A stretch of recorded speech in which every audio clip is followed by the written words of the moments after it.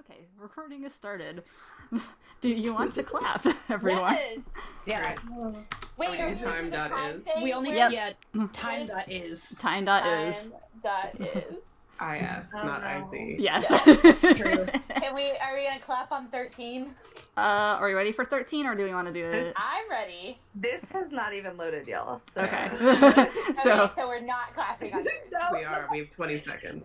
Come on. No, I am so confused. Okay, well, Type in time.is just mute and hit yourself for enter. now. It's fine. Yeah. I'm just gonna sit here. I'm gonna pull it up on my phone so that. Oh my God, we're not doing 13. No. Yeah, no. We're not. We're just gonna let that happen. We'll do 14. It's fine. It's fine. So Hang up, basically, takes a lot. it's like a time sync application. Yeah. Yeah. Oh, To okay, I make have sure. it. Yeah. So Okay, then So like if Yeah. we all Okay. clap at the same time. So then it helps me figure out, we'll like, all oh, be this synced. is... Yeah. Yeah. All right. Does everyone have it? Do we want to do 13:30? Yeah, let's do that. Yes. Okay. Are we good? Yeah. Is everyone looking at time.is? Oh wait, So no. nervous. No. Hold on. No, Casey's, no, we're just gonna do 13. We gotta wait for Casey. Does Casey need to sync up if she's not talking for the first several sessions? Yes. Yeah. It still all goes Yeah, together. well, let's do 14. Everyone 14. passed, so never mind. We'll do 14. It's Yeah. fine. 14. All right. Okay, sounds good. All right, unmute yourself You so have to that you unmute Yeah, can you have to be mute. clapping with us. Casey! You're muted. Casey, Casey! All right. Okay, 13. Okay. Second. I believe in everyone. All right, we have 8 seconds. Scared. 5 seconds. We can do it. Stop guys. it. Listen, it's fine. It's fine. Stop. No one You fucked really it up. fucked it Everyone up. was fine. It's fine. It's fine. We'll do it. It's fine. They do that on like Waypoint Radio and shit all the time, and they often put in the claps because they're horrendous. Yeah, even they though do it on Friends at the use Table time also. dot is. It cracks me up every goddamn time. Yeah. It's like clappity clap clap. Yeah, also because Austin Walker, they do it on Friends at the Table also, and so I always Yeah. lose it when they do it. Yeah. Okay, so welcome back, everyone, to the Phoenix Fields recap. It has been many moons since we last did this. I actually do not remember the last time we did this. We did it Like, September, in like time, September of in last time. year. I do know because I was in Hawaii, so I know the date. Yeah. So we have played throughout the end of last year and the beginning of this year. We finished our last session, or we finished the recap at session 15.8. Yes. So we had, I believe, 11 sessions in the interim. And it's been great. Everyone's been loving it. It's been totally I'm fine, y'all. loving it. That's true. I don't know if PCs within the game Yeah. have been. No, loving it. Fenn's having a great time. Fenn's just having an awesome time right now, you guys. So we can go around and introduce ourselves and our voices. So I will start. My name is Emily. I am the dungeon master for the Phoenix Fields. If you've listened to these recaps before, you have certainly heard me talk in length and at great depth about this game. And welcome back, everybody. Rogue, do you want to go next? Oh God, yeah, sure. My name is Rogue. I play Rowan. As they say, Rowan. You've not heard me before, but I'm excited to do one at last. Hey, Jordan. I'm Jordan. I have been to every single one of these. I play Serial, and I'm the one most often on these that gets drunk enough to just start saying "dear listeners" over and over again. So if you've Sure. listened to any of them before, that's me. All right, Jade. I'm Jade. I play Fen, the druid. I'm also the one who records all these, so I am in every single one. I get to wrangle all this later. And we love you for it. Thank you. We do. Jade also draws our thumbnails for these. Mhm. I do that, yes. They do. Amanda. Hey, I'm Amanda. I play Nemo. I was in the last one of these sessions, but not the first 2 or 3. I forget how many we've done at this point, to be honest. Yeah. Mhm. Jordan says 3. I trust her steel trap of a brain. Me too. Yeah. All right, and last but not least, we have a very special guest with us today, Casey. Oh, hi. I'm Casey, and I was very fortunate to guest with the Phoenix Field crew as Roxanna Kingmaker for their Feywild arc. And I had such a great time, and I've obviously never been on one of these before, so I'm excited to scream about Dungeons and Dragons. We are so happy to have you, and we loved having you in game. It was such a pleasure. I loved it. It was amazing. I loved it. Okay, so to catch everybody up from basically at the very end of the last recap, the gang had split up.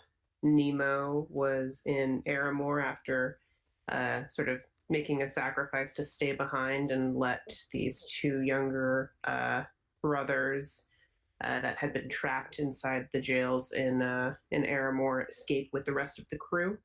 And the rest of the crew, including Serial, Julian, Rowan, Fen, and Dave Rune, as well as these 2, and Rowan, and these 2 sort of children traveled. And the Queen, I'm sorry, Lot. So Queen Lot, who's one of the triumvirate over in Aramore, who used to rule over the city before it was destroyed by the warmonger General Karras. The group of you managed to escape and travel to the teleportation circle in Belmar. And at that point, basically all hell has broken loose. The skies had opened up in the middle of the Sladian wastes, and it was revealed that something had happened to the point where, quote, the Madlands had begun. And everyone heard Therisden say these words, not just Fen. So it was the first time. I would like to just point out that the beginning, but also the end of the last time we did this ended with Therisden doing a bunch of fucked up shit. And that's just gonna be how this one ends. This one's gonna go like that too. Again. That's entered my head, and I was like, oh shit, man, we really have some bookend action. Yeah, but say like those are Me too. bookends. We'll pretend that was intentional. Technically, if you want to be literal, we do have a literal bookend with Ayun. Oh no! Yeah, Jade, go to your room. I am in my room. some people are responsible for that. Didn't Serial enter the temple like dead or like nearly Yeah, dead? she was like straight up. Yeah. I know. I think I had like 8 or 9 hit Mhm. points with me because I was drawing the teleportation circle, and Emily had set a timer of exactly 10 minutes. Yeah. Very For, good. which was like fun, but also stressful. And we managed to get out at like the last minute. And I remember because Serial told Rowan to like use all of her healing that she had left on Dave Rune and Yeah. the Queen while she busied herself with teleportation circle. Mhm. So when we bamfed teleportation circled back to Belmar and the whole like Therisden Madlands things happened, there's like earthquakes and stuff. Yeah, we So, opened the like, door, just like a Mimi- blast of hot air. Mimi with like 8 hit points, like immediately got like knocked the fuck out. And so it was just like, oh, here I go, throwing death saves like again. This is cool. Yeah. Yeah. Well, we And were it's always kind of, like- really low. Yeah. And it's Yeah, kind it of was right after like that. Yeah. Yeah, it was right after that big fight with the Garrett. underlings of Yeah. the Warmonger, Conquest and Glory. Glory. Yeah. Where Yeah. Emily did over 100 damage to me in 1 round. Yeah. That was a Love lovely I will never forget turning Conquest into a mouse. That was so good. It was like so close It to was being great. awesome, like working, I know. unfortunately. Yeah, Nemo fucked that one up because he used a dagger that had like a vampiric ability, Yeah, and so yeah. then the next turn he got demoused, and I was like, I'm so sorry. It was so close to being amazing. It still was. It still was. Yeah. No, it was great, but so good. And it's honestly that's one of those moments that is like just actually perfectly indicative of how our party things go, to be honest. So it was, Listen, we great. killed them. It's fine. We're good. But yeah, in the span of like 15 minutes, I got like knocked unconscious like 2 times. So it was True. great.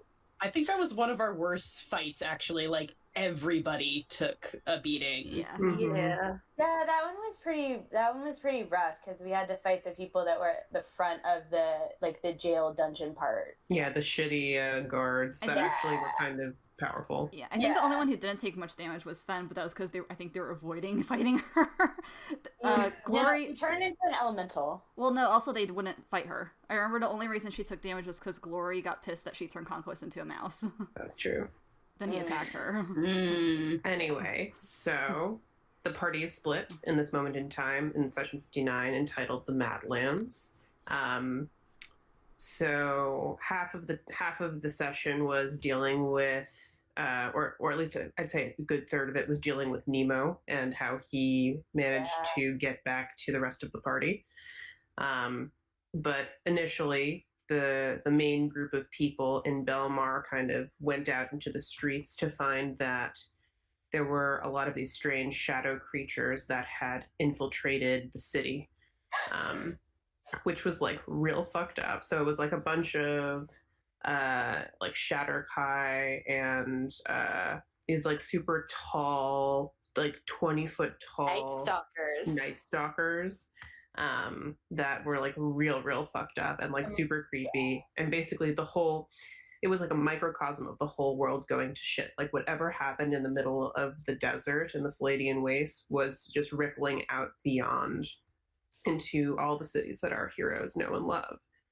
I remember we took one look out the doors, like, "Hey, what's going on?" And then we were like, "No!" This is like barricaded ourselves back into like the temple, and we're like, on second thought, Rowan and Fen went out. Yeah. The two of you went outside, and then you came across the head of the Arathis cult, who was trying to, I guess, protect people.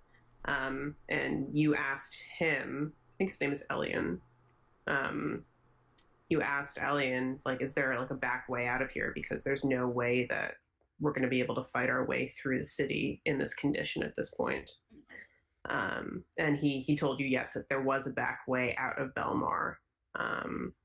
But of course, Rowan at this point was concerned about all of like her family and friends who lived in the city. Yeah.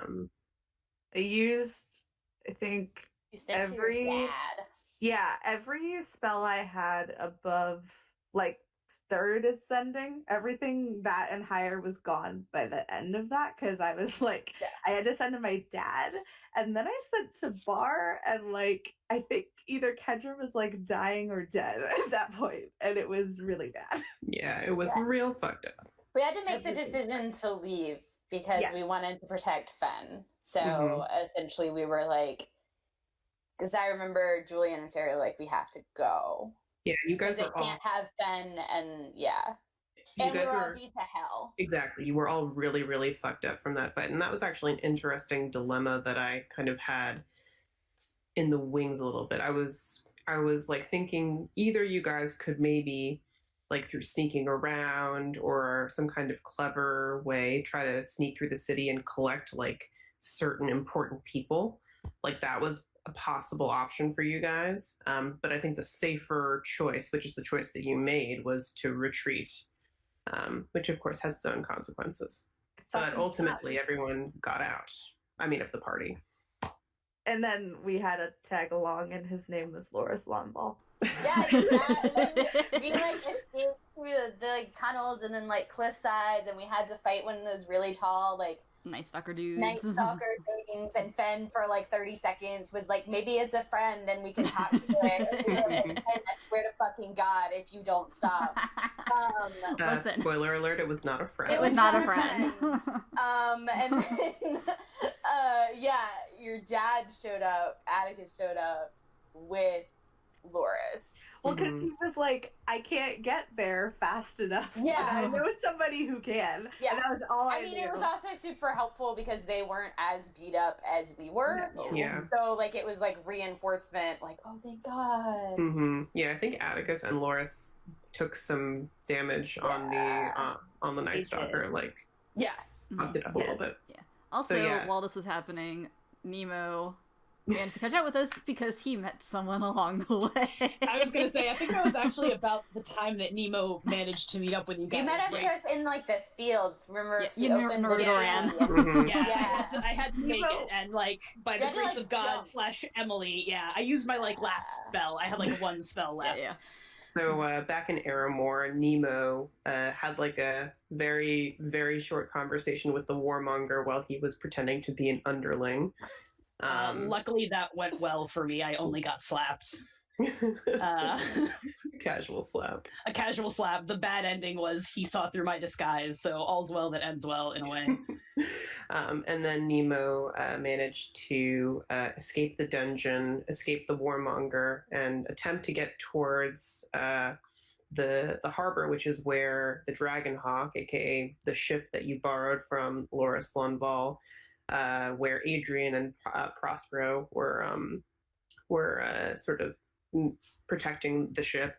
You were trying to get to the Dragonhawk. Unfortunately, in a similar way as in Belmar, there were a bunch of Shatterkai and horrible monsters, as well as just the Umwir, one of the mercenary armies of the Grey Army. That army's still out there. They're just chilling, you know. They're on our list, which is like 4 pages long at this point. Our list is so long. So there was like basically a lot in between Nemo getting to the boat and Nemo not getting to the boat. And Nemo got lost. So Nemo did get lost. Good times. So he did reach out and tell Adrian and Prospero to leave. Grimes did that actually. Oh, JK. Yeah, we ran into each other first in a back alley. The best place to run into your sort of ex, who's your weird ex. So yeah, Nemo, for the first time since the Soraya arc, ran into Grand Vizier Victor Grime. Granted, he had seen Grime in his dreams more recently than that, but not for a while, actually. He hadn't seen Victor in his dreams, I think, since the Belmar arc. I think the last time they saw each other was when Grime was packing up to leave Soraya. That is true. Yeah. When he was like, I gotta go, and you should be my patron one of these days, you know? Yeah. BT dubs, I offered already, but you should really reconsider. Yeah. No, thank you. Anyway, so... It's been a minute. So Grime kind of sees Nemo, and they have a discussion. Grime is a little bit pissed because... In the interim time, Nemo has managed to lose his umbromancy sort of amnesia ability. So a bunch of the things that went down between Nemo and Grime, it's possible Grime forgot about it. It's possible that maybe Grime thought that Nemo was trying to kind of make him forget. Needless to say, when Grime sees Nemo, it's kind of like a mixed reception.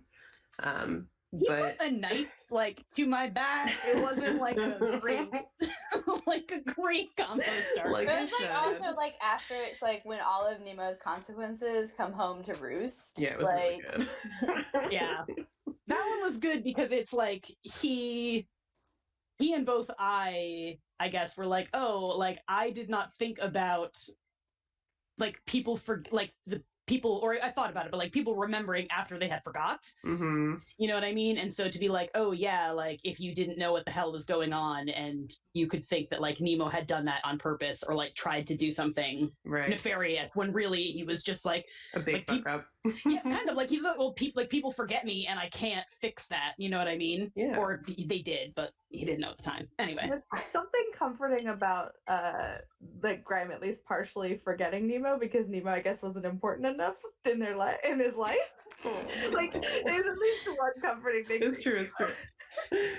Anyway, so Nemo and Grime kind of have a little bit of a détente where after Grime initially kind of has a knife to his back, he's like, okay, what's the sitch? And Nemo's very much like, I didn't mean to, and also we have bigger problems right now, like gestures toward the sky ripping open, like like the opposite of that Tony Stark gif. I think we did pretty bad.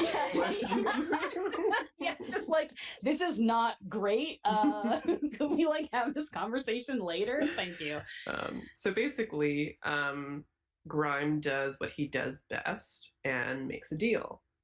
He tells Nemo, you can have this teleportation ring. However, I'm going to need a favor in the future. Like a real big deal favor. And Nemo kind of thinks about it and is like, agrees. And as a mark of this future unfulfilled favor, Nemo feels like a burning sensation around his neck and finds that he has this large sort of collar tattoo that wraps around his throat, which is super cool.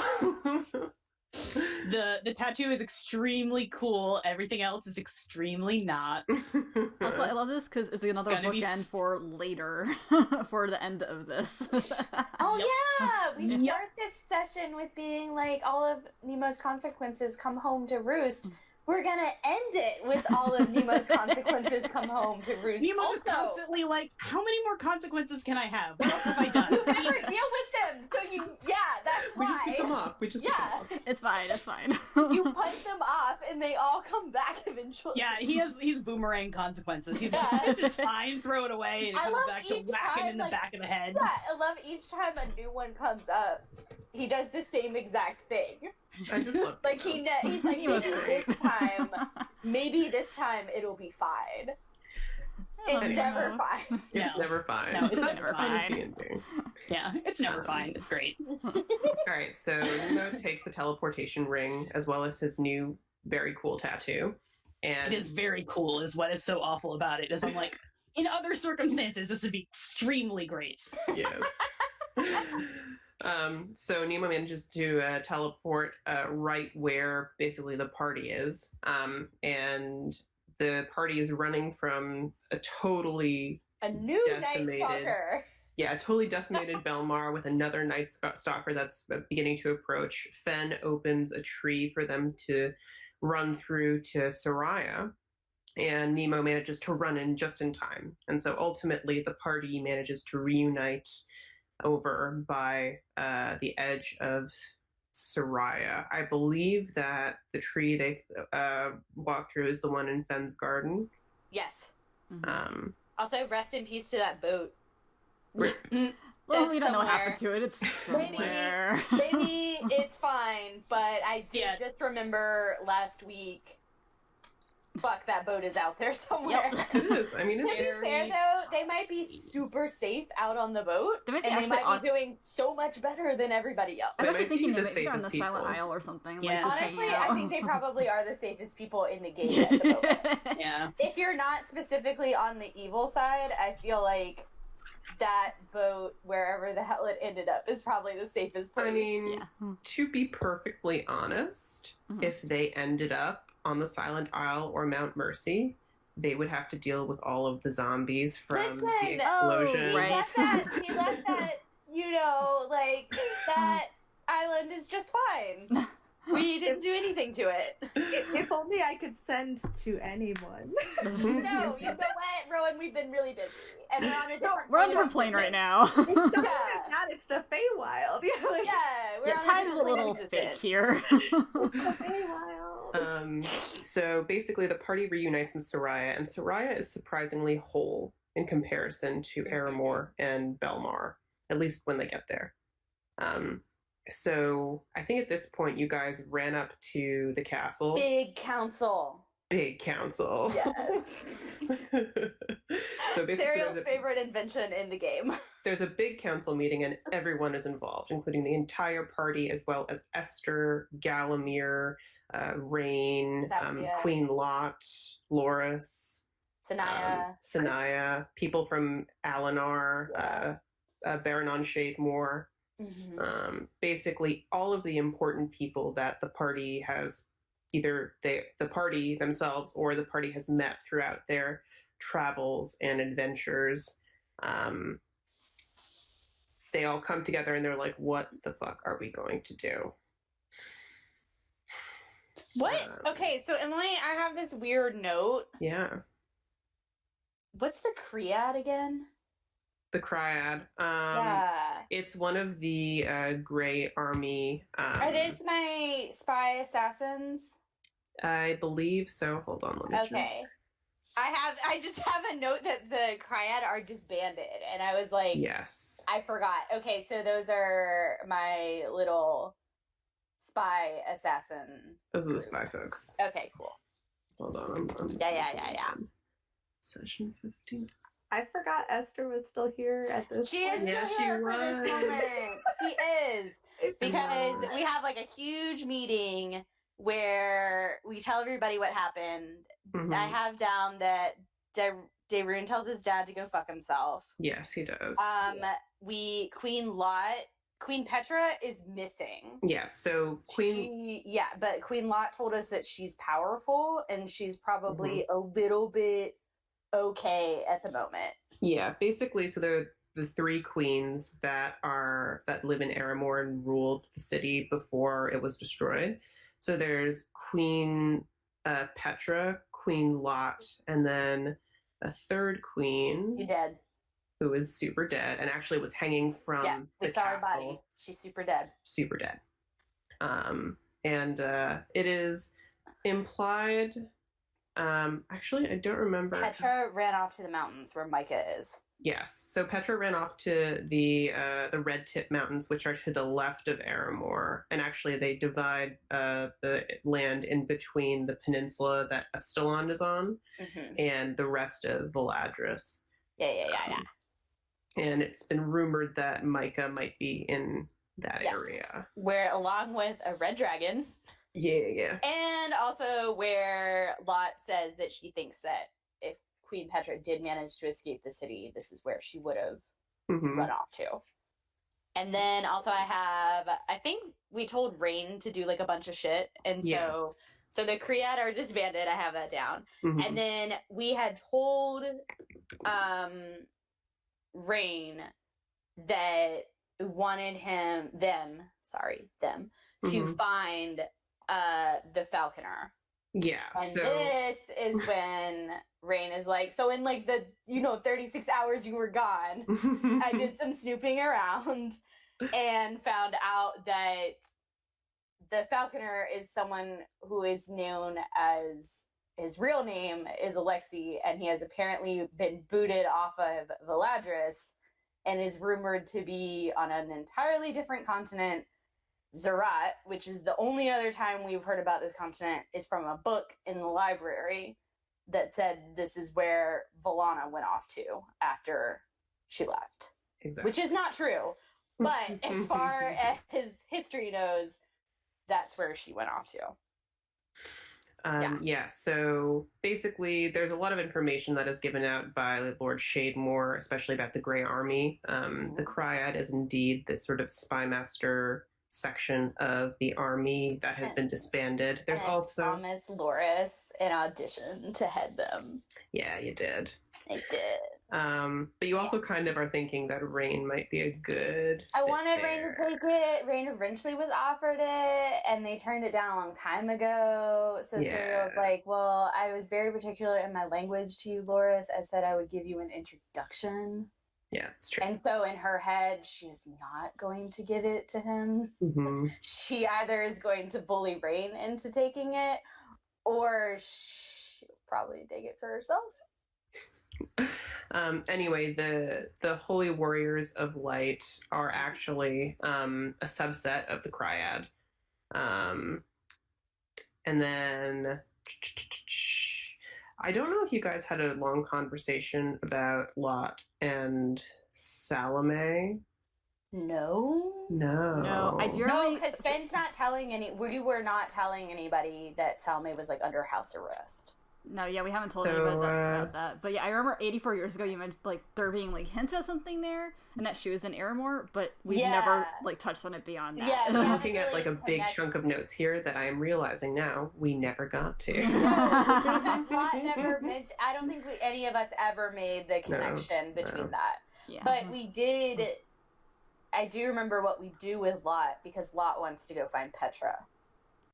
Yes. And so Rain was going to send some of their men with Lot to accompany her to the Red Tips. And also because we were like, can you bring Micah back?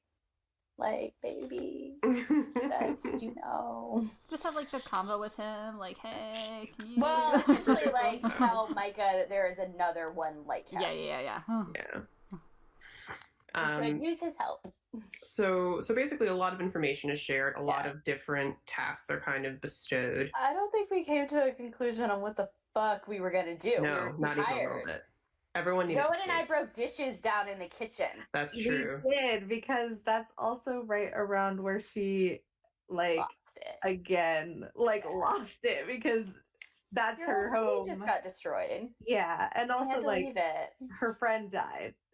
And so, like, once they were done, like, she did leave and then proceed to lose it. And it was very good, though. Yeah, and it was like a good cathartic moment for the two of them. We broke a lot of china. I think Serial ended up leaving like 20 gold for the servants down in the kitchen as an apology. But we like smashed some china. And told you the story about Elistray. Yeah, I was gonna say Rowan was very like in a big like gods are shitty mood. Yeah, so, like, he was like, but you don't think your god is shitty, so like, what is a good thing? Like, tell me something that is a story that is like good. Yeah. So that was really nice. Yeah, it was really good. And you guys actually finally went to bed in your keep, planning on kind of making more moves in the morning, maybe kind of like going through your itinerary of many, many things that are on your list of things to take care of. I swore that we had leveled up. Yeah. And I re-swore my oath to Elistray that night while sleeping. And got a whole bunch of shit. I got my face markings. Yes, you did. That's right. Yeah. I'm already too tipsy to remember that, but yes. Serial now has a bunch of markings on her face from Elistray. And she is sworn to not only bring Elistray back to power, but she is sworn to eradicate and destroy not only Thurisdan, but every mention and person who follows Thurisdan. Toots. Yeah. Anyway, so... Is this when we all cried, too? Or is that later? I think what do you mean by cry? We've had several session. We have cried a lot. There was a session a few before where I was sick, and we totally cried a lot. Okay. Oh, yeah, that's true. What fucking situation was that? That said, we do that a lot. My notes are literally, I was so sick, Rowan and I cried. No, there was when Nemo's, like, I couldn't remember when. This is where in Alinar. Shit. Before it went away. I think, and because Nemo and Rowan had a really big, like, heart-to-heart conversation, and you both, like, cried. It was, like, very good. I'm not even joking. I literally had, like, I was very sick. Got very emotional at each other. We're on a boat. Yeah. I couldn't. The reason being, I can't remember because I swore that. We have cried. Yeah, we just cried so much. I feel like maybe it was when you guys were going to Aramore on the boat. That's literally what I have. Yeah, before the shark. Yeah, before the shark. Where you cried in Alinar. The only thing I have, and a shark attacked us. ... I was thinking of when, like, Serial and Julian were like, "Fuck Nemo rights." That is what I was. That's like 20 sessions ago.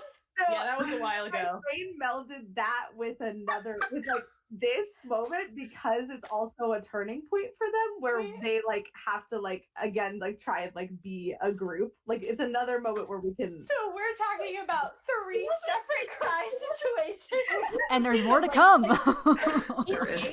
In game, it wasn't that long ago because it was like right right. when Lysander disappeared. Yes. Yeah. Right after Nemo died, which was truly like 2 weeks before this point, maybe. Mhm. Like, it was not the that long. PCs are going through some shit. It's fine. My Yeah. timelines are fucked because we cry all the time. It's true. Yeah, we can't like point to a moment where we're like, oh right, when Rowan and Nemo cried together, because that's happened like 4 times. Yeah, and I did put it together for some reason with you telling Rowan about crime, but that's not together. But in my brain, it was. Yeah, he does do that like either this night or like in the very near future. I forget exactly when. The next day, because No, it's not. It's not. It's This not night because- because we all get. No. Yeah, things No. happen. at night. Sorry, No, not it's the at night. So Oh, shit. basically, in the middle of the night, you guys are pulled from your beds and drawn into the Phoenix Fields, the actual physical location, which the campaign is named after. And it's you guys, and you're drawn to, I believe, the Tubo farm. And it's just like so strange, this like magical like whirlwind. You also see these like large dark birds heading toward you. I remember you describing them as like from House Movie Castle Hal when he's all like Exactly. bird monstrous. Exactly, Yeah, you were like, monster yeah, birds. they're, like feathers are melting off of them. Yes. Yeah. So We're like, oh, that's cool.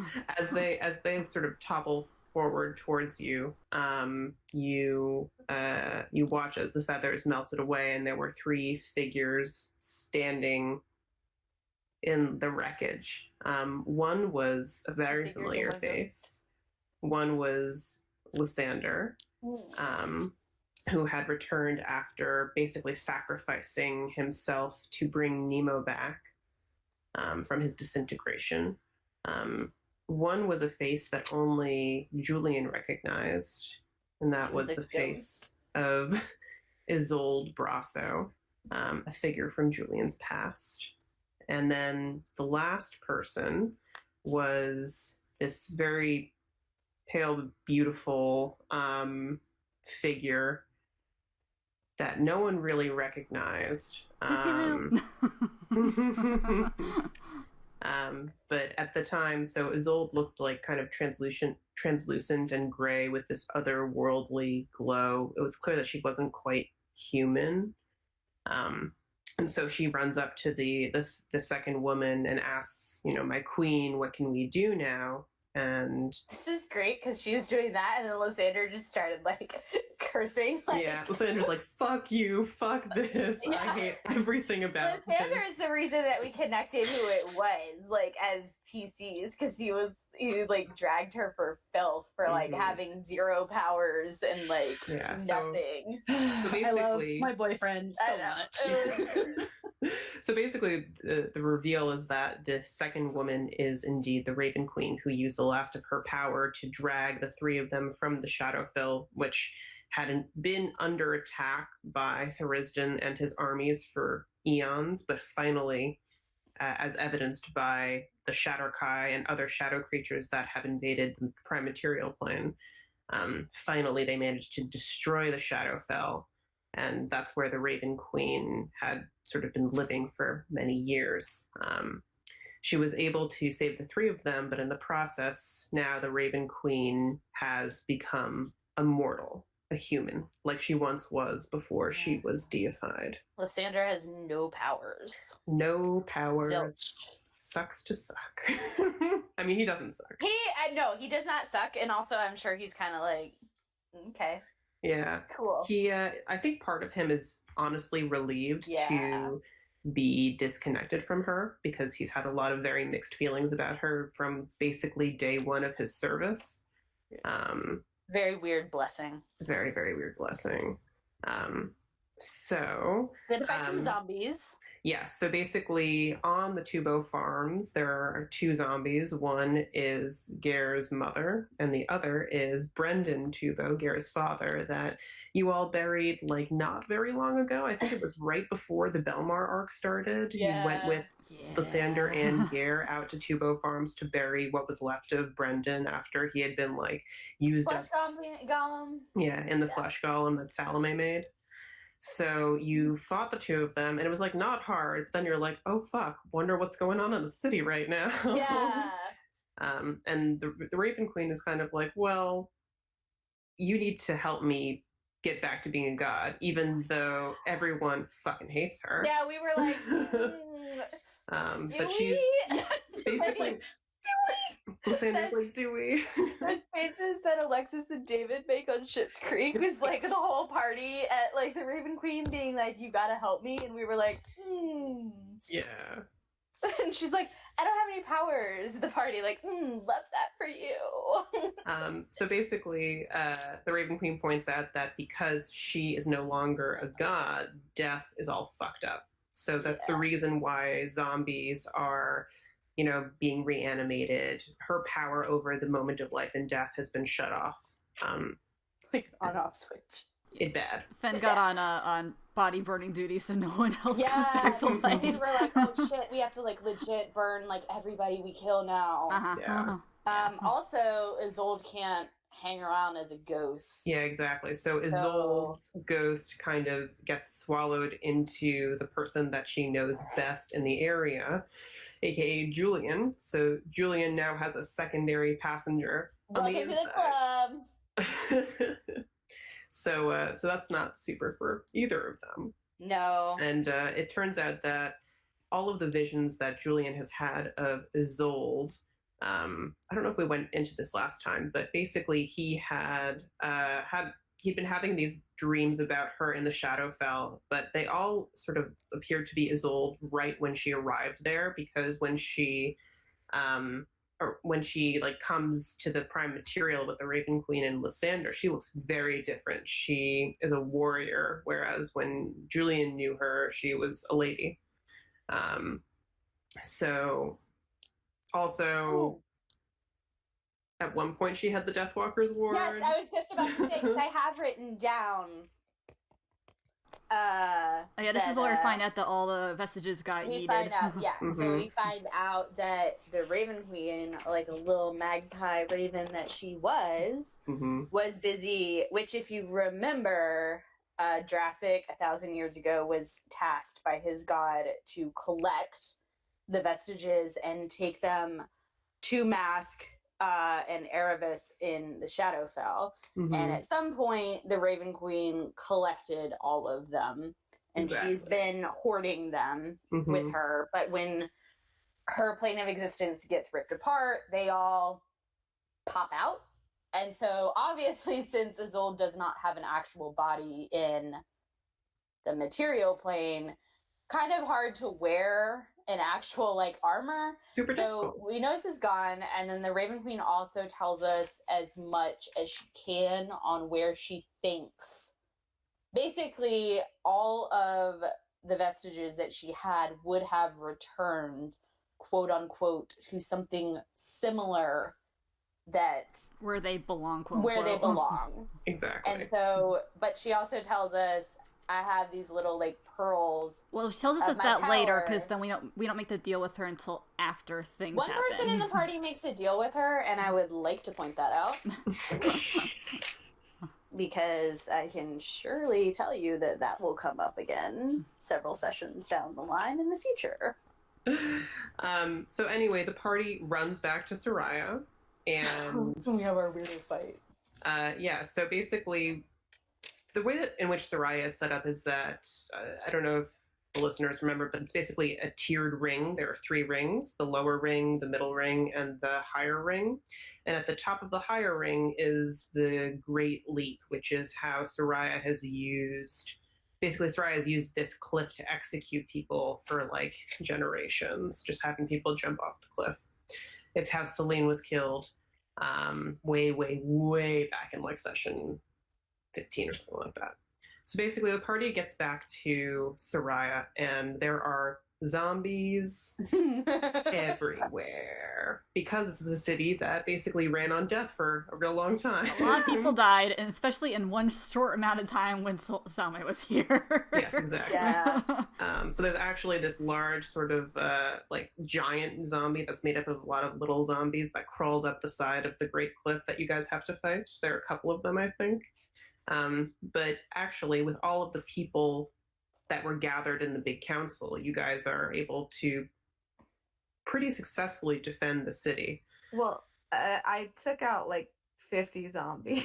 Hell yeah, you did. Well, divinity, Yeah. man. I blew out, like, I cut off the arms, and then you did your clearic, Yeah, like, fuck you dead people thing. Yes. it's really rare to get to use it, so I was really excited. Yeah, it was Like, really fuck cool. yes.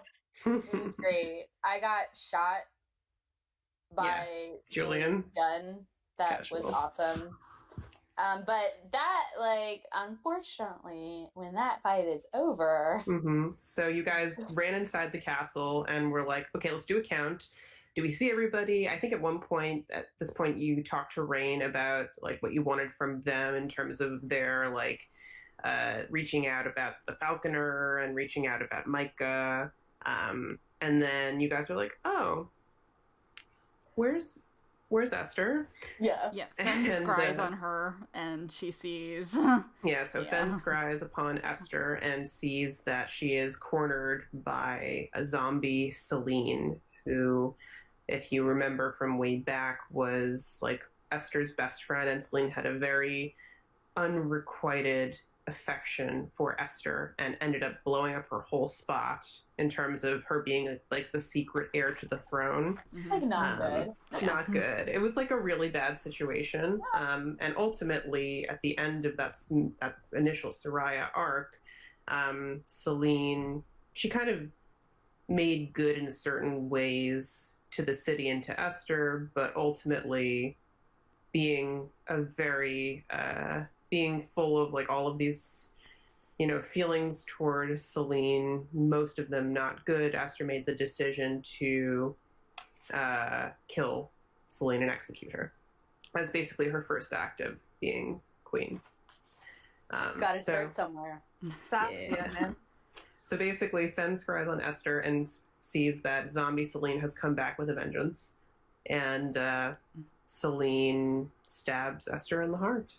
And by the time you get to Esther, she is dead. Fen kills zombie Celine. Well, we first we pin Celine down, I believe, and then we do try and resurrect Esther, Yeah, but it doesn't so- work. Yeah. And So that's then- the big problem about the Raven Queen being dead. Mhm. Resurrection is really, really hard, which is actually, as we've been through the game, it's one of the things that I've found sort of interesting, because starting even way back in session like 20 something, you guys started resurrecting each other. Mhm. So it was an Yeah. interesting kind of wrench to put into the system to be like, yes, you can do this, and generally I think it will work. However, now things are more serious. Now it's a big deal if you go down and stay down. Yeah. Yeah, and it Yeah, because doesn't. Rowan's first death was level 7. We were babies. Yeah, for real. So basically, that is the end of that 2 session, the Madlands and the Dead Walk.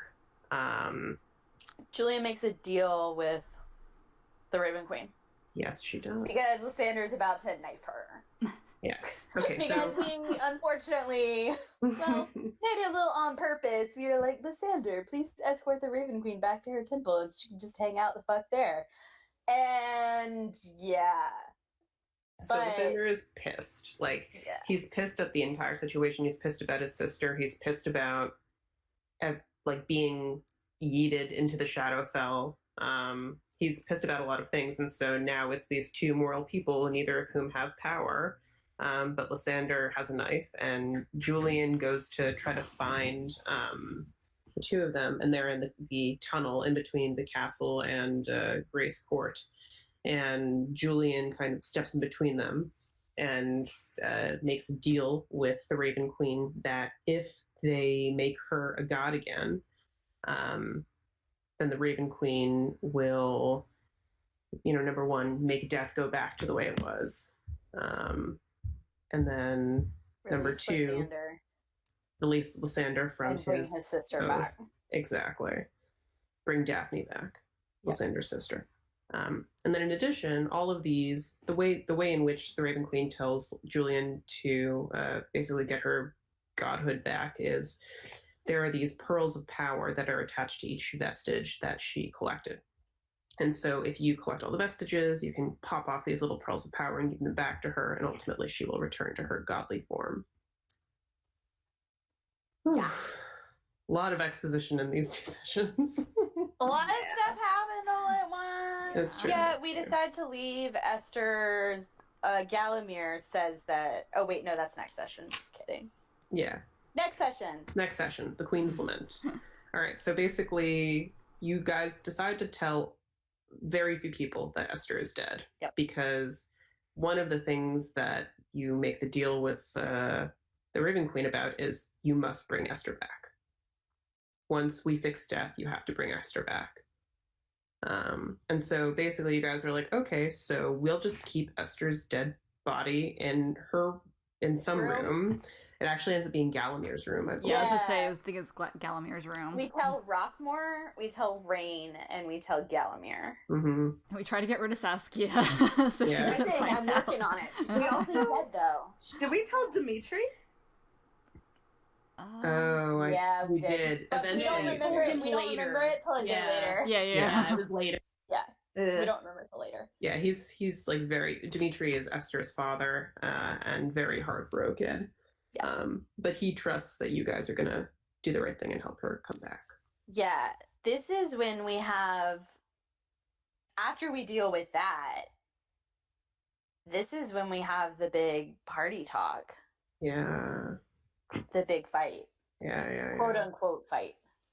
Because So we're trying to figure out what we're going to do next. exactly. Like at one point the party was like, oh well, maybe we should just split up. Like I don't know how, like should like some of us go one way and some of us go another way, and I don't know how connected I feel in terms of like all of our like, friendships, or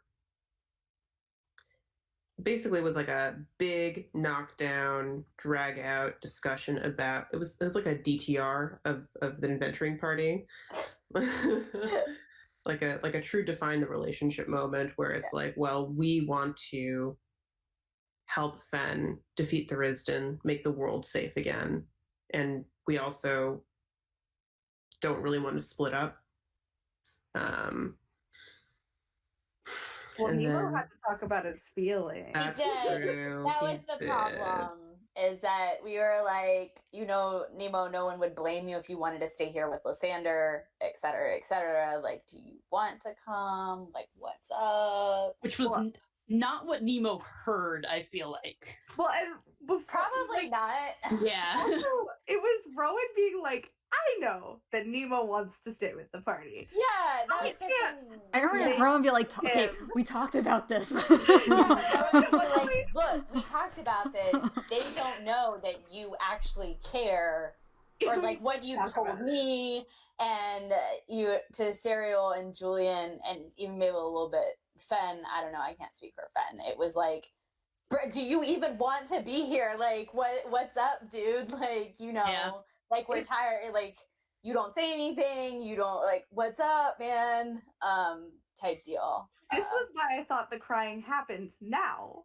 Because Did it? That's fair. I don't. Nemo I mean, told- it probably did. No, it didn't. But Nemo told Rowan why he felt badly about Serial during the crying, where they were holding each other's face. Yes. He didn't tell Serial until now. Yeah.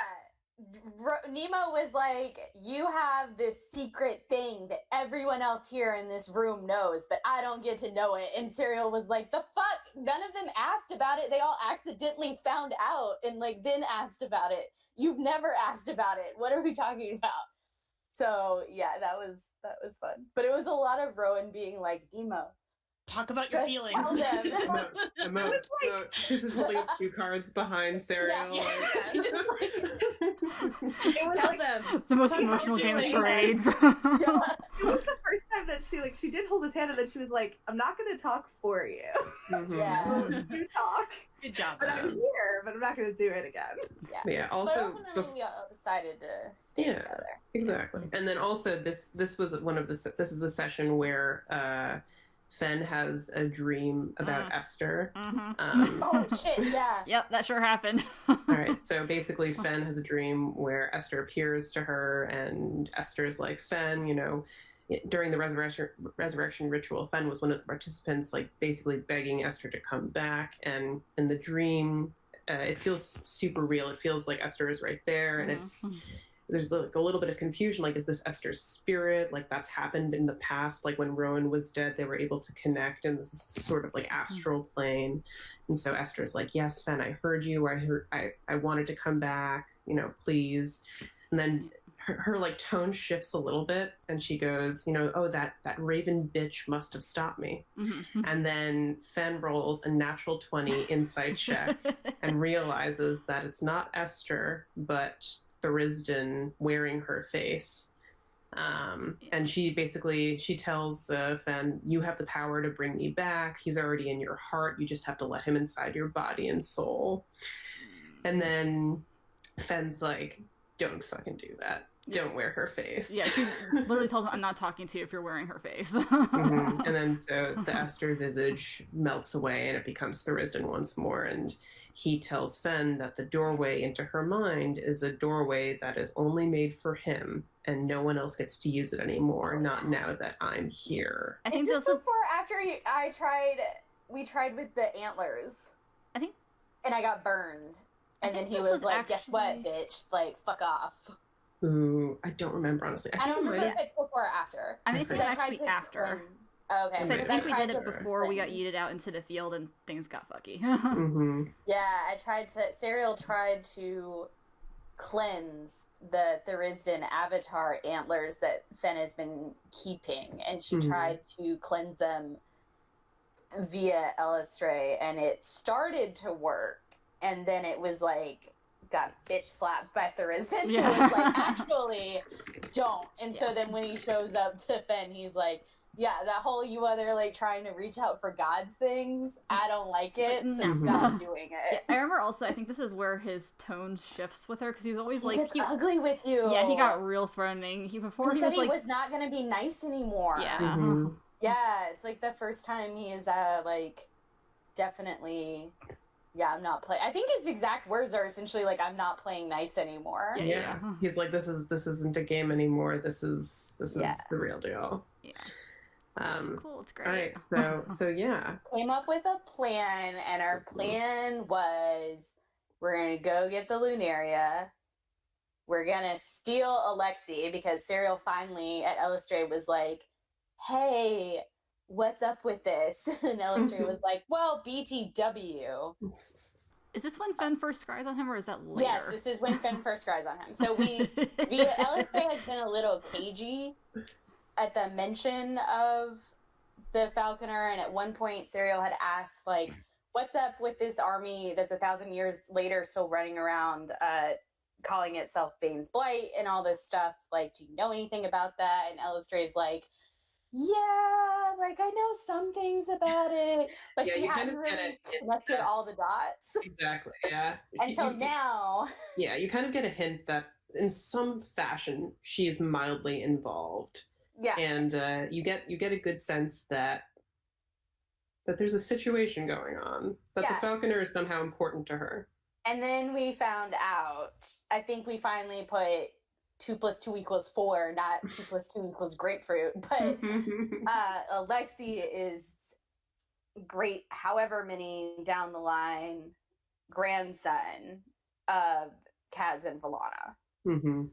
So that's when we were like, we should probably steal him, and because we should get that army back from Thurisden. So that was the original plan with Alexi, was to go and find him so that he could take his army back, because it was removing an army from Thurisden, so he would have less men. Exactly. And now he's with us forever. Apparently. Okay, so Fen scries for the first time. Yeah. Yeah, so Fen scries on Alexi, and your vision basically takes you across a great ocean to the continent of Zerat. And you kind of bird's eye view down into this large black castle that eventually, I think, I'm not certain who gives you the map of Zerat. It might be Loris and it might be Shademore. It's fucking Loris. Oh, Loris. Because at the beginning, Loris is like, oh, I've heard I can find out that for you. And Serial's like, I have a spy master. I'm good, but I'm going to take that map anyway. So you get the map of Zerat, and you kind of get the hint that... Oh, yeah, he said he could sail. He was like, I'll take the boat and go get him. And we were like, okay, well, one, we don't know where your boat fucking is. And then two, like, that would take too long. It would. Even though the Dragonhawk is very fast. Yeah. I don't think... Where is Zerat the next continent over? How many continents away is Zerat, anyway? A mystery. So basically, you initially spy on Alexi, and he is trying desperately to break into... No, this is when he gets agony. Oh, yeah. Shit. Agony The happens second first. time is when he's drunk and can't open a door. Got it. Yeah. So the first time he walks into the throne room in the large castle that is known as Casimir's Folly, and he finds Agony, which is the whip that was once used by Casimir, and that you in your vision you watch him pick up the whip, which means a couple of things. Number one, it means that he is definitely not a good character, because that whip is a weapon that can only be held by someone who is either neutral or evil.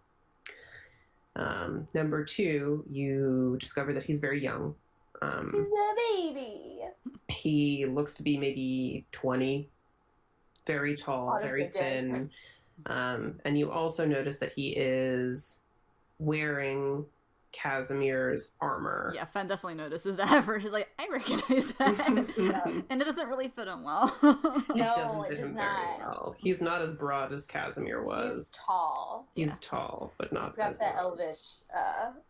This is my favorite thing, though, because Fen scries on him several times, and each time he fails it. Yeah. He cannot save Every against her scries at all. He's It's not a amazing. wise boy. Neither were his great grandparents. So. And then you also notice that he has this very beautiful, ornate glove on his left hand, as well as this large falcon that kind of follows him wherever he goes. So that was the first scry upon Alexi. But the decision was made to initially go and find the Lunaria. Yep. And Yeah, then Ariel was she pushed very hard for that, because I think after Esther died and like things kept going poorly, like Daerun got captured and everything, she was like, we've been not going to get this sword that we know where it is, and it's very powerful and it could help us, and it's stupid that we're not going to get it. Yeah, it was one of the few that we knew where it was, so it made sense to definitely go after that anyways, just because like, we know it's there. We know it's in that stupid lake. Yes. We know it's in the lake. Yeah. And that's all I have meaningful for that. I think that was our plan. We like said goodbye to everybody else in the castle. We were like, hold down the fort. We're gonna go try to collect all of these vestiges so that we can save the world. Yeah. So hopefully. Yeah. Nemo is having a panic attack because we can't get in touch with Linus. Yeah. Also, there's a lot of Lysander feels, as one might You imagine. spend the night with Lysander, and y'all like sort of start to have a I conversation. continue my streak of not being able to insight check my own boyfriend. Which Julian and I have in common. Yeah. So, Like, y'all are real bad at inciting your partners. it's extremely true, and like I think I got like a nat 1 You on like, did. the Yeah. night before he It had was to go. funny, Yeah, and you were it like, was "Oh." extremely bad. And Emily was like, okay, well, we're gonna fade to black because that's what y'all do instead. Of having to talk. Nemo / me always rolls like dead low when Emily is trying to give me something. Like the time Samael was in my room. Yeah, I remember that. Like it's like I don't know. Everything seems cool. Yeah. So you literally had to like throw Samuel into your room, like, here, just do it. Nemo is just the most blissful idiot, which is not helpful to Emily sometimes. No. No, they do. They have a decent conversation about like grime and the new tattoo and all of the nonsense that is happening. But Yeah. it's not great, And then Bob. I think the next morning before we start out is when we asked Rain to find Micah, and we're like, hey, Galamir, like, Esther's dead, so I'm gonna need you to, like, hide her body, please. Hide the body and also take care of things. Yeah. We managed to, Julian runs into Rain being cornered by Saskia, who is, we didn't tell her that Esther had died, and she's demanding to see the queen, which, to be fair, Saskia is the grand, like, you know, like, right hand to Esther, so she has a point in being like, where's the queen? I want to talk to her. Why are you telling me that I can't? And Rain, and she tries to, like, hit on Rain, who is like, they're not like into it. I'm not into it. I'm not feeling it. No, I hate it. But we managed to get rid of Saskia by telling her that Esther is sending her to Gilead to do a diplomatic, like, hey, the world is fucked up. Do you want help? And also, will you help us type deal? Like, come to the table with all of us so that we can whatever. So we send her off. Cyril hopes she's dead, that maybe she would have died along the way. Well, in one timeline, she might be. I was going to say, in one timeline, theoretically, she is dead, so... We'll get there eventually. This is also when, before we leave, or maybe right after we tree stride over to the Lake of Sighs area, that Ninileth sends this really weird sending message that doesn't sound quite right. Yeah. And Alinar has been tree. gone in the Feywild, but she sends this message that is like, something's up with the god tree in Alinar. It's been cracked. And we don't know why, and it seems weird. And Serial was like, I cannot come right now, even though I know it's my job, but we got priorities right now. I will come when I can. And then we put 2 and 2 together that what's cracked the tree is probably Typhane's spire that she had 1,000 years ago that has gone home back to where Typhane last was. Yeah. Or 2, we got like the Runesinger family, like it might have gone like back to that or something. Or maybe it went back to the tree from which it was initially carved. Yeah. But I think we pop over to the Lake of Sighs and are like, I remember this was so funny because we went to the library first to try to ask them about it, because we initially asked Nemo. We were like, Nemo, what's up with the lake? Like, what do you know about it? And Nemo, like, I think you tried to roll Amanda, but you didn't roll well. So you were like, listen, Nemo doesn't do outside activities. He's an indoor boy. Again, we've always said, Nemo's an indoor boy. Yeah, This makes perfect sense. I don't know. So we were like, okay, cool. And I think we, like, messaged your dad, Finn, also to be like, do you know anything about the lake? Respond, and your dad was like, like, oh no. Taryn was like, I don't want you getting involved in all this nonsense. Yeah, he was so very we were pointedly like, okay, well, not never mind. responding. Like, I think what we learned about the Lake of Sighs is that there's a boatman that hangs around that is the caretaker of it, and he lives on the western side of the lake, and it's rumored that there is a legend surrounding the Lake of Sighs that the Valadris phoenix bird died here, and the lake is supposed to be its eyeball. Yeah. But side note, isn't this before we left? Didn't we also find out the witchcomb was spreading? Yes, I was getting ready to say when you talked to your dad, because we were like, "Hey, Dad, can you like come over?" And your dad showed up and had no information about the lake, so that he was useless. But he did unfortunately tell us that the witchcomb sickness is super hardcore spreading, and that we had like 2 weeks essentially before he thought that it would spread so far outside of the witchcomb that we're now talking about like Crossroads and Gilead and Ostax and stuff like that are going to start to get sick as well. He was trying to hold it back to Yeah. his ability, but it wasn't So we were gonna like, last. crap, like, this is another thing that's on our list. And I think we were like, okay, well, if we can just get the sword and we can steal Lexi because we can travel really quick, then we'll come back and we'll figure out what's up with, like, I think that was the promise we made to Fen, was like, we will figure, we have 2 weeks, we'll try to figure it out, type deal. Yeah. I think Then at we that went to point the also. Boatmaster.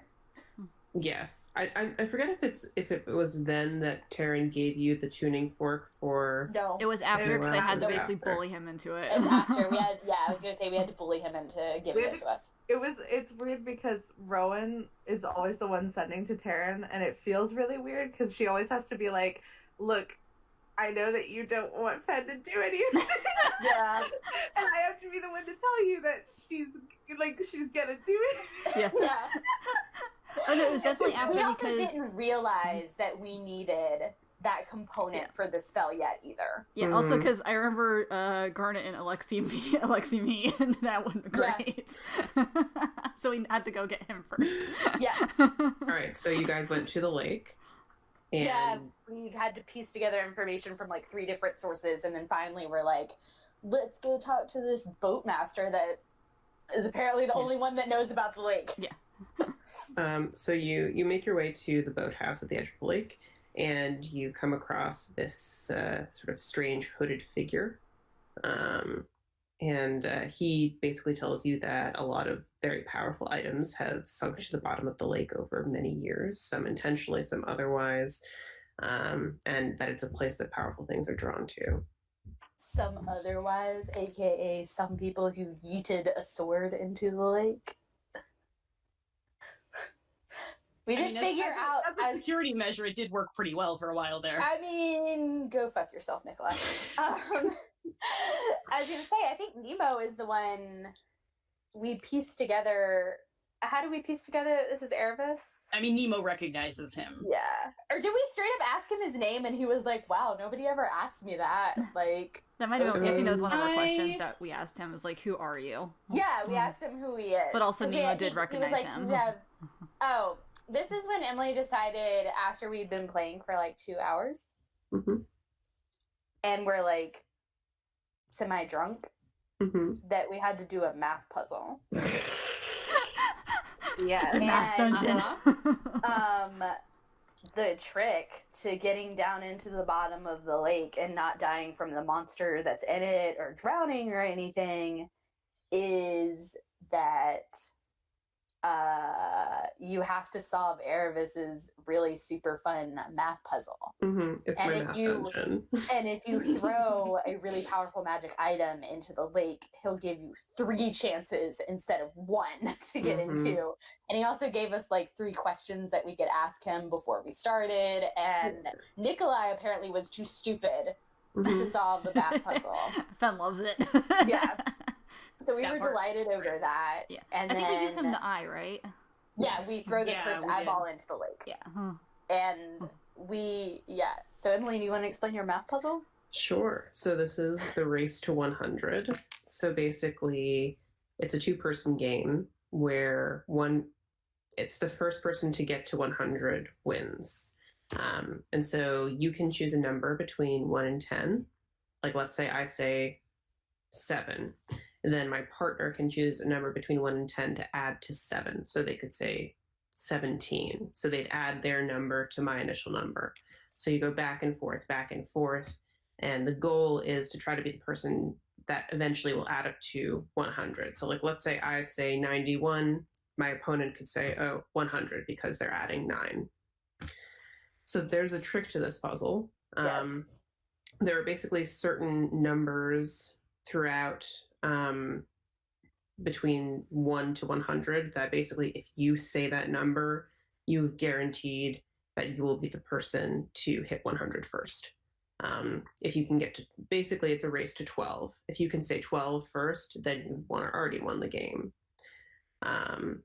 Just there's like a mathematical formula. There are a bunch of numbers It in there. was Like, so stressful yeah, so because basically, none of us wanted to do it, and no then one I was wanted like, to do a math and then I was problem. like, I'll do it. And so I did the first round and came close, but did not win. I messed up in the end Mhm. because I hadn't learned like the trick yet. And then we Mhm. were like, who did the second? Amanda I did. think Amanda did Yeah. the second. Amanda, huh? We failed that one also, and then we were gonna have Julian do the last one, but then Rose was like, I don't want to do it. Yeah. This was the thing, like literally this No. took us like 20 minutes to do because I think all of us were like hardcore panicking on Yeah. being like we didn't It was so individually want to be tense. the person who failed it. I've never fucking been more relieved in my life that I have a negative intelligence modifier than the fact that I did not have to do this. We eventually figured it out and Mhm. solved it. I was gonna Sarah say said it the again on the scribbling third. in my notes Yeah. is like insane. I distinctly remember, writing like, down the at one numbers, point- like, fuck, fuck, fuck. Yeah, I still remember, like, at one point, like, Jordan's like, okay, at the very, very last one, Jordan's like, okay, I think I got it, I can do this. And then we just randomly hear Julia behind Rose going, oh, thank fuck. I have them written out. I have the pattern when I figured it out, like written in here. So I was like, I think I can do it. I got it. So we did manage to beat it, and Yeah, and actually the boatman said that if you won, he would tell you who he was. oh, okay, yeah. So And then the deal was that he would give us safe passage down into the bottom of the bottom of the lake. Exactly, which is Gotcha. where you guys assume the Lunaria is. Yes, that's where we have been told Exactly. that it is. And so you guys make your way safely down to the bottom of the lake. You see like some kind of creature in the water, but they don't attack you. hey, Rogue, I have written in here carvings on the stairs.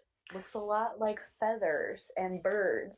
Oh. So your little thing from last session that we did,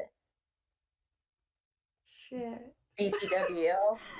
Dear When listeners, you homeboy cannot see was Emily's like, I face, but think she's giving us the maybe- DM smile right now. Thank God you wrote that down because, like, I did think we had to go back to Lake of Size, but I did not remember. I think we were like, yeah, we were gonna check it out because that's one of 2 locations where the dead bird is. But Yeah, no, that's good. the dead bird is down here. It's incredible that you wrote that because I also, like, I think may have perceived it. Like, Rowan may have been the one to look at it because at the time, all of you were also like, I think you were all stressed. Stereo was manic. Oh yeah, we never covered the Mhm. stress mechanic.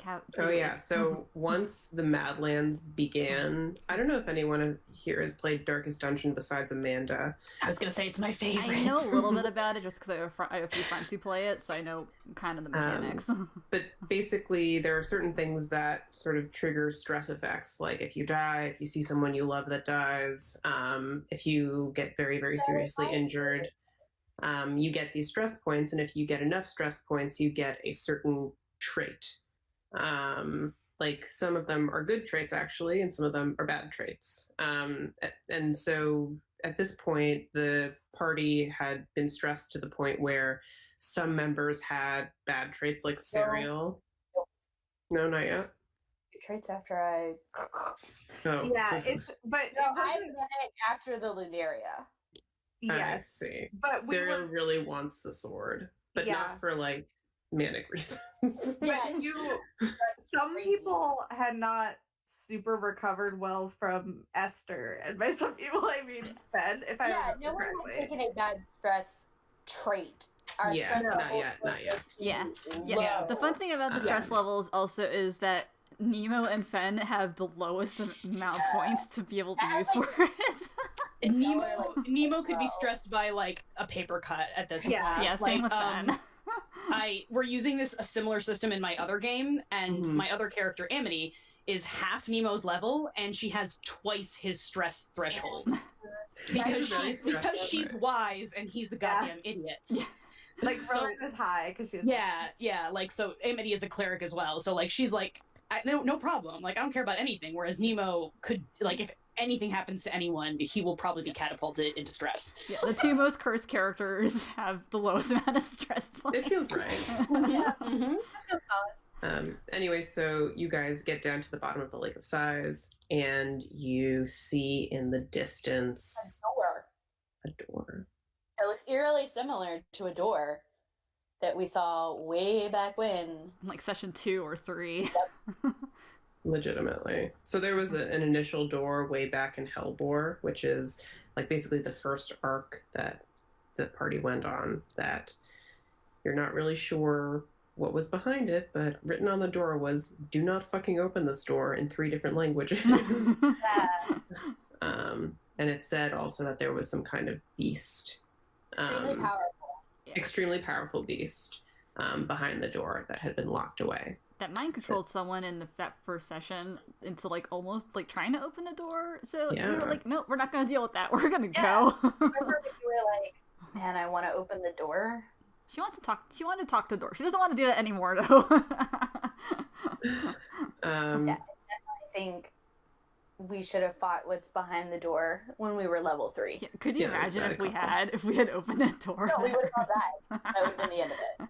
Because, dear listeners, on the other side of the door is a beholder. Yeah, you're welcome. And finally, I died.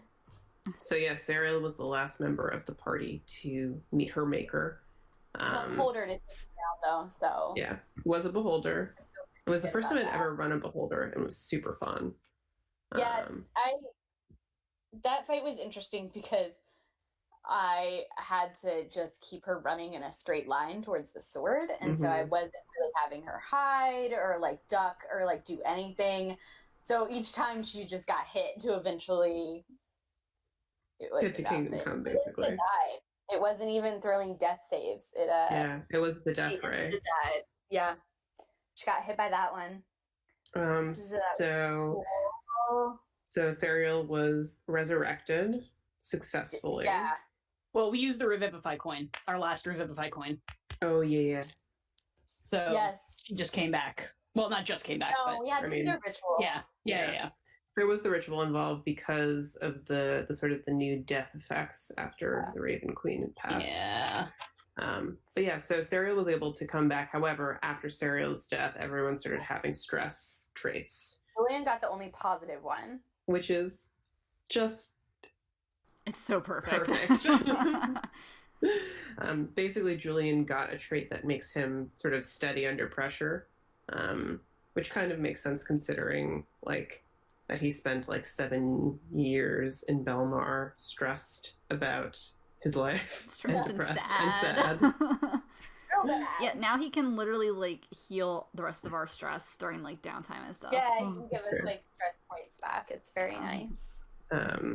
Anyway, so Serial gets the Dextra Lunaria. The way in which the Lunaria works is that it's these 2 dual swords. There's the Dextra Lunaria, the right-handed sword, and the Sinistra Lunaria, which is the left-handed sword. Which is, as far as we know, yeeted up into Celestia. Well, not yeeted, because Rella just kind of took it with her. Well, taking yeah. It's not eating if it's taking. Definitely take it up into another plane of existence. Yeah. Serial gets her vestige, and you guys make your way back up from the Lake of Sighs to... flying carpet! Yeah, you guys got a bunch of loot from this. You got the Ioun stones, you got the flying carpet. You got 10,000 gold. A bunch of money. It was kind of surreal because Rowan again was the only one that did not get a trait, and so she's essentially like flying a carpet full of like deranged people. Yes, I remember Fenn's trait for it actually was literally to decrease everyone's stress over time. So she was just like literally damaging everyone else. If we were within like a 5-foot radius of you, like every 20 minutes or something like that, like we all got like more stress. Being around.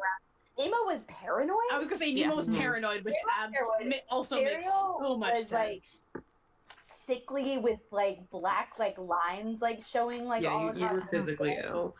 Yeah. Ron figured out how to fix it, but it was bad for a little bit there. Did not have a bad trait, but he was freaking out because she had just died. Yeah, exactly. And so Rowan was trying to pilot the car. Well, Rowan, luckily she's good at it. But yeah. It was like just in the back, like she also couldn't turn around. So it's like everything's happening, but I'm flying the carpet. I can't turn around and look at you guys or help you. Yeah, Also- no, and you actually, like, you couldn't even help Nemo. Like, that was the paranoid thing, was like, he cannot be de-stressed right now. Yes. Yeah. So he was paranoid, and he was getting stressed because of Fenn's thing, and he couldn't be de-stressed, so it was, like, very quickly Yeah, spiraling. it was bad. Yeah. It was real bad. Got back and forth to the docks, and Erebus was not there. Nope. Mhm. But I remember, so Erebus was the one in our flashback who stabbed Kaz in the back, like sneaky, in that whole Yeah. fight.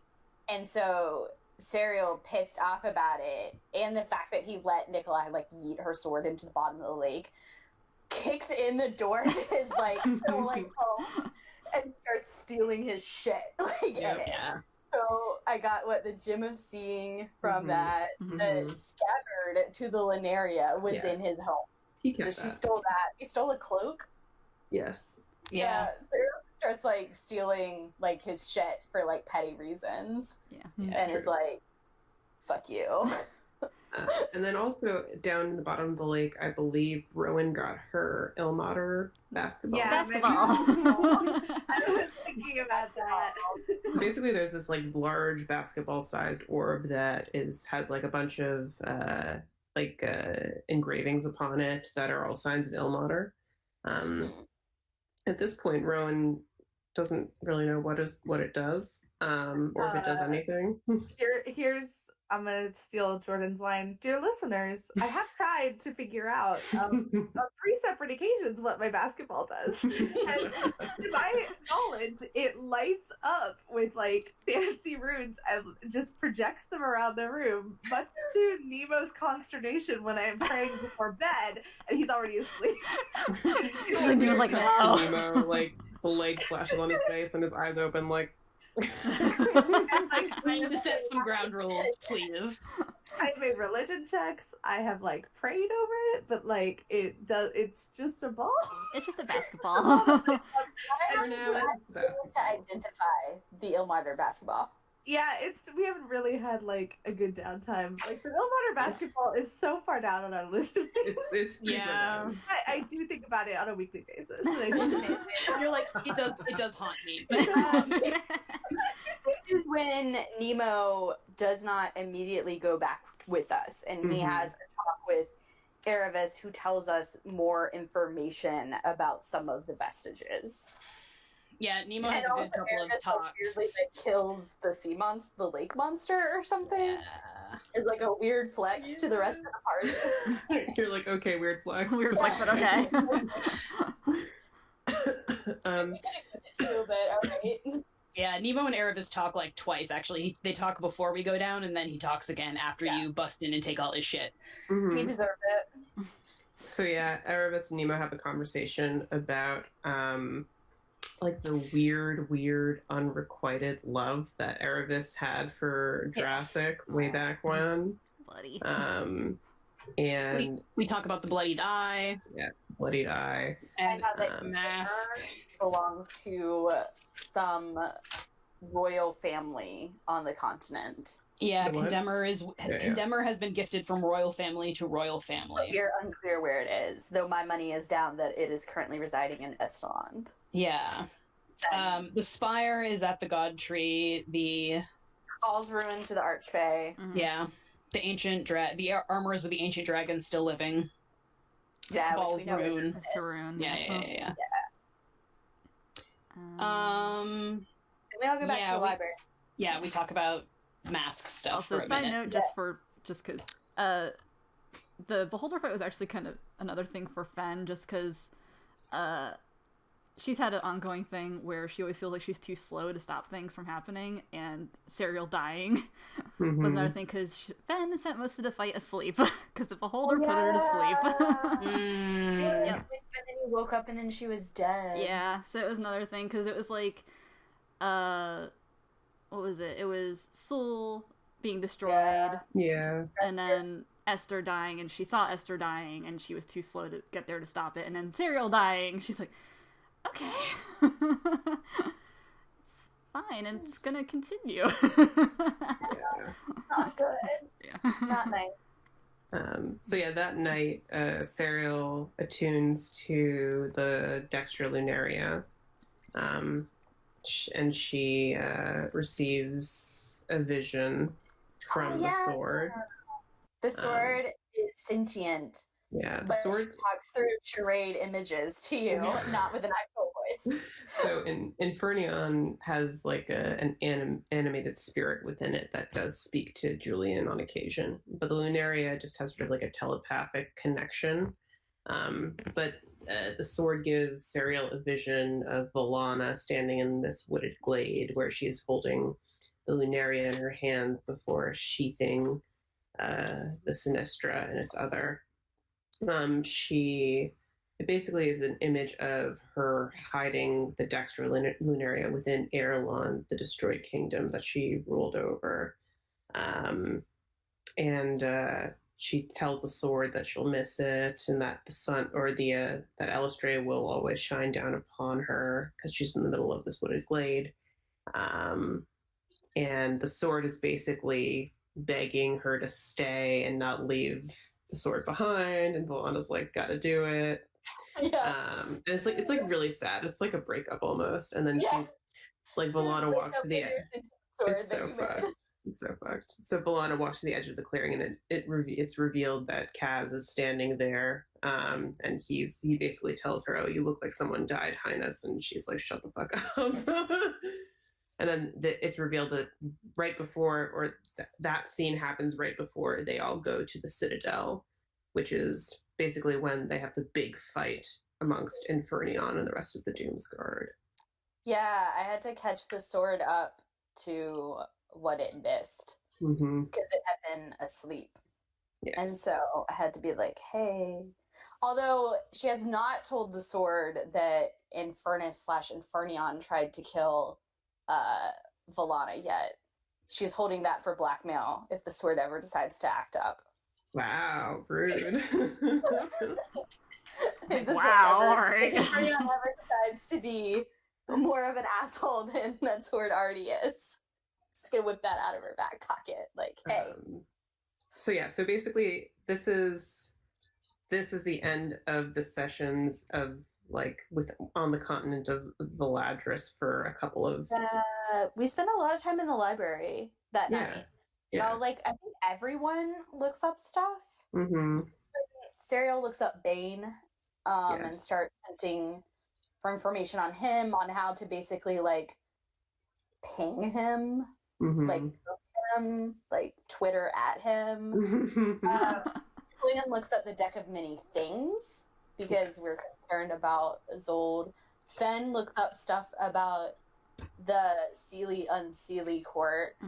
I think actually this is also when she asked Rowan to restore part of her memory. And that happens next session, but Well, because do it in the morning. We don't do it at night. Gotcha. Or no, I'm sorry. Our session got split. We ended it before we went to bed. That does technically happen before we go to bed. Gotcha. Yeah, because Fen and Rowan, after Fen looks that stuff up, Fen goes outside, and Rowan, it did not look up anything because she is not a big reader. She was playing with her basketball, and Fen and her just sit together while she plays with her basketball. It's super cute. I think that's the first time it lights up, actually. It is. It's very cute. Yeah. And actually, that night is the night where the library is attacked. Yeah. Yeah, that happens. So you guys kind of take a long rest, and then suddenly the defenses of the library kind of go off, and you find these two Shatterkai and Howler sort of advanced guard that are kind of clearly scoping out the area. And you not only do you fight alongside the librarians, Chris and Chris, but the library itself has this defense mechanism where it literally has a moonbeam spell within it that you are able to use to defend yourselves and the priceless book collection inside. I remember this was so funny because us as players suddenly became super paranoid that wherever we went, the Shatterkai and everybody was going to pop up and follow us around everywhere. Fen was genuinely concerned about that because she actually wanted to keep one alive just to be like, Kate, are you following us, or are you just here just cause? She wanted to find out, but we had to kill them because But they weren't friendly. No, they're not friends. No. Did Nemo look up anything in the library, Amanda? He tried to look up stuff on Marith, and the pages were torn out. Oh, right. Oh, I remember also the other thing that I took from Erebus is that stupid journal of his that he used to talk to, and then she pettily hid it in the library, so it's now part of the library. Yeah. Messing with all the course catalogs, that's Serial. Yeah. So yeah, for people who don't know or remember, Marith is like Grimes' archfey patron. Thank you. I couldn't come up with the English.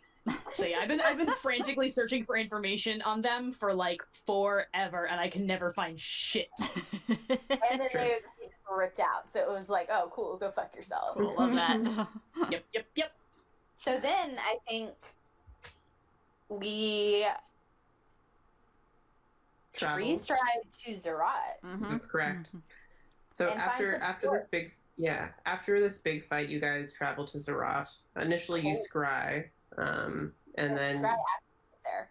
No, you scry on like a tree. Oh yeah. Yeah, Finn had to scry on a tree to I thought say you where to meant, go. like, No. Not yet. Yeah. So you come across a group, like a traveling group. There's this one dwarf, Kieran, a gnome, and another dwarf. They they basically give you a little bit of exposition talking about the continent. They're like, why are you up here so far north? You probably want to go to Silverwick, which is a city that apparently is more southern. They thought we were crazy for wanting to get up into the castle. Also, you totally were not dressed for winter because it's like still summer. This is when Serial put on the fur for the first time. Yeah. It's one of the only times I've been able to wear. And basically they're like, oh, you must be treasure hunters. And because basically the only people that go into the mountains are treasure hunters and who are trying to go into the mountain range called the White Cliffs. And he's like, oh yeah, there are a lot of ruins up there. There are some people who like come back with really nice treasure that, you know, get you major coin. But it's kind of... Yeah, is what we were told. Yeah, it's well known that the large castle called Casimir's Folly is like basically very well protected, and that its former master left a nasty surprise for whoever enters the keep. And they're like, I'm about treasure hunting and making good money, but I'm not about like getting killed. And then Fen was concerned about Alexi, so she scried on him and found him like trying to open a door and failing. Alexi's like holding 3 bottles of wine, all half finished, very drunk, trying to open the door to some kind of room and failing. Yeah. And then just like fuck it and just starts to drink more. Yeah. She's like, no, he's fine. It's fine. This is the first time you kind of realize that Alexi is maybe a little less intimidating than you initially thought. Oh yeah, no, Fen, since Fen's the only one who's seen him, she's like fully thinks to herself, she's like, okay, no, he's fine. He's kind of, he's fine. Whatever. It's fine. Yeah. So then we ignore the dwarf who's like, don't go up there. And we immediately go up there. We go up there, and then we find out exactly what's on the door. So there's like a giant moonbeam spell. Like similar to, the library actually has a sunbeam spell built into it, but there's a moonbeam spell built into Casimir's Folly. I wonder why. Who can tell who put that there? A mystery, truly. Absolutely shocking. So you're able to trigger the spell so that it goes off, and then you manage to... Bob gets dissolved. R.I.P. Bob. Bob is Nemo's unseen servant. We literally use him to set off traps, and that's about it. But he's just so goddamn good at it. Unionize. Yeah, he deserves some like hazard pay. I'm so sorry. Bob should have better rights than what we give him, to be honest. Bob deserves rights. Yeah, Bob does. So you managed to get inside the castle, and very familiar for some of us. Yeah, very familiar for some of you. This is the place where Volana first convinced Casimir to join in their sort of fight against Infernus and his madness. She approached him initially here. However, when you guys walked into the throne room, you found a drunk 20-something/20-year-old like sprawled across the throne with agony, the whip wrapped around him. Right. No, like not even a little bit. Plus he's wearing Casimir's armor. Too big for him. too big for him. Ariel took And one look at him and was like, "Oh no, I have a new child." but yeah, so basically he's like a young man with long black hair tied back with like a red ribbon, very striking face-wise. And then, like we were talking about before, he has this glove, and the bird that sort of rests on the back of the throne. And didn't even know who he was. He didn't know. So basically, he tells you guys that he is Alexi, aka the Falconer, and that he is the commander of Bane's Blight, which is one of the sub-segments of the Grey Army, the mercenary armies. He tells you guys that he was born in Estelond, grew up an orphan, and fell into the ranks of the Grey Army when he was like basically just a child. They found that he was very good at killing, and eventually, when he was still like a teenager, he challenged the old leader of Blaine. Can you imagine if it was Blaine's Blade? Blaine's Blade. That's like over 1,000 years. The name got like muddled somewhere. Yeah. And so now every day up in like. If I remember right, actually, Bane originally was not a god, and he became a god. So I'm imagining his name originally being Blaine. He's like, no, Bane now, you guys. Anyway, Call me Bane now. so Alexi challenged the past commander of Bane's Blight when he was like 15 or 16 to a one-on-one doodle. Doodle? What is happening to my brain What is today? happening right now? They drew for. This is canon now. Like, who had the best artistic ability? It's like, I'm so sorry. Okay. I love it so much. A one-on-one duel where Alexi won. I'm crying. That's a picture. Okay. They played dictionary for it. Yeah. So Alexi won, and he basically, it took a little while for the army to get used to the idea of being led by this child soldier, but he showed his thirst for blood and how he could keep them safe and get them paid. And then eventually they came to trust him and really love him as a commander. This was a big problem because when King Balthazar, the king of Estelond, decided to purchase Bane's Blight, Balthazar, at the behest of the warmonger, General Karras, basically saw that the Bane's Blight loved Alexi more than they loved money or more than they loved Balthazar. And so they were like, okay, I know what to do. We're going to basically yeet him out of Valadris and send him somewhere else. So they banished Alexi, and that's basically how he got to Zerat. He was like, I've been for like 2 weeks. Yeah, he's like, the fuck. And when you guys ask him about the glove, he basically tells you that it's this special magical item that helps him kind of exert power over birds. And it kind of explains like his like falcon pet. I still want to stress test that thing.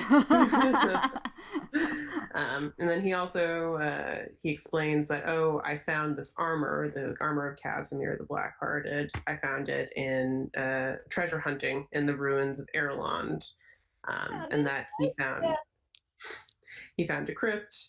And he says, sort of quietly, and his confident expression that he'd kind of been putting on up until then broke a little. And he says, I don't usually take from treasure hoards. I kind of saved that for my men, but I felt like this was meant to be mine. So basically, you guys have a long discussion with Alexi about what you want to do. We had to tell him who he was.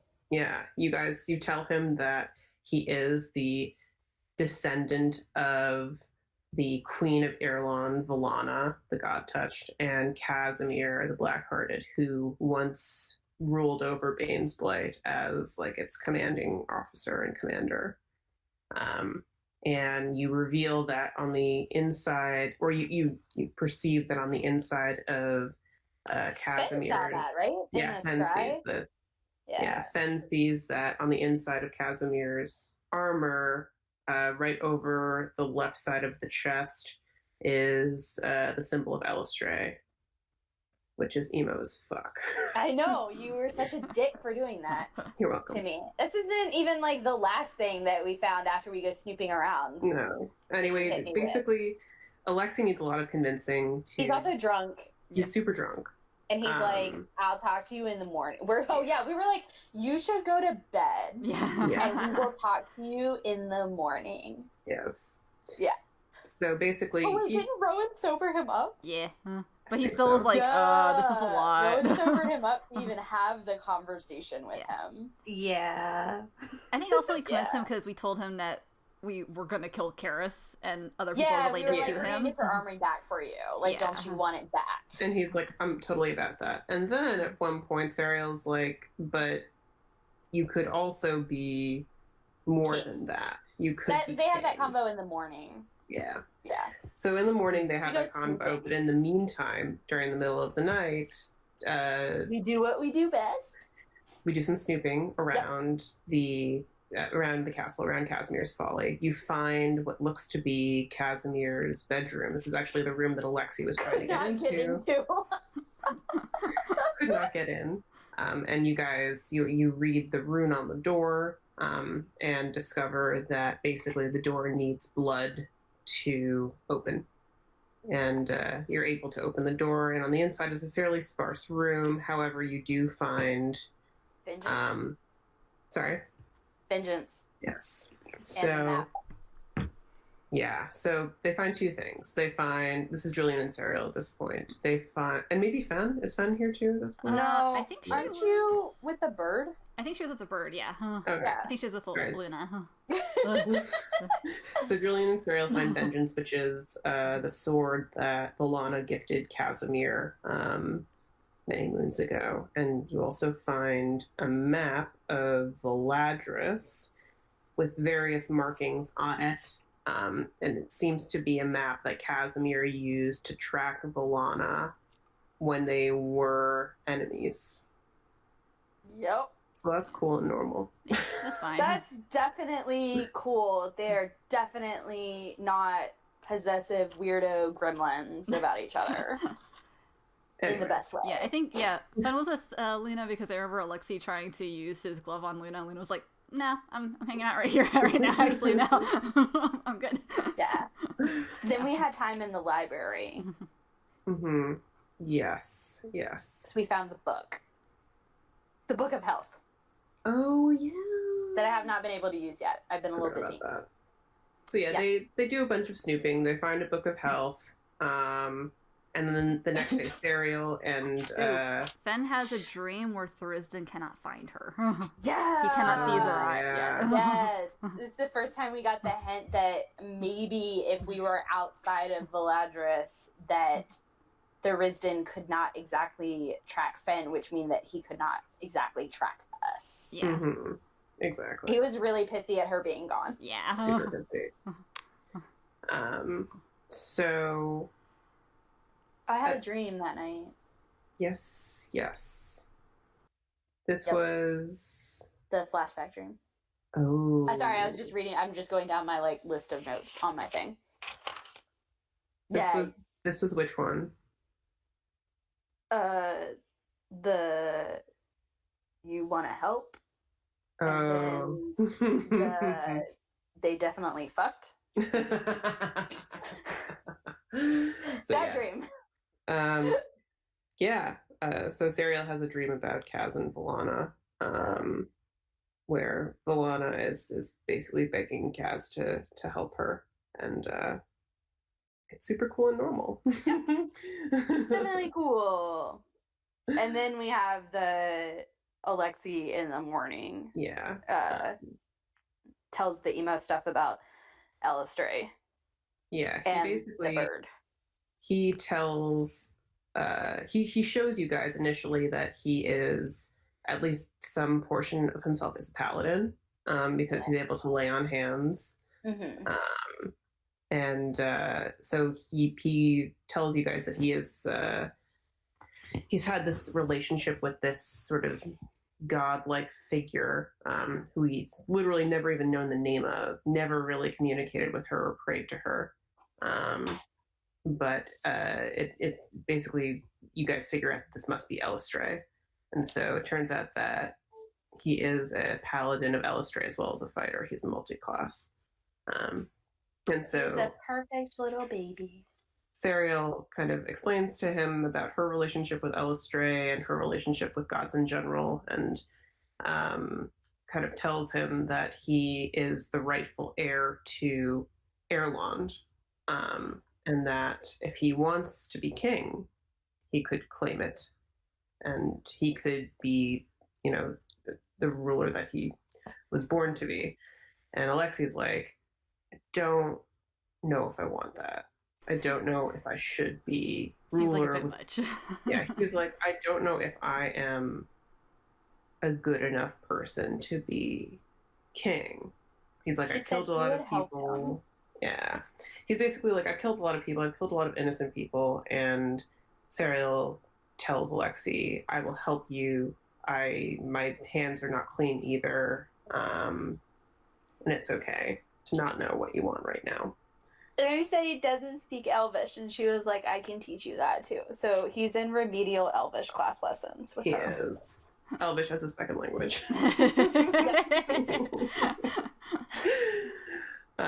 So yeah, that's basically the session entitled The Little Prince, because we figure out we need some object to get us to the Feywild. Oh yeah, we asked him if he wanted to come with us. Yeah. Yeah. We're like, so we're going here next. Do you want to come with? And our idea was, we're gonna go to the Feywild. When we come back, we're gonna steal your army back for you. And so that was like the hook, promise. And he was like, well, I don't have anything else going on at the moment, like, so all right. Exactly. cool. Yeah. And I think he also sort of realized stealing back his army is going to be a little bit more difficult one-on-one versus if he had us to help him Peel backing do him. that. But we realized, we all sat around and thought, and we were like, well, we've never plane shifted before. Mm-hmm. And then we all thought about it, and we were like, oh, crap. Right. Like, this We need spell actually something. requires something from that plane of existence to get to it. And so we decided to, Ben was like, I'm gonna go bully my dad. Mhm. Yeah. Yeah. So you guys tree strided from Zerat back to Valadris to go talk to Taryn. He did not want to come. Nope. Yeah. Taryn was pissed. He has no right to be pissed.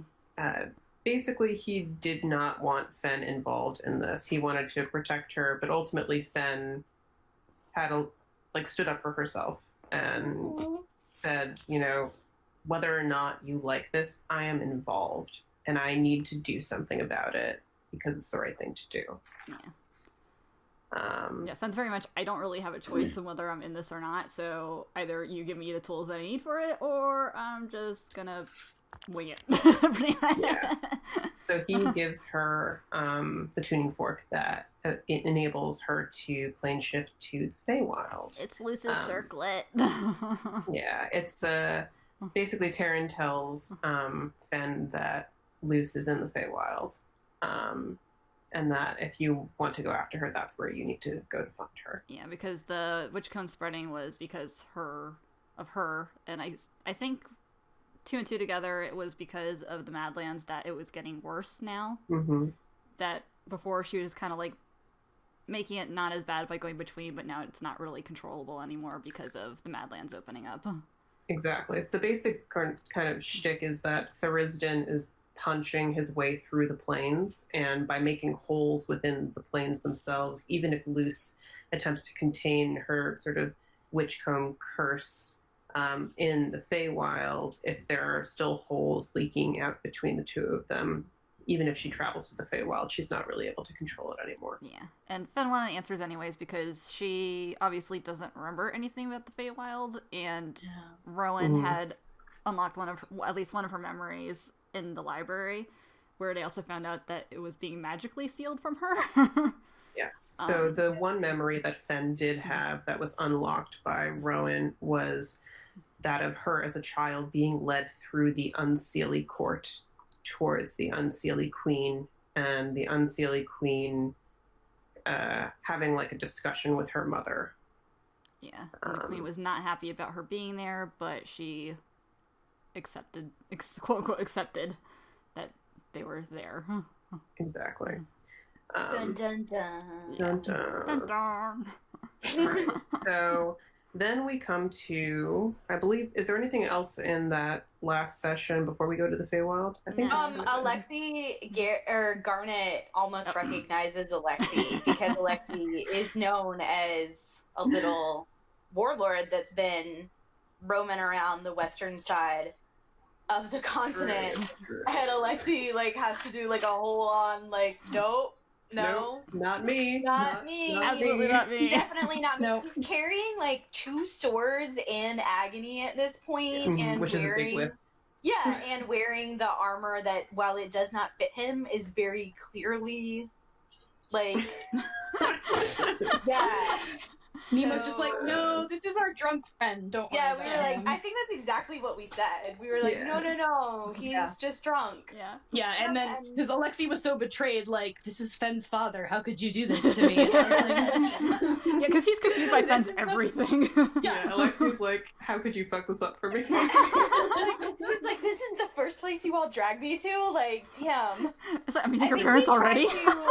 I think he tried to duck down and like hide too, and he's like 6'4", so I don't. Yeah, which no one in the party is 6'4". True, Nemo's not pretty for- tall, but he can't hide behind a scrawny boy. No, 2 scrawny boys hiding behind each other. I That's still, just like Slender Man hiding behind Slender Man. Like, okay.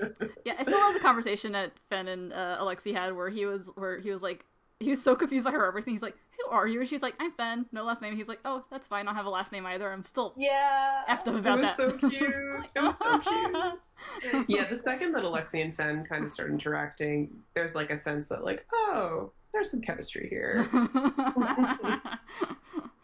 But it's also like, oh, well, you guys have that. I forget when you have that discussion about. Oh, this is when you guys are in Alinar. Alinar, yeah. Okay. That's Yeah, when all the there, stuff yeah. happens. Okay.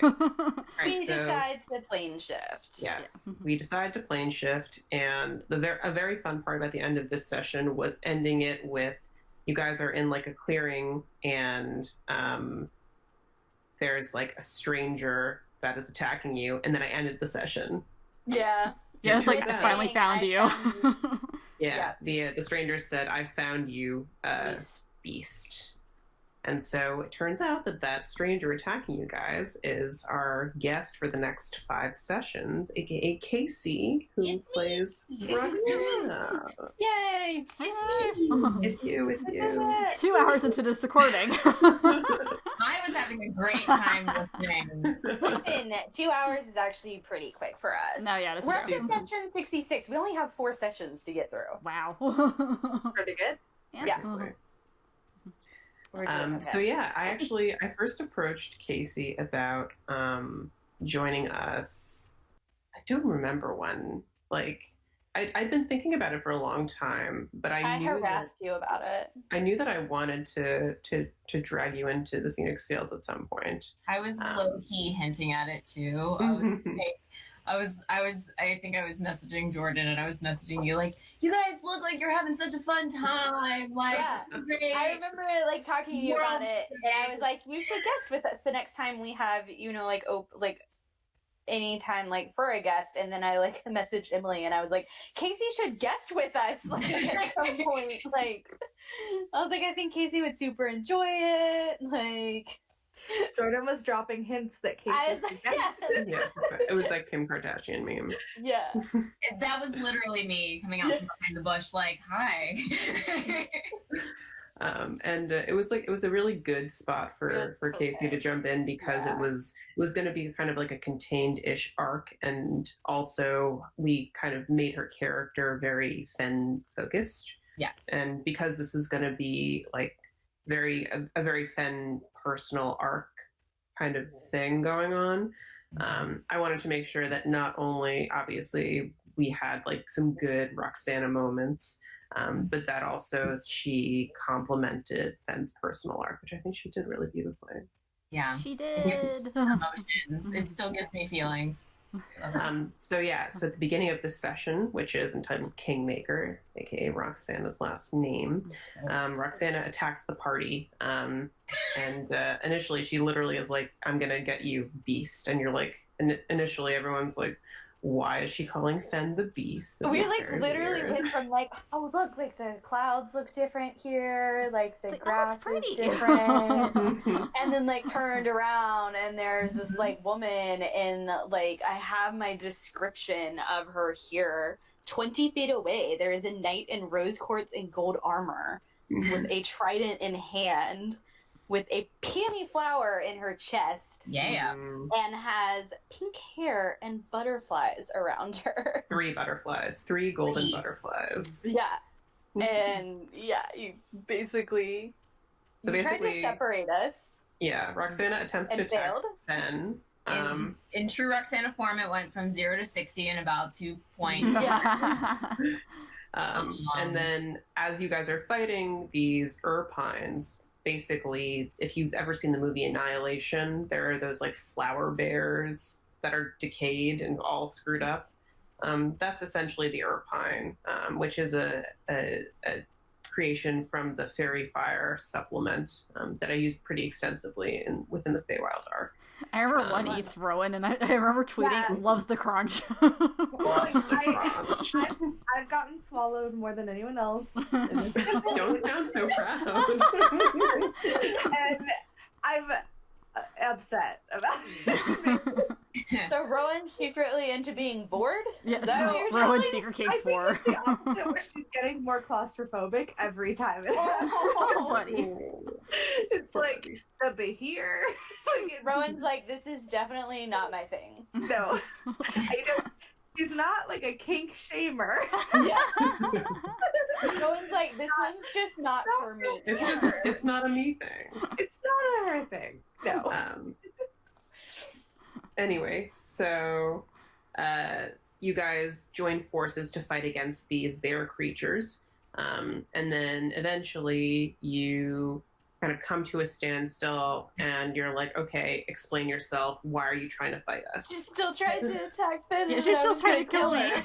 Well, if I recall, Serial tried to kill me. Yes. Well, everyone tried to kill everyone. Everyone tried to kill me. I almost died in like the first 2 seconds. Yeah, you were close. The Fury definitely was going to kill you. I knew that I had a plan of attack because it fit in line with her character, and then I was like, I'm gonna die in like 2 seconds, but it's gonna be so amazing. So, Well, but I think Fen was not trying to kill you. No, because Ben jumped in Ben was between. just confused. yeah. Well, so because Yeah. Fen didn't remember anything, so she was like, "Well, does this person know me? Like, I want to ask them questions then." Because she's like, "I don't know anything." Ben jumped in between the Fury, who is still Serial has been failing all of her, which is kind of funny and thematically really perfect.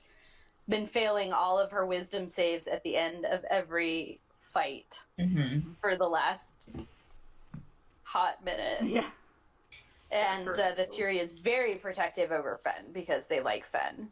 Oh. If they had a list of things they liked, it's like Julian, oranges, Fen, killing things, being the best, pears. Like, that's how their list of like things go in terms of like discovering feelings about things. Although they felt super bad when Rowan died. They got sad about that. Smash cut to the Fury, like when she had to touch Rowan, like, Oh my god. losing, like, ugh. Did you offer to heal it? To heal them? Is that Yes. what you were doing? Yeah, and they I were was just trying like, to, restore you from your hunger. yeah, they were like, physical affection? What is this? From this small child. So basically, Roxanna explains to you guys about how she has been hunting this beast for many, many moons. She was a monster hunter from Valadris who recently came to the Feywild and has been hunting this monstrous creature. And she'd been tracking the beast for a long time, and then suddenly Fen appeared, and for some reason, her tracking was diverted to kind of be drawn towards Fen, and the party realizes that the beast is likely Pestilence, aka Luce, Fen's mother, which is why Roxanna's tracking was confused. Yeah. Just a little misunderstanding. I was not confused. I was close. Close. But we agreed, we were like, oh, hey, we're hunting or looking for her too. So we were like, if you promise not to stab Fen and to be chill, you can come with us. Like, let's join together, and you can come with us to Alinar. Yeah. And at that point too, Roxanna was like, okay, the one with the red hair, this is the mama duck, and the ducks. And she's clearly a lot more powerful than I am. And I think too, this came into play a lot later. She felt so guilty about trying to kill Fen afterwards because she was mistaken. And so she dedicated the rest of her existence to making it up to Fen and yeah. Super cute. All right, so you guys make it to Alinar, and Alinar is a little Still bit there. is still there, a little bit in shambles. You guys can see the god tree is broken, but still standing. Oh, side note, because I remember we go through the barrier. This is still bothering me. Alexi fails his save going through the barrier, and he sees the aspect that Fen summons somehow. Yeah. Emily, explain. I know. Nah. Sometimes it happens.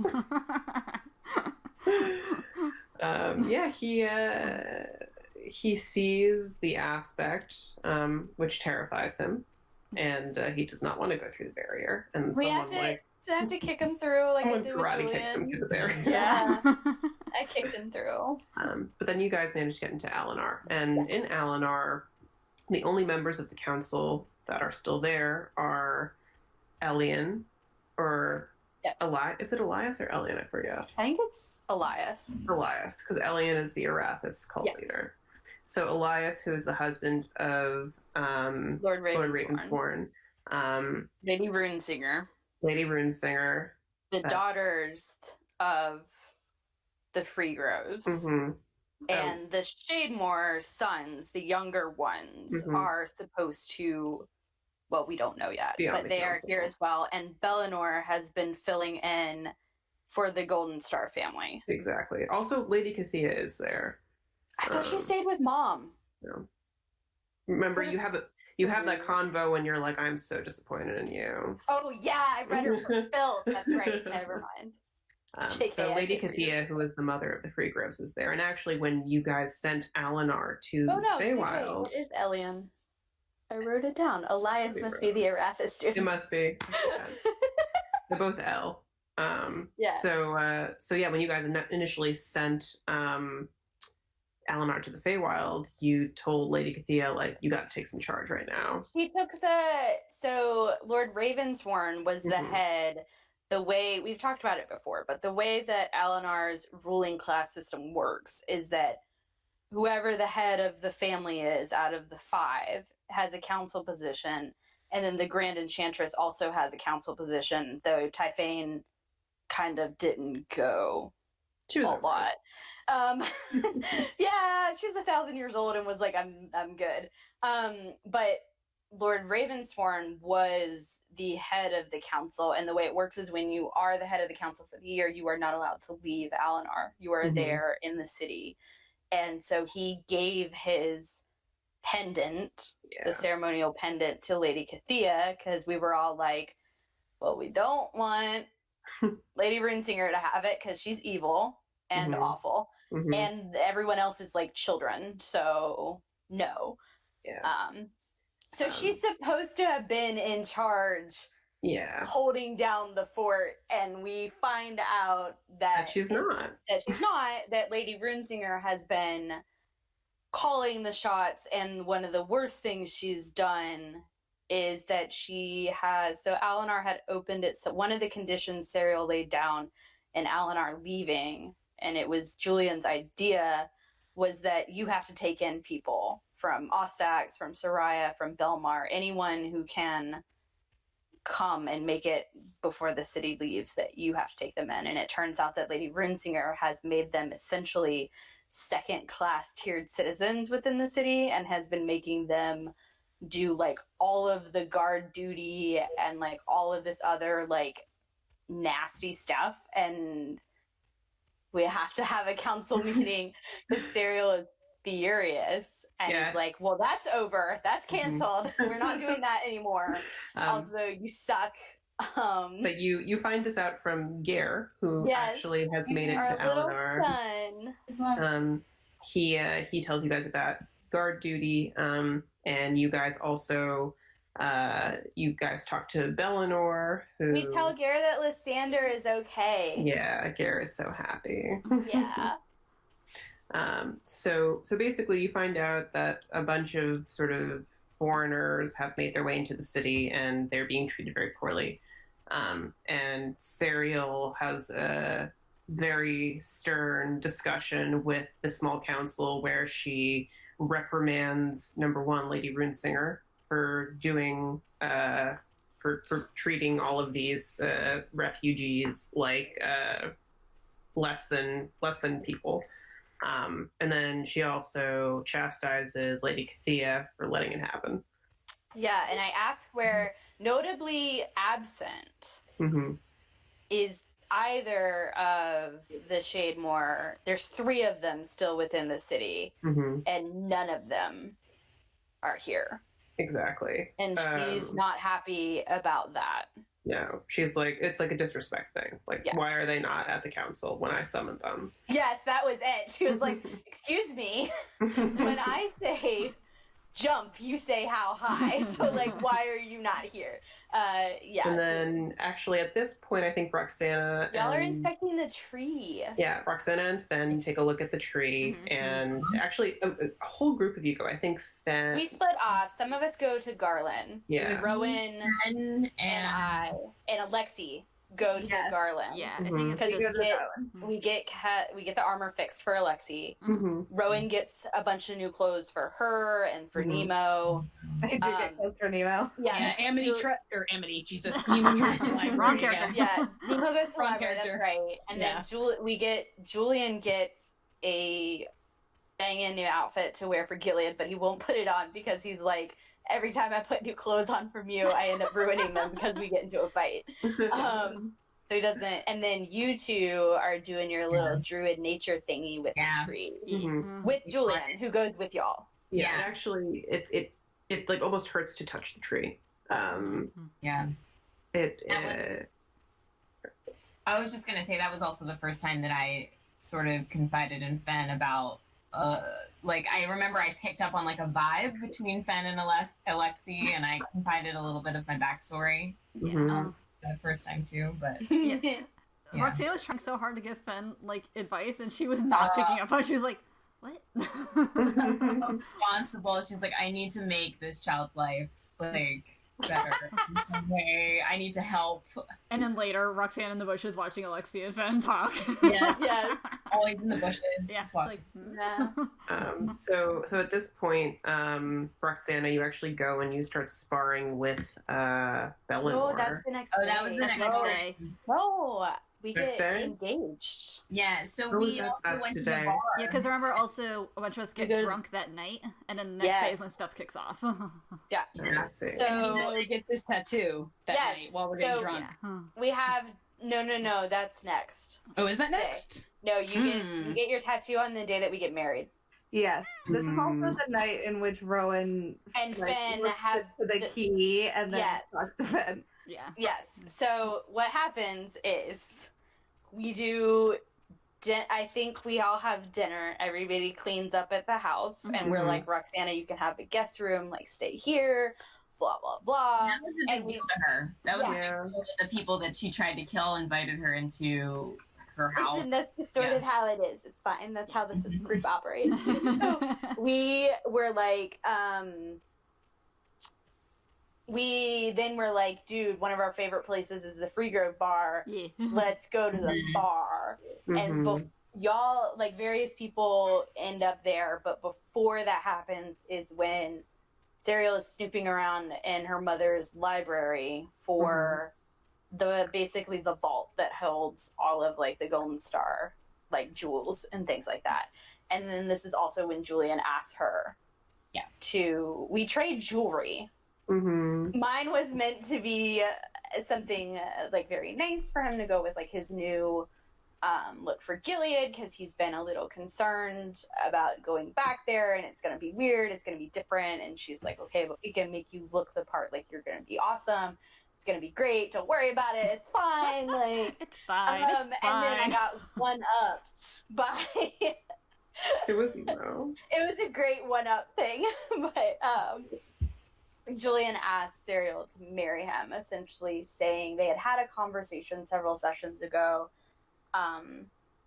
essentially before she died, where she was like, essentially, like, I want what Kaz and Blana had. They had run away together, they had been happy for the rest of their lives. I want that, I want to be happy, blah, blah, and I want it with you. And then he was like, Julian proposes and is like, dude, I don't want to wait. Like, I don't.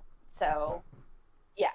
So they get engaged, and the ring is made from one of his silver rings with one of the blood onyxes that we stole from Conquest when we killed him. Yeah. And then everybody has a great time at the bar. Nemo, did you get your aura read again? He did, because his aura is red and blue, and he's in love. Yes. I was like, you get your aura read again at the bar. And that was fun. And then we do some getting high out in the garden. And then that's where I find blushes. Alexi and Ben have a cute moment. So basically, at that point, so Alexi and Fen are both kind of crossfaded. They're like crossfaded as hell. And Alexi kind of asks Fen about love and if she's ever been in love. And Fen is like, well, I think I liked someone, but now they're dead.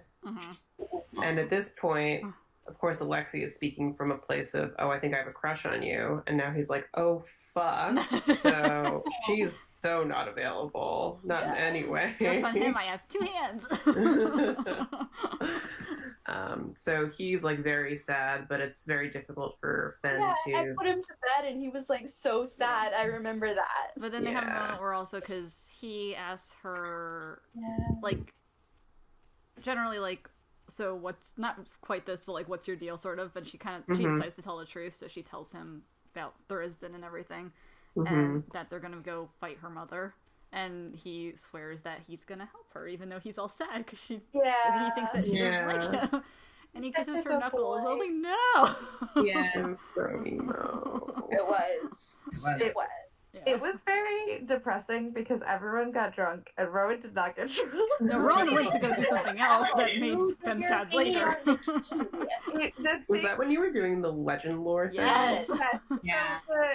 I don't know if you guys talked about this in the previous one because I wasn't there, but way back, Fen was like, if I... No, we talked about this. Your deal with Rowan and Fen's deal. Yeah, we've mentioned this. Yeah. But so then Rowan got very, like, weird, like, very obsessed with figuring out ways around that so that she wouldn't have to kill Fen because she didn't want to. And one of those was doing legend lore. Like, I've done it a couple times on different things. Yeah, you've done it on the castle. Yeah. Done it on the key. Something else related. Did it for something else that was really dope, and I forget. I don't remember. It's a cool spell. I like it. It's good. But it was, we all got our auras read, and she was just there, and Fen's aura was really whack.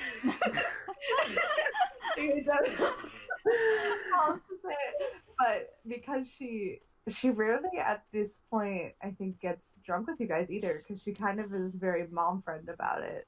She doesn't need a She's already driver, it's fine. Yeah, she was already decided to DD. Also, like, the few times Rowan has gotten drunk has been poor. Like, Very not poor. great for her. Like, things No. end up happening. Mhm. No. That was also like, yeah, it's never been good. But instead, she went and talked to Naya about Fen's aura a little bit. And then when it didn't give her more information, she did do Legend Lore and the Key, specifically like surrounding Thurisdan's vessel. Like, what is the lore behind Thurisdan's vessel? Because the Key has to talk about it.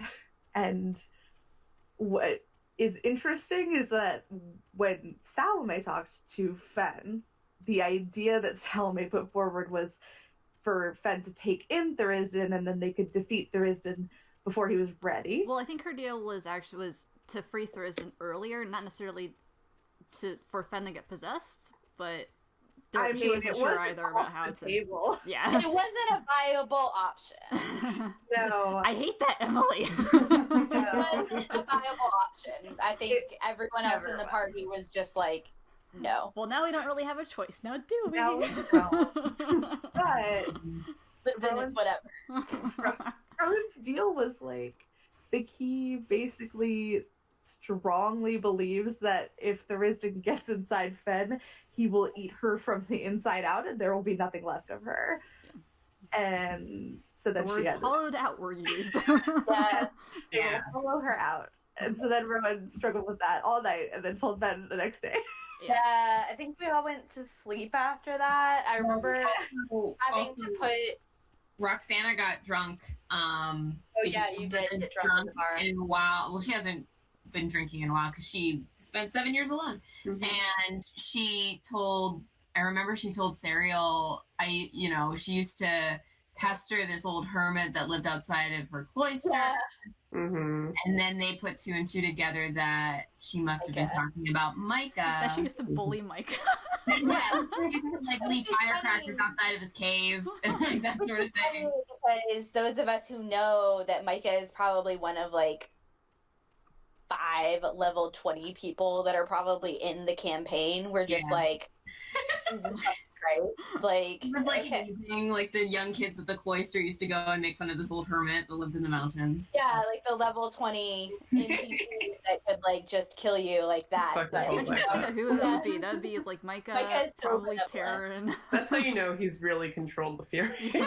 But when we go home back to the house, it's when Roxanna has her first meeting with. Oh yes.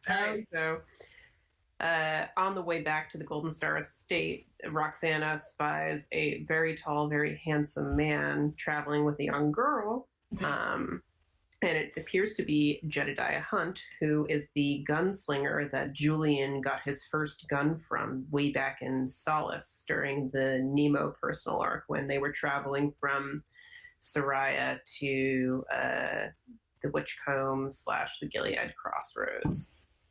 So yeah, that little sort of Wild West town that you guys kind of went through initially, you told Jedediah and his daughter Isadora, or Izzy for short, that if something really bad happened, like Sewell getting exploded, they should travel to Alinar and try to go to the Feywild eventually.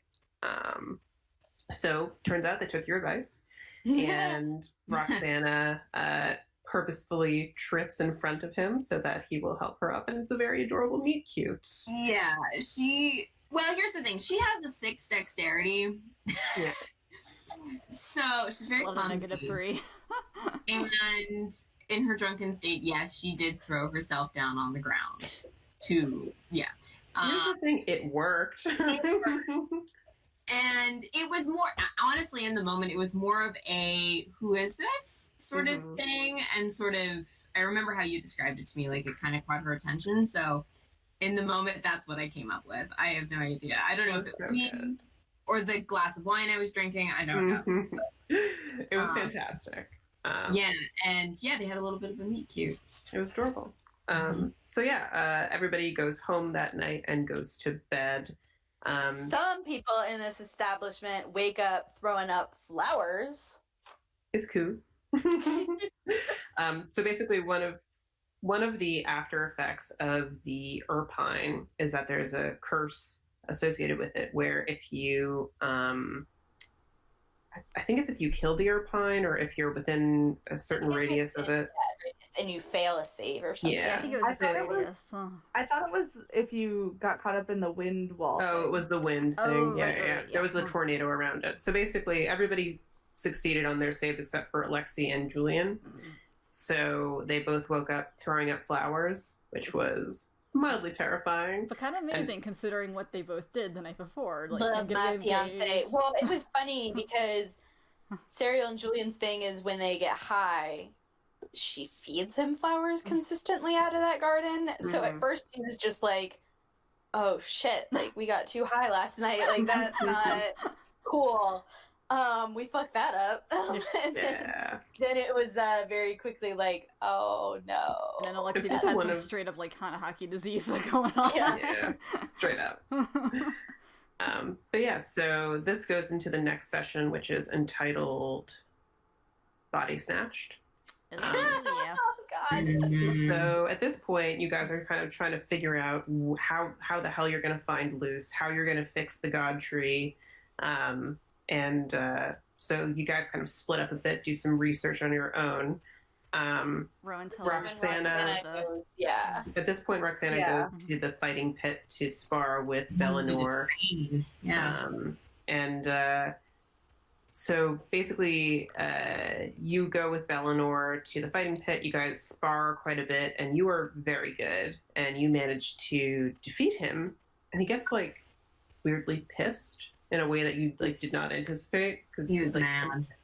from what you kind of sensed about like him, and from the way in which other people kind of treated him, he seemed like a more chill dude. Mm-hmm. And then We went looking for the Shade Moors. Yeah, you guys went looking for the Shademore, so you go to the Shademore estate, and the Shademore servants open the door, and they're like, "Oh my god, the Shademores have not been here for a really, really long time. We Which don't is know what weird. they're up."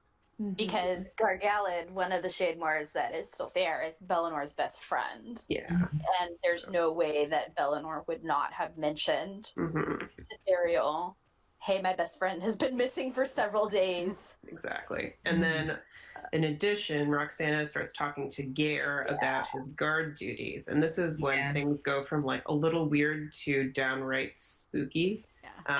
So Gare starts talking about how he is sort of doing his guard duties at the perimeter of the city, and occasionally he'll see something crawling on all fours and then walking on two legs. And Roxanna's like, "This is bad." That sounds not normal. It's Tell someone about this. And I think at that point, Roxanna went and got cereal. To Rowan and Fenn have their combo. Yes. Yeah. Rowan tells Fen turns into a cat. Rowan and Alexi pick up like Ace Ventura Pet Detective style. Fen. Yeah, Alexi literally has a moment where he's like, "Where's Fen?" Just because he's like casually like, "Where's Fen at?" She's like, she's like upset." I had like a combo with Alexi in the morning before that, where she was like, "I'm sorry if I've like pushed you on anything. Mhm. Like, you can, you can be whatever you want to be, like that type deal." Yeah. It was also a really funny thing to have. Like, I thought about this afterwards. So Fen turns into a cat because she's upset and she doesn't know how to deal with things properly, so she runs away. Yeah. So she ran off, and literally I had the thought when she was going, I was trying to decide where she would go, and my one thought was, okay, she ended up going to the outskirts of Alinar. My other thought was go to the God Tree. So that would have been real fun if she had gone there alone. Yeah. She went So it's basically like 3 separate like pet detect swooping around, and then Roxanna came back to, I think I went off with Jed. Roxanna went off with Jed because Jed was we came across y'all though. Yeah. Mhm. Yeah. Jed was watching Roxanna spar. Mm-hmm. Yeah, he was. And she was like, "Can you show me around?" She was actually very concerned about the refugees and making sure that they were okay. And he was like, "I'd love to take you on a walk." And she was like, "Okay." And they ended up taking a walk, and then that's when we ran into Serial and Julian. Yeah. And Fen found a thing. And there was like, "What's going on?" We didn't know where you were. Yeah. Jed was very happy to see you guys, I remember. How did Rowan and Alexi, like, did we see the cat running? No, and just, like, y'all saw what? No, so here's how it goes. So Ariel and Julian run into Roxanna and Jed. Roxanna is the one who talks about like what Gare had told her, and then also that Bellinor has been weird. Because we knew then Shademore's sons were missing and that Bellinor was acting weird, Serial was like, "That's not my brother. Something is wrong." At the same time, Fen is running around as a cat and comes across the bushes where she sees the shell of one of the Shademore sons. And he's like, like when cicadas shed is with that. And meanwhile, Rowan and Nemo and Alexi are looking for Fen, but Nemo on a perception check spies Serial walking very angrily around town, like towards the tree. And Nemo with was me like, running after you. I remember this distinctly because Amanda was like, "Guys." Yeah, and then Fen turns into a bird and flies at them, and I think Fen was like, crashes "This is one into of my someone's least head. favorite sights. I don't like it. This makes me sad inside. Mom's mad. Mom's mad, and we should probably go after her. But I'm And then scared." Fen is bolting like through the city now. No, she turns like into a bird and she crashes, I think, into Alexi's head. Yeah, she does. It lands on my shoulder and then turns back as a person. No, she jumped off. I did make a distinction because we've done that before. I did say she jumps off his shoulder first. She does do that because I have done that before. Or I did not. So basically, Fen tells everyone about what she found. She found this shell of one of the Shademore children, and everyone's like, "Oh fuck, what are we supposed to do?" And then I think you guys see Bellinor walking into the God Tree. And then we have an issue of getting into the God Tree. Mm-hmm. Yeah. Once again, incinerate Bob. Yeah, Melora has like She closed blocked the it door. Mm-hmm. as a protection thing, but Serial is like, "I don't give a fuck. Tell your God to get out of the way." Yeah, everyone turned and looked at Roxanna like simultaneously, and Roxanna was like, "Heck." Okay. Yeah, I think Serial is also, she respects other gods, but like this is a Seldarine place, and he's like, "Dude, Yeah. get out." Step the fuck off. Yeah, exactly. So yeah, you guys, I think Fen and Roxanna both team up. Pray, Melora? Yeah. Mm-hmm. Roxanna wasn't very happy about it because she wasn't on up and up terms with Melora because she was angry at her still for stuff that had happened. But she went outside, like very begrudgingly went outside and didn't threaten her, but basically asked her, "You want me to help people? You want me to help these people? Just let us pass and let us take care of whatever's going on." And she listened. Yeah. And So- we got it. And Roxanna was just as confused as everyone else was. So yeah, basically you guys are able to get into the first floor of the God Tree, which is where the small council chambers are, which is actually the last time you guys have been in there. Most like importantly, that was where you guys were when the Duskrun twins came to call and asked you to come to the North Dark. But you see Bellinor walk into the council chambers, which is very not a place where he would ever go. Yeah, Bellinor doesn't he was not happy about having to take over the family stuff anyway, so it's not like he would be hanging out in here. Yeah, exactly. So you follow Bellinor into the council chambers and figure out that it is not Bellinor, but indeed some kind of shapeshifter. At the corner of the room, you see a couple of unconscious forms. One appears to be Bellinor, one appears to be Gargalad. And you guys have a big fight with this shapeshifter. And ultimately... God, the creepy horror movie thing where it, like, crawled on the walls, it, like, peeled off the brother's, like, skin. It was super creepy. Yeah, Fen stopped it by using Moonbeam on it, which forced it back to its normal form, so we could stop looking at that. Yeah.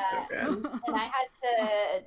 Rose wasn't able to play with us, so I was, like, doing Julian as well. And so that was... a bunch of us did not have our armor on for that fight either. Which... for not having our armor on, that fight went actually really well in our favor. Yeah, because it could have gone really poorly. I think I got like some good like counter spells off against it when it almost killed Roxanna. Yeah, I had no armor on, and because I have a -3 dexterity modifier, my AC was a good old 7, my friends. Oh, buddy. Super good. Yeah.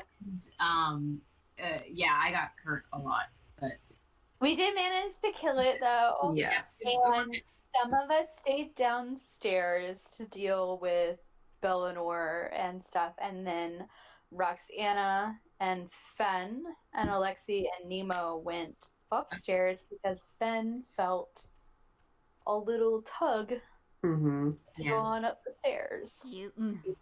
And I think of this scene upstairs in a very weird way, akin to, I don't know if you guys ever watched Grey's Anatomy. Yeah. But okay, so at the top of the stairs is like the peak of the God Tree, where the God Tree has been split by the Spire of Conflux. It's revealed, and the Spire of Conflux is of course a vestige created with Melora's power, and of course Roxanna has been this paladin of Melora for so long, but she's been sort of losing her faith and having a lot of doubt because of the things that happened to her and the Dean, her companion, partner for many years. And so basically they get up to the top of the God Tree and Fen has a discussion with Melora, where Fen sees Melora and Roxanna prays to Melora. And so I always think of that moment in Grey's Anatomy where Meredith drowns and she like has the visions of like all of the dead people, and then at the end of that episode Izzy feels Denny but can't see him. So the moment where Finn sees Melora but Roxanna doesn't is very like Meredith seeing Denny but Izzy not seeing Denny. So good. No, and I remember too before that Ben kind of hesitated and said to Roxanna, I'm afraid that Melora won't want to talk to me because Thuriston's been in here talking to me, and like she brought up the word hollow again, and that was the line where Roxanna told Fen the great thing about in nature with hollow places like dead logs or caves is that it leaves space for beautiful things to grow inside of them. And that sort of is like the line that happens between them and comes back a little bit later, but then they have that really great encounter. It was such a great moment. It was a wonderful moment. It was amazing. It was. And it's like one of the few godly interactions that Fen has had that has been positive. Yeah. So yeah, then Fen gets the Spire of Conflux. She made it with the promise not to run anymore. Second. So yeah, you get a Pearl of Power and the Spire of Conflux, and then you guys deal with the aftermath of the body snatcher situation downstairs, where Bellinor is alive, but Gargalad is not.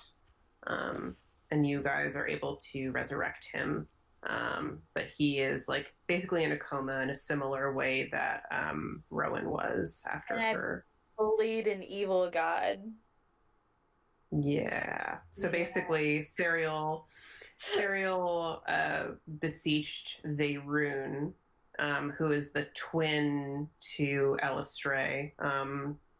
Veyrune is kind of the god of like drow warriors, and she basically put the rune symbol on Gargalad and was like, claim him and make him your own, but save him, motherfucker.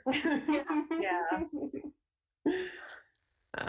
Yeah, you guys. Like, doling out resurrection. Rowan's like making it rain. With life. And then Roxanna very sweetly spends the next like 8 hours fixing up the tree. She felt very responsible that her goddess hecked things up, and so she sat down and healed the tree. Very pretty. Mm-hmm. Very pretty, yeah. I think we all decided to get drunk again. Yeah. Yeah, I Nemo forget. got his tattoo. Yeah, Nemo gets his tattoo before everyone else gets there to get drunk. Mm-hmm. We check on various Alexi's people. the only one who sees it. Yeah. We check on various people to make sure they're also not body snatched aliens. Oh, and Roxanna actually sees Jed. Yeah, so after I'm done healing the tree, and also sideline, because it was funny, Fen gave me her earring of communication. Oh yeah. And Roxanna had no idea how it worked, so people were talking to her in and out of her healing the tree, and it scared the heck out of her. It was hilarious. Yeah. Every time someone's voice popped into Roxanna's head, she was like, ah! Yeah, when I was done, I was on my way to meet everyone, and I believe I saw Jed walking. Yeah, you saw him walking into the woods, which was like not something that you know him to do necessarily. And so you like walked toward him, and then you saw two Jeds, I believe, fighting. I know. I'm sorry. It was Boston. Fire. I saw a centaur, and I saw a body on the back of the centaur, and the centaur was like poised to shoot like a bow at Jed. So what Roxanna did to sort of get his attention, because she was trying to flirt and trying to be cute, but also didn't know what else to do. She fell down. She threw some on the ground. And the Jed walking away didn't notice, while the body on the back of the centaur sort of like perked up a little bit. And she cast Thunderwave, I believe. And at the same time that the centaur like loosed an arrow, and we found out that the one walking away from her had been a shape changer. And the real Jed was on the back of my new friend, my personal new friend, Bosca, the centaur. Yes, so you managed to introduce yourself to this new person just in the outskirts of the city outside of Alinar. So you helped Jed off the back of the horse. He's like very wounded. Healed him. You healed him. And Bosca says that he was sent to clean up after the shapeshifter who was a lord within the Unseelie court, and that he was not allowed to do the things he was doing. So he was basically a bounty hunter sent to clean up after the mess of this asshole of a lord within the court. And you then sort of brought everyone over to eventually I took Jed I took Jed home and healed him, and we had a conversation where we basically sort of admitted that we thought one another was cute. And but in the meantime, after that, everybody came and was talking to Bosca about what was going on.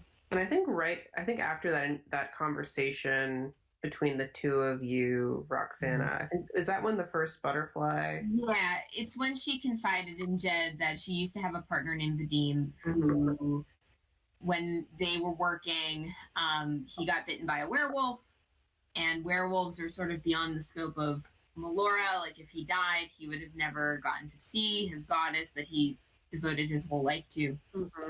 And he begged Roxanna to kill him, and she did, and felt guilty about it for years. But when he died, Melora turned him into this sort of beautiful cloud of golden butterflies, and 3 stuck with her.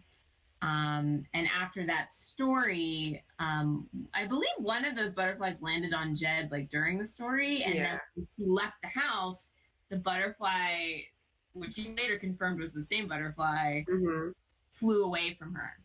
Exactly. Which and still am very emotional about. So I really loved that aspect of Roxanna's sort of character arc. I love how it was like a physical manifestation of her moving on and healing. Yeah. So basically, at the end of this conversation, Serial and the rest of the crew, but mostly Serial, makes a deal with Bosca, where he's like, I'm an archfey. I was sent here to clean up this asshole's mess who was trying to prove that he could basically take my spot in the Unseelie court and prove to the Unseelie queen that he was powerful. But what I want is to leave the Unseelie court. So if you want me to get you to the Unseelie queen, who likely knows where Luce is, then you will help me get out of my deal with the Unseelie queen. There was also a whole thing. So I guess he had tried to fight the beast, and he had lost, and that's why the queen was so like mad at him. And I remember Julia making a very strict point.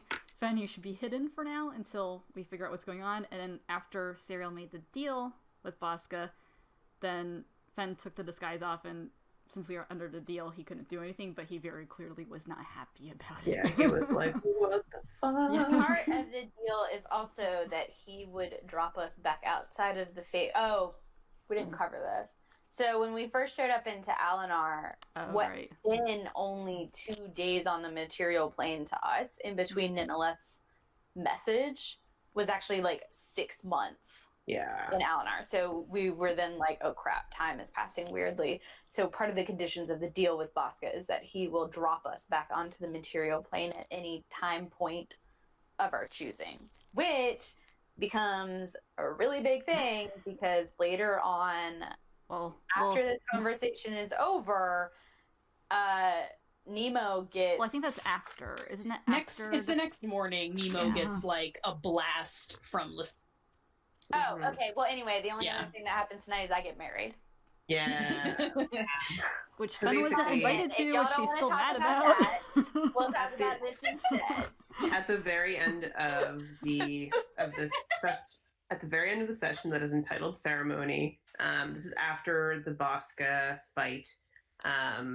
Serial and Julian perform the spell Ceremony, which was recently added to... It's a great spell. I encourage people to look it up if you have the ability to cast it or use it in your game. It's very good for RP purposes. Yeah, and it does like 5 different things that you can choose from. Yeah, it's very cool. But yeah, so Serial and Julian get secret married. With Elistray. Fen's gonna be so happy when she hears about that. I guess Elistray's roommate might know. Elistray's roommate definitely knows that. Oh shit. But what's really emo is Julian's wedding ring is it's basically a rune like marking on it that is similar in style to Serial's on her face. It's so good. Yeah. And did some of y'all have like emo conversations that night at the house? I want to say that it's the next morning again because it's when the Lysander stuff comes in, basically. But yeah. Mm-hmm. Do you play with your basketball again, Rowan? I do, but also I feel like I mean you can assume that every night I'm playing with the basketball. I wasn't gonna say that. I was gonna say I think Fen. When will you get art drawn of you? I love it. I'll get art drawn of Rowan just with their basketball. I think Fen and Rowan talk again, and Fen tells Rowan have to, like, she's gonna fight, like. She's gonna have to kill her anymore. Yeah. Yeah. Well, because part of the deal with Melora, when Melora gave her the Spire, was that Fen swore she wasn't going to run anymore. That she was going to face things. That was so good. It was so good. Yeah. I don't know very sweet, and Rowan was very happy because now she has no death deals with any of her friends. No more death For deals. the first time in like I don't know how many sessions. It's been like 30 or more sessions. Yeah. It's been a while since that. Between like Julian's and then ending Julian's, but starting Ben's. Yeah. Mhm. Yeah. Rowan's like, stop asking me. Kill you. Rowan goes to therapy when this is over, and her therapist tells her, like, actually, that's really uncool of friends to ask you to do. You should just not. Well, yeah, like Rowan apologized to Julian. He was like, "No, I was in the wrong." I know.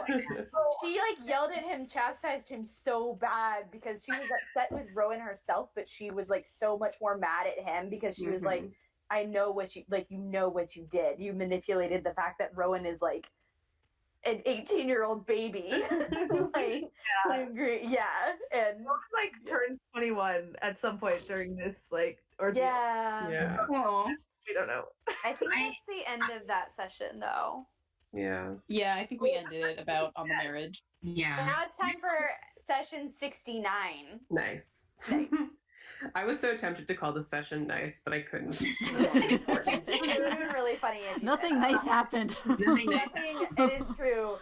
I remember this one was funny though because literally that morning even before like Nemo got all of like the sending things, Mhm. it was a morning where we started that session, and all of us were like, we really want to talk to Fen for like 2 minutes. Every single person wanted to And it talk was to all them. repeatedly like along the lines of the same Yeah. idea message of like, you know, we have your back, whatever you want to do, like with this situation, like Yeah. we're with you. I type think my deal. favorite Like, one of those conversations I think was probably Julian's, because Rose isn't here also, because Mhm. Julian was like, whatever you want, because he made that promise with Garnet that he would kill Luz, but he's like, I made that promise, but whatever you want to do, I'm behind you. And she also promised that when they go to Gilead, she will back him up with whatever he wants to do with Yeah, that. it took so long that Nemo actually did not talk to Fen because I was like, we're gonna be here literally all night, so I'm just gonna like keep this in my emotional pocket. It's fine. Let's say I finally gave play it- I again. gave Fen Roxanna wants to talk to advice. Nemo. Yeah, Roxanna went to Serial asking for advice on what to do. Well, what to do in general, I think. yeah. Because she was very set on this was her purpose. And I guess for the listeners, Roxanna had been brought back from the dead by Melora, and so she was pretty adamant that this was what she was brought back to do, and she didn't really know what was going to happen to her after this. So actually sort of going along the lines of the Rowan conversation, Rowan actually came to Roxanna and said, you know, I know what it feels like to not know what your purpose is, but if you want me to bring you back, like if you die, I can do that. Yes. She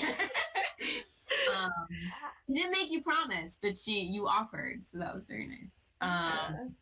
And then she didn't know This what when to we do. had the convo about No, it was over the Heroes Feast where Roxanna was like, I'm chill with dying, and Serial was like, that's Yeah. stupid.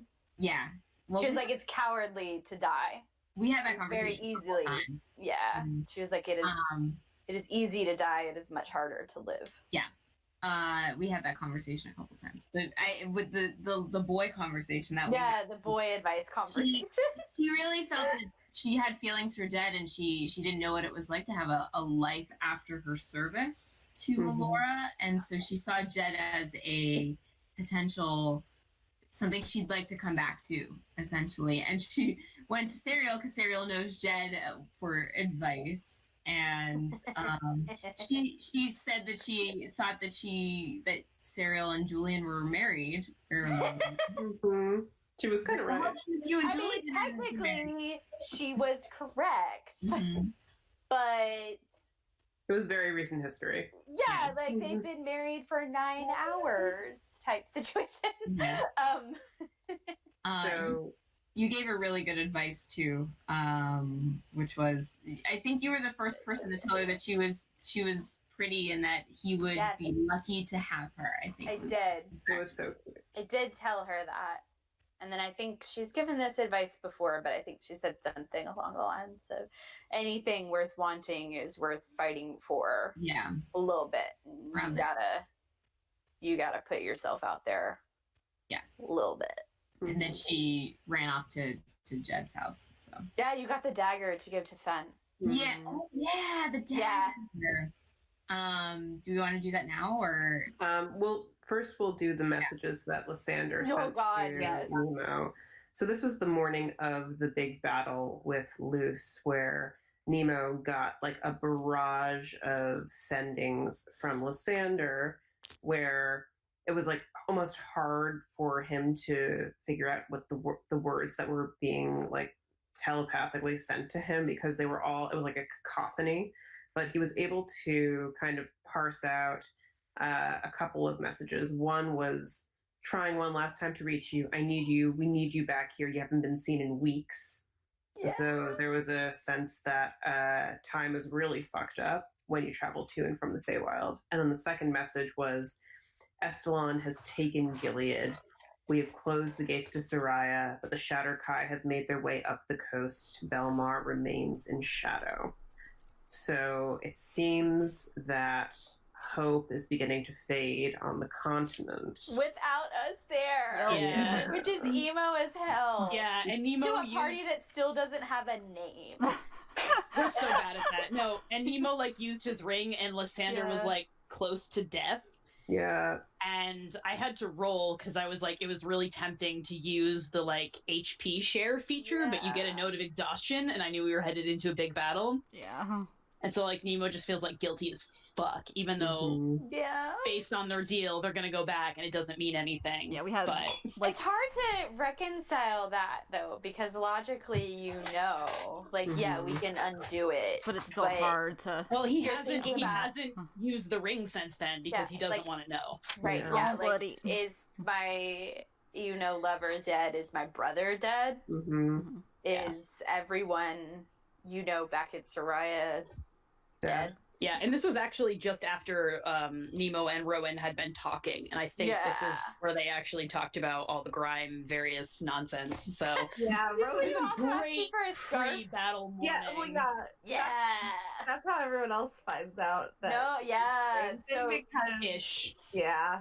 Nemo is like, or Rowan asks for a scarf so that we can hide Nemo's Faye neck burned tattoo. in mark.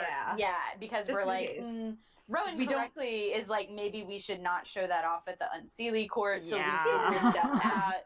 And this is the first time. So Julian had way back when seen it first, like when we got back to Soraya first, and Julian had been like noted, like check mark, but we'd never really had time to like follow up on anything with it, and Nemo kind of was like, I'm not talking about this, like I'm good. I think it was both like he didn't want to talk about it, and also like it didn't seem relevant at the time, like and it is really like rolled to like see it or anything else like after that, but like this was a way where I was like, now Serial sees it. And she like was like, the fuck. Okay, Nemo, you doing stuff again? Like, I think she told you just like, okay, we'll deal with this later. After all this shit, you're gonna explain yourself. And then we knew that was coming. This comes in later after the fight. Which is one of my like favorite recent like things I've done in game. Also, just because like, and I don't know if this is like Nemo's rolling or this is just Emily loving to like information cockblock me, but like Nemo has been to the library. He's tried so hard. Nemo asks Roxanna, and then in like a second, Nemo actually messages Broska, and he's asking for information about Marith. Mm-hmm. Nobody knows shit. It's just the way in which this particular patron likes to manifest himself. Son of a bitch. It's all totally fair, and like I remember particularly Roxanna had like a really bad roll, so I was like, oh okay, like I can roll it down. Other times I'm like, She rolled so hard. She rolled a 3 on that. Yeah, she rolled like Roxanna might have actually known something had she rolled something above a 3. She rolled Yeah. I remember it was very, very bad, and I was like, he was like, that's cool. Like, if you don't know who he is, he can't be that powerful. Like, this is fine. It's fine. It's fine. I'm sure that's what it means. Fine. But we have our first heroes feast. Yeah. Oh, yeah. I love that conversation because Fen was like, okay, she went to go see see Garland, and she's like, so do you happen to have like a really expensive goblet that you don't mind seeing? And he's like, yes, actually I do. Please come with me. And actually there's a very emo moment between Fen and Garland where she asks him for something that will sort of make her feel more powerful in terms of like the stuff that she actually wears, and he gives her this very pointed sort of shoulder capelet that is like it makes her look like very intimidating. Yeah, as far as Fen knows, like she doesn't know what happened, but things happened to her here, and shit, she doesn't... y'all try to unlock again. Mm-hmm. Oh yeah. Oh right. We have to go over this. Yeah. Okay. So Rowan attempts to get more memories out of Fen because the last time that they tried, they were able to get one little piece of a memory. But then Rowan and Fen are like, oh, you know, Fen's like, I think I'm ready to try again. And so Rowan goes to try to greater restoration her. And then she comes across in her mind's eye this horrific looking beast with like 1,000 mouths that looks like part lion, part bear, walking on all fours, like terrifying. And it's not like she's breaking open a memory of Fen's, it's that this creature is blocking her from doing her magic. Well, and she had taken one of her ribbons off and tied their hands together to try and like strengthen her bond with Ilmater. And then as Luce is talking to her, she like burns the ribbon. Yeah. I think Luce like literally says like she doesn't want Fen to know what she did. Yeah, it's really fun. Yeah. But yeah, and then Rowan again has to deliver. As always, she's like the middleman between Fen and her parents, like too often. It's really weird. Your mom has too many mouths. And at this point, this is the creature that Roxanna has been tracking for so many Yeah. weeks. And I remember Rowan describing to Roxanna, like, hey, does this sound familiar? And this is when Roxanna was healing the tree, and Roxanna said over the earring, like, don't try that again. Like, don't talk to it, don't do anything, like, wait till I get there. The thing is that originally my plan was she was probably might have asked Roxanna to do that for her instead, but then Roxanna went to go heal the tree, so she went and asked Rowan. So imagine if Roxanna had been the one to do it and had seen that. That would have been so cool. Would have been fucked up. Yeah, I'm sure Luce would have really appreciated that. Yeah. But when Fen went to go talk to Garland, she was like, I know something happened to me here. I don't know what. But these people, this court, just stood by and did nothing. And so I don't want them to like ignore me now. That was kind of her thing. It was so good. Such a good combo.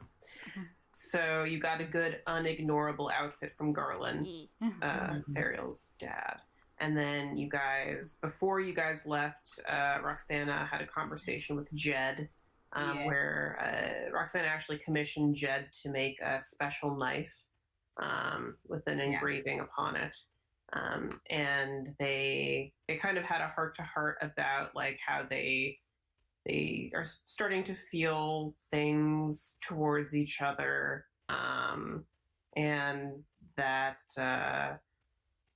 like what Roxanna was going into was going to be dangerous. And I think it's like sort of the beginning of Roxanna realizing that maybe she does have something to live for after the beast has been killed. And there's a very cute moment also with Roxanna and Izzy, Jed's son, or Jed's daughter, I'm sorry, where Roxanna gives Izzy these sort of training swords to practice with, and it's adorable. She only knocks everything over. That was like a course of a thing. Like it was like a 3-day thing where I was trying to steal these like practice staves for Izzy, and I gave them to her. And I told her not to break anything, and Yeah, it because I understood that she wanted to learn how to fight, and Roxanna came from a background where she learned to train by herself in her father's stable, and she really wanted to she saw a lot of herself in Izzy. Yeah, she just definitely wanted to sort of jumpstart her a little bit in the right direction. I did also fall on Jed. The natural 1 dexterity check, so that's how I woke him up that morning. He was still healing. He was still healing, and I fell on him in full armor, and I felt terrible about it. Yeah, poor boy. And the dagger that I used as like the base of that commission was the dagger that she carried around, which was the one that she stabbed Vadim with. And it had I think it was in Sylvan? Yeah. Very specific inscription on it, which Fen later found out read "Hollow Places, Beautiful Things" on it. Yeah. All right, so you guys follow Bosca through the Feywild towards the Unseelie Court. And you make your way through the woods pretty unremarkably, and then eventually you make your way to a place that you recognize, Fen. You know that you've walked through these halls before. And you manage to walk across the court where people are sort of like clearly talking about you in like hushed whispers. And Bosca introduces the group of you to the Unseelie Queen, the Queen of Air and Darkness, who is this like very ancient appearing with like skin tight across her skull, terrifying in nature, very, very powerful fey creature. I actually have in my notes here, Queen of Air and Darkness, if you want to fight her in her lair, you can fucking try. Oh god. Listen. Yeah, I know that was should have asked her to like just go on a walk with us and then shanked her like after. I know that was an initial potential thought about freeing Bosca. Exactly. Yeah. So basically you guys have a conversation, especially Fen kind of takes the lead here. And Fen is like, I need to know where my mother is.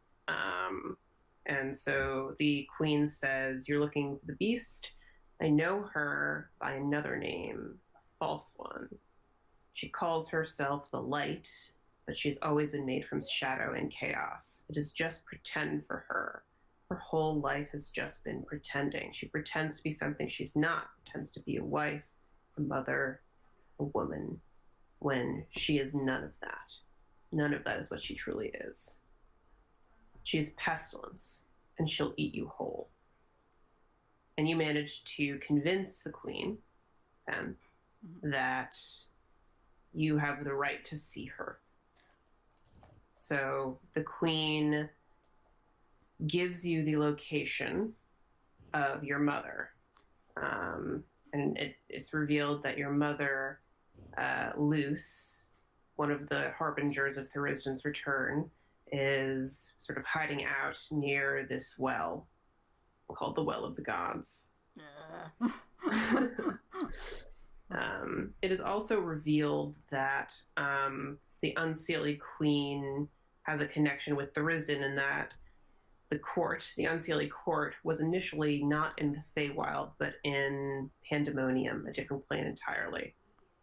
And that Thurisdan sort of used the Unseelie court as a springboard into sort of breaking through the planes. So bringing the court from the plane of Pandemonium to the Feywild was the first sort of break within the planes. And the Unseelie court has only ever wanted to be like the Seelie court, even as much as they might deny it. So they wanted to be in the Feywild, which is where the Seelie court is. And so in return, Thurisdan made the Unseelie Queen promise to sort of harbor Luce and protect her.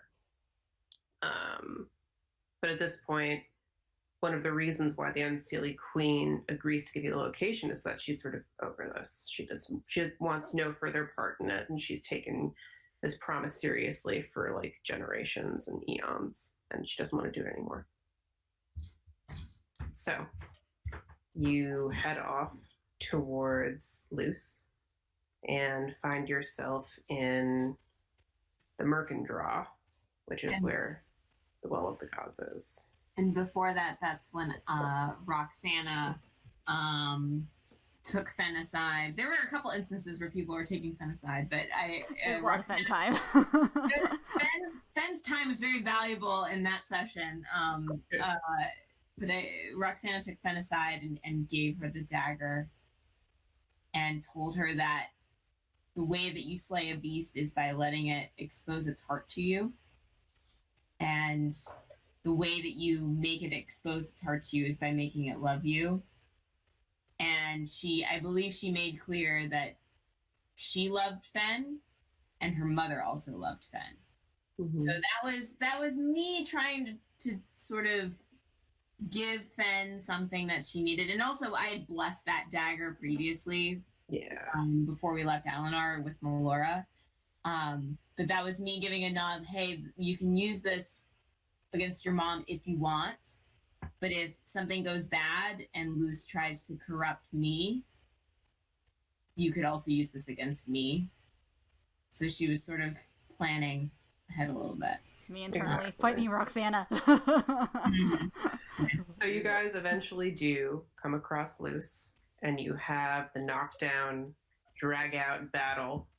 Also, before we get in there, we get to the... Because Luce isn't initially there when we get to the well. Mm-hmm. But Fen sees the well and she remembers that fun thing. So Fen sees the well and she remembers being lowered down into the base of it where it was very dark. And you remember calling out for your mother, who continued to lower you down into the water underneath the surface, where you want to scream, but you can't scream underwater and you can't do anything at all. You're just choking. And you remember Thurisdan whispering into your mind how he told you over and over again that the world would never love you like you were loved by him. How he spoke a strange, dark language into your ear that you couldn't understand but only feel in your bones. And how each repeated time you would be forced down into the well, something physically would change about you.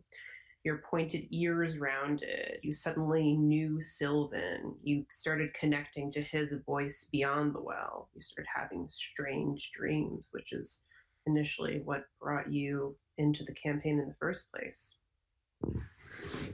So once Fen sees the well, she's like, oh, fuck. This is what happened to me. This is the trauma that changed me.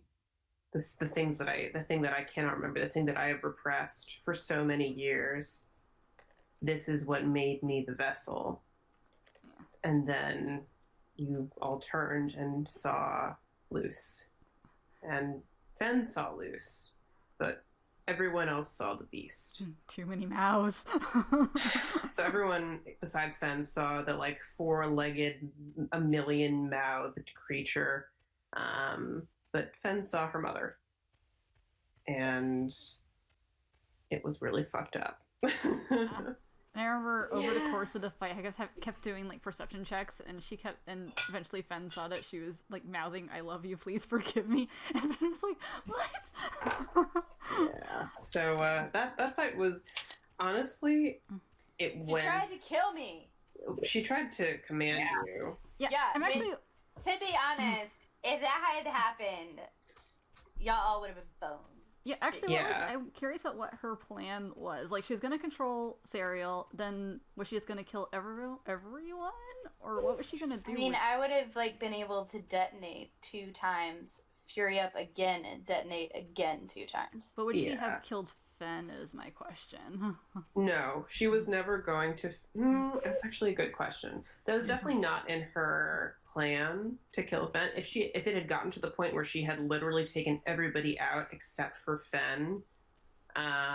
there's a really fucked up Darkest timeline where Luce uses Serial to kill Fen, and then herself, and then Serial is left in the aftermath. Watch me drag all of y'all's bodies. Yeah, watch me drag all of y'all's bodies like back to find people to resurrect. My God. But like, it's Rowan would literally just stand in front of Ben, like between Ben and Serial, and it would be like. I remember her initial thing that she did was she tried to petrify Ben. I was like, no. That's true. Well, she wanted her to stay, but I can kill y'all all in groups, guys. I don't. Yeah, I know. It'd be really You sad standing in if front of her Rowan wouldn't quit. really done much. No, it wouldn't. It would just be sadder. Which is all I'm saying. Ben can't die alone. Oh God. We should let Ben die alone.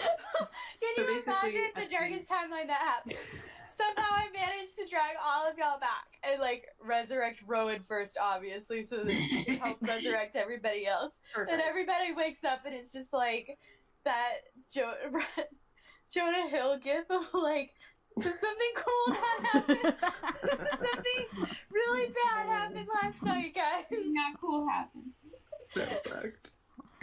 So basically, at the very end of the fight, like Luce is on her last legs, basically, and Fen takes out the dagger that Roxanna gave her, and Luce is mouthing to Fen, you know, forgive me, please, I love you, please forgive me, and Fen stabs her in the heart. She does forgive her, though, before she does. So sad. So yeah, you guys managed to kill one Harbinger, and... I was cursed. That we were really dumb about.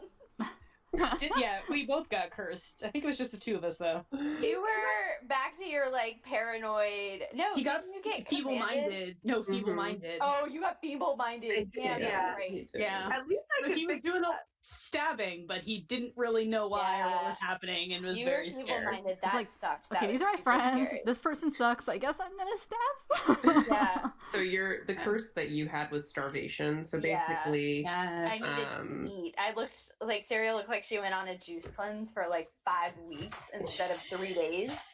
So So basically, the way in which starvation works is that they had to succeed a saving throw or take disadvantage on attack rolls, ability checks, saving Yeah. throws, and it only ends after the person eats something. yeah, it was But bad. it took a really long time to figure It out. did. She neutralized me real good with that though in the fight Yeah. with a lot of things. So Yeah, we eventually figured it out, and I just started eating everything in our packs. it's true. All right, so that is the end of this session where they took down Luce, and then our last session that we had, session 7. Rose is on her way home BTW. Oh, good. So I told her that she should come and join, at least for like the question part. Yeah. She would also like to know who her god is. So, but she's driving home right now from that like. we can wait informal interview. until she gets back. But we have the last session to talk about. But We do. she just wanted to know where we were at. So I told her, and I was like, "We're definitely still going. Yeah. Mhm, So you should definitely pop in when you get home." So I think that's her plan. definitely. Okay, so Session Basically, 70. session 70 is entitled Holy Waters, and the party decides to make camp at basically the site where they had the big fight with Luce. Oh, it goes We were great. really low on like everything. Everyone Yeah. was super injured, and also the Merkendraw, the place where the Well of the Gods is, it really changed after Luce was killed.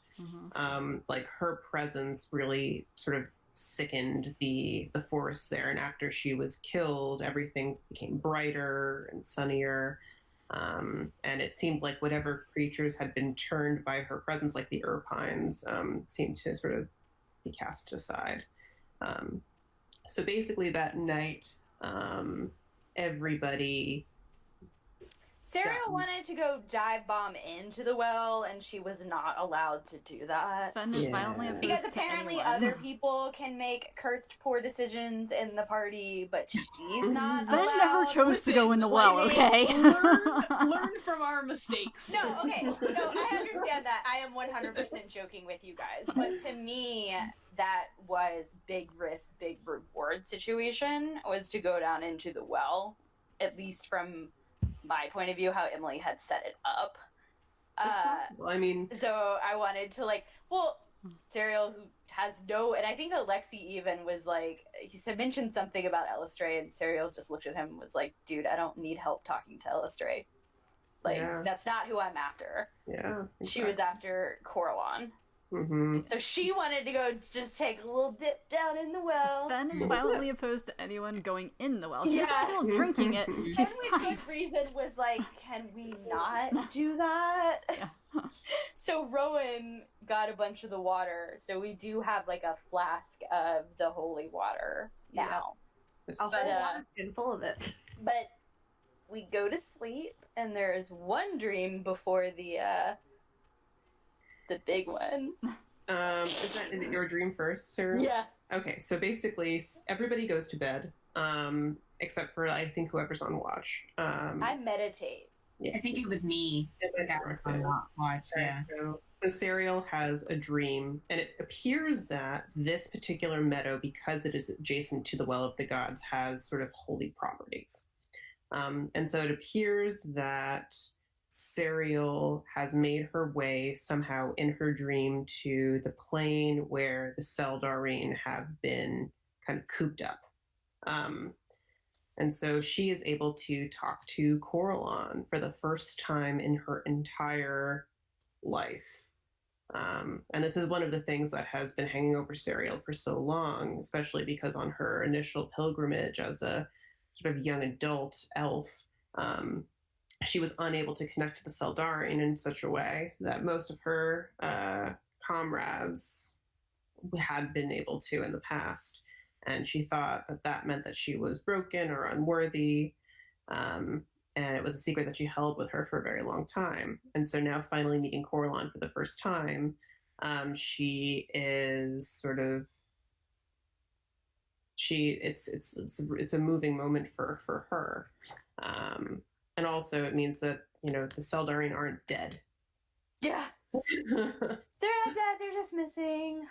Turns out the Risden for a while has been like eaten through planes and stuff, and Coralon and the Seldarine were one of his first like victims. Exactly. And so Coralon has been MIA because the Risden yanked him out of wherever, like the original plane I guess they were on, and has cut them off. But Coralon, very emo, is like, I can hear you all, Mm-hmm. but he I can't can't reach back. give anything back to you. Yeah. Yeah. So, which is kind of really sad. It's really, really sad. But actually, they start talking about Elistray and how she has been a sort of a mantle of like a connection between the Seldarine and the material world. Now that the Seldarine cannot reach beyond their plane, beyond Arvandor, which is the plane where they live.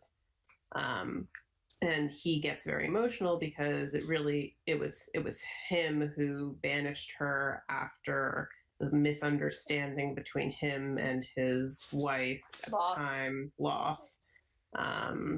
So basically, he's like, I think of her all the time, and banishing the Dark Seldarine, which is the pantheon that she's a part of, from Arvandor, their plane. He's like, I lost the brightness in my life, and she must hate me.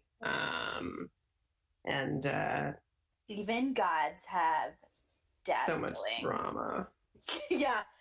And basically, Coralon offers to bless Serial. But it's like a little bit of a weird thing because he's like, it would mark you as mine and my own. He's like, I know it's something that you've dreamed about. It's the desire of most of your kin. Like most of the Sun Elves are very pro Coralon, if not all. Yeah, she was very, I think she told him once, this is all I would have wanted, but I don't need it anymore. Like, I have enough faith in myself, and also I've already sworn myself to Elistray that I don't need it anymore. Yeah. But she got something anyway. So she received something called the Mantle of Faith, which is a holy garment that bears various religious icons and favored colors of this specific faith that Serial has. Basically, when worn over her regular clothes, it grants basically damage reduction of -5 whenever an evil person is like hitting her. Yeah. So it's pretty cool. Yeah. So it means a lot Serial, to her. yeah, Serial was very much rewarded for her faith in the well. Yeah. Then we had a different situation going on. Just a little one, just a tiny little situation. The big old, remember at the top of this when I said the Rizden fucked things up way back when. I feel like Here he comes again. I feel like before this, at some point, Roxanna and Rowan had the conversation. Yeah, so Serial no. Rose wasn't here, but Serial wakes up and smacks like Julian, essentially, who is on watch. It's Julian and Roxanna that are on watch. And they have a fight because Julian had been like, you cannot climb into the well and drown yourself. Like, that's not chill. But like, and to Serial, it was like, excuse you? Like, what? But he's like, dude, you just died, like, literally in front of me, like, 3 days ago, which is a compelling point. So they had, like, a fight and intense conversation where things are traded back and things are said essentially like, look, like, you can't die because I don't know what I would do if that happened. And she was like, yeah, let's not test that because I don't really know what would happen if you died again, like what I would do, probably really bad things. Like, let's not like go there with that. And then Roxanna and Rowan. Well, because Rowan like is awoken by how And we were just talking like kind of like sleepover talk. It was And we got onto the conversation of how we thought they seemed like a married couple, like they were bickering. Yeah, and then Rowan had to admit that she doesn't know anybody who's married. Yeah, and I don't know how we got on the conversation of Jed. Like, Jed came up for some reason, and you were like, oh, maybe you can... Oh, we were talking about their wedding, like if they did get married, their wedding, and I said, oh, I hope maybe I'm invited. Well, have we mentioned that, like, my dad was, like, your mentor? Oh, no. So, very long story short, Roxanna was raised in Belmar, and she was raised in a good family, but she kind of liked to get into trouble, so she fell in with Loris in the class, and that's her crime dad, and Atticus sort of saw her getting into a lot of trouble and gave her a position in the Belmar Guard. So that's kind of what, if I remember, that's sort of what settled the dust when we first encountered each other. Yeah. You said that Rowan looked like dad. Yeah. I recognized your Belmar accent. Yeah. Like, that's weird. Yeah. Actually, after the fight with Luce, one of the butterflies that are remaining flies away. Yeah, the second one went away the second time I talked to Jed before I left, I think.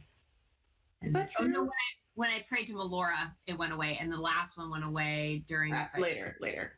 Yeah. Okay. Yeah. So at this point, you have one butterfly left. Or no butterflies. 0 butterfly. No, you have one, I'm pretty sure. Second butterfly went away when I prayed to Melora over the dagger.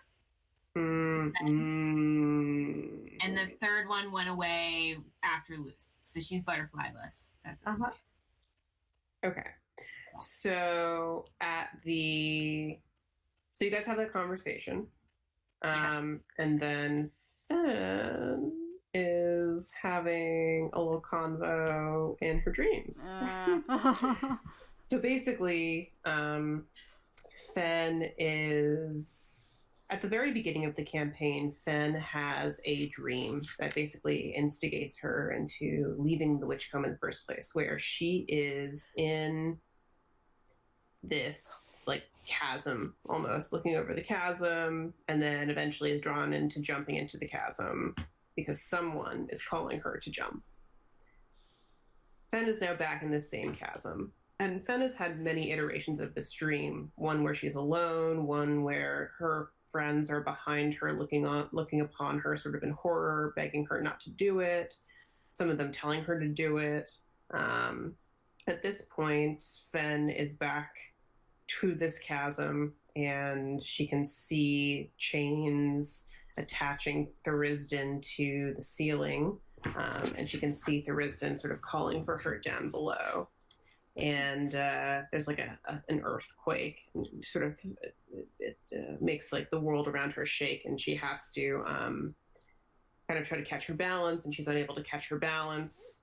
And then she realizes that there's a chain that's wrapped around her that Thuristan is pulling on and pulling hard, and she's unable to resist his strength. And so she sort of grabs onto the edge of the cliff, and yet again, she's unable to resist the pull, and she falls down into the chasm with him.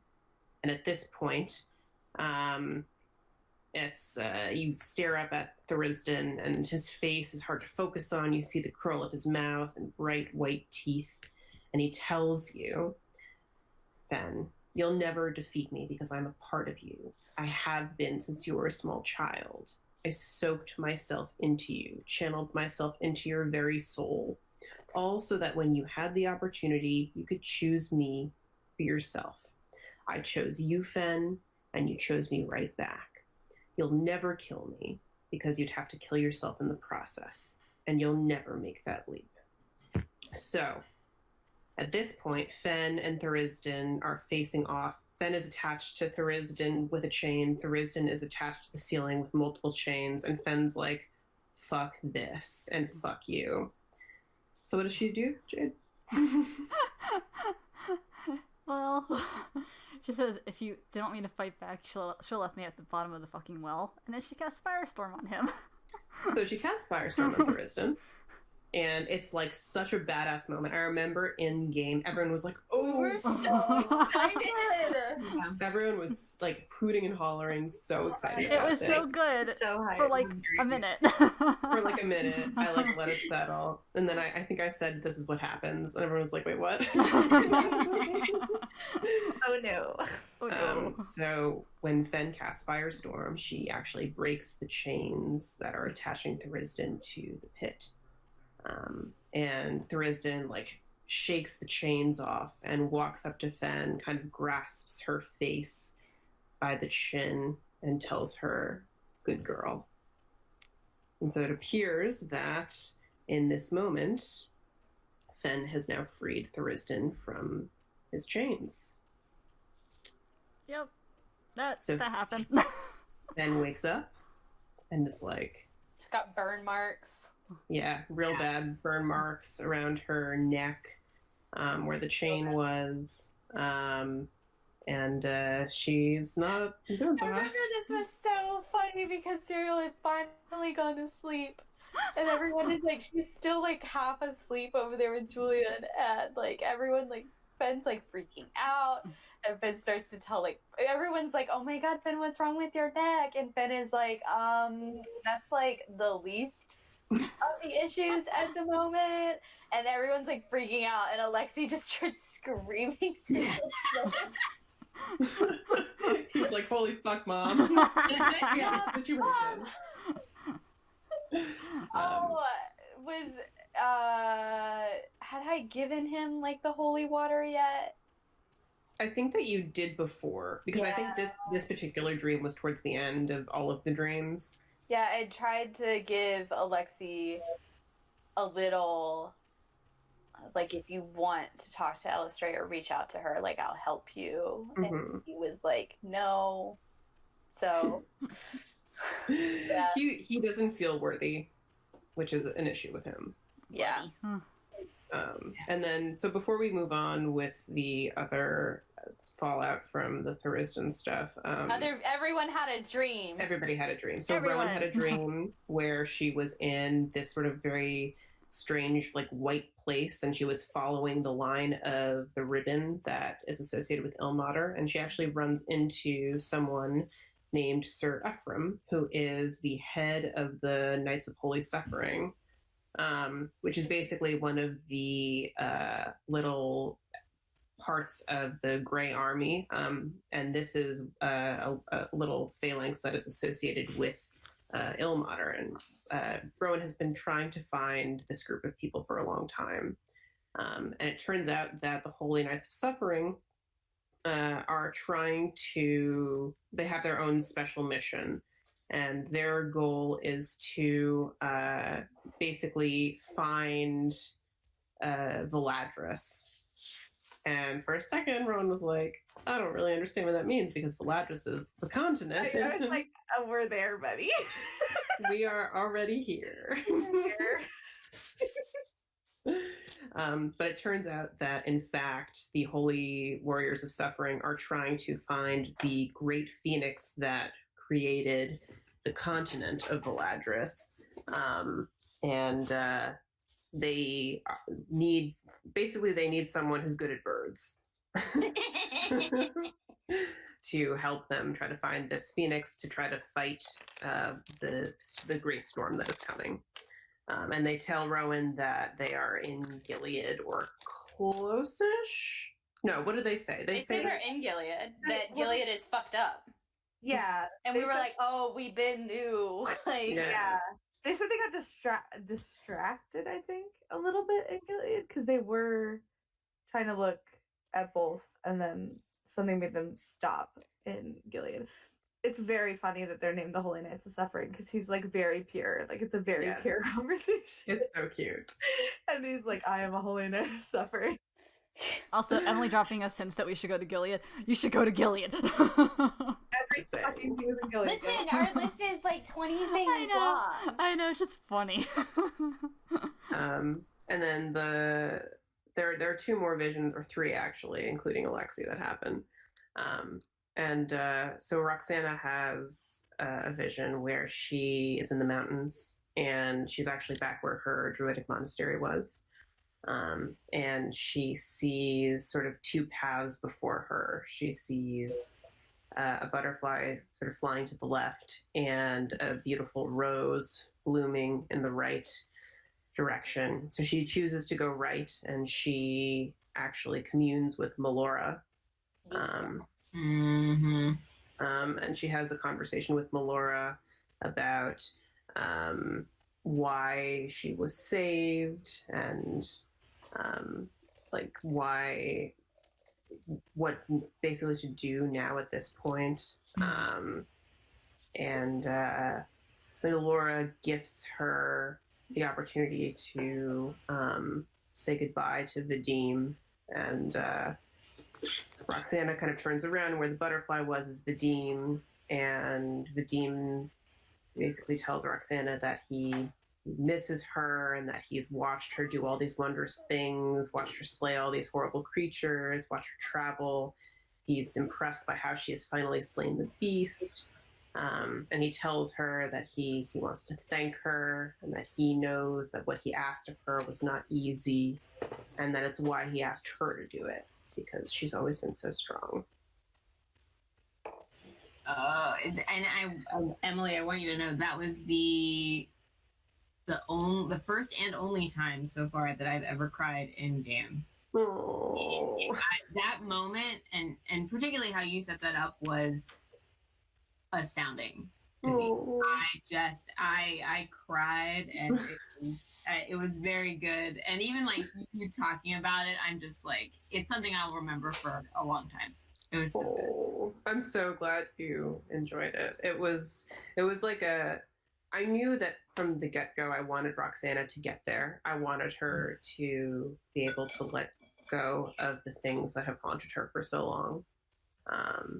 And yeah, she's great. And there was Darkest Timeline. Me was like, oh, she has to choose between communing with Melora and seeing Vadim. So super harsh DM Emily was like, if she goes right, she'll never see him again. But then I couldn't do it. And I think she specifically asked too. She said, "Is Vadim with you?" to Melora. And I'm interested. DM Casey is interested in Darkest Timeline, but it's excellent.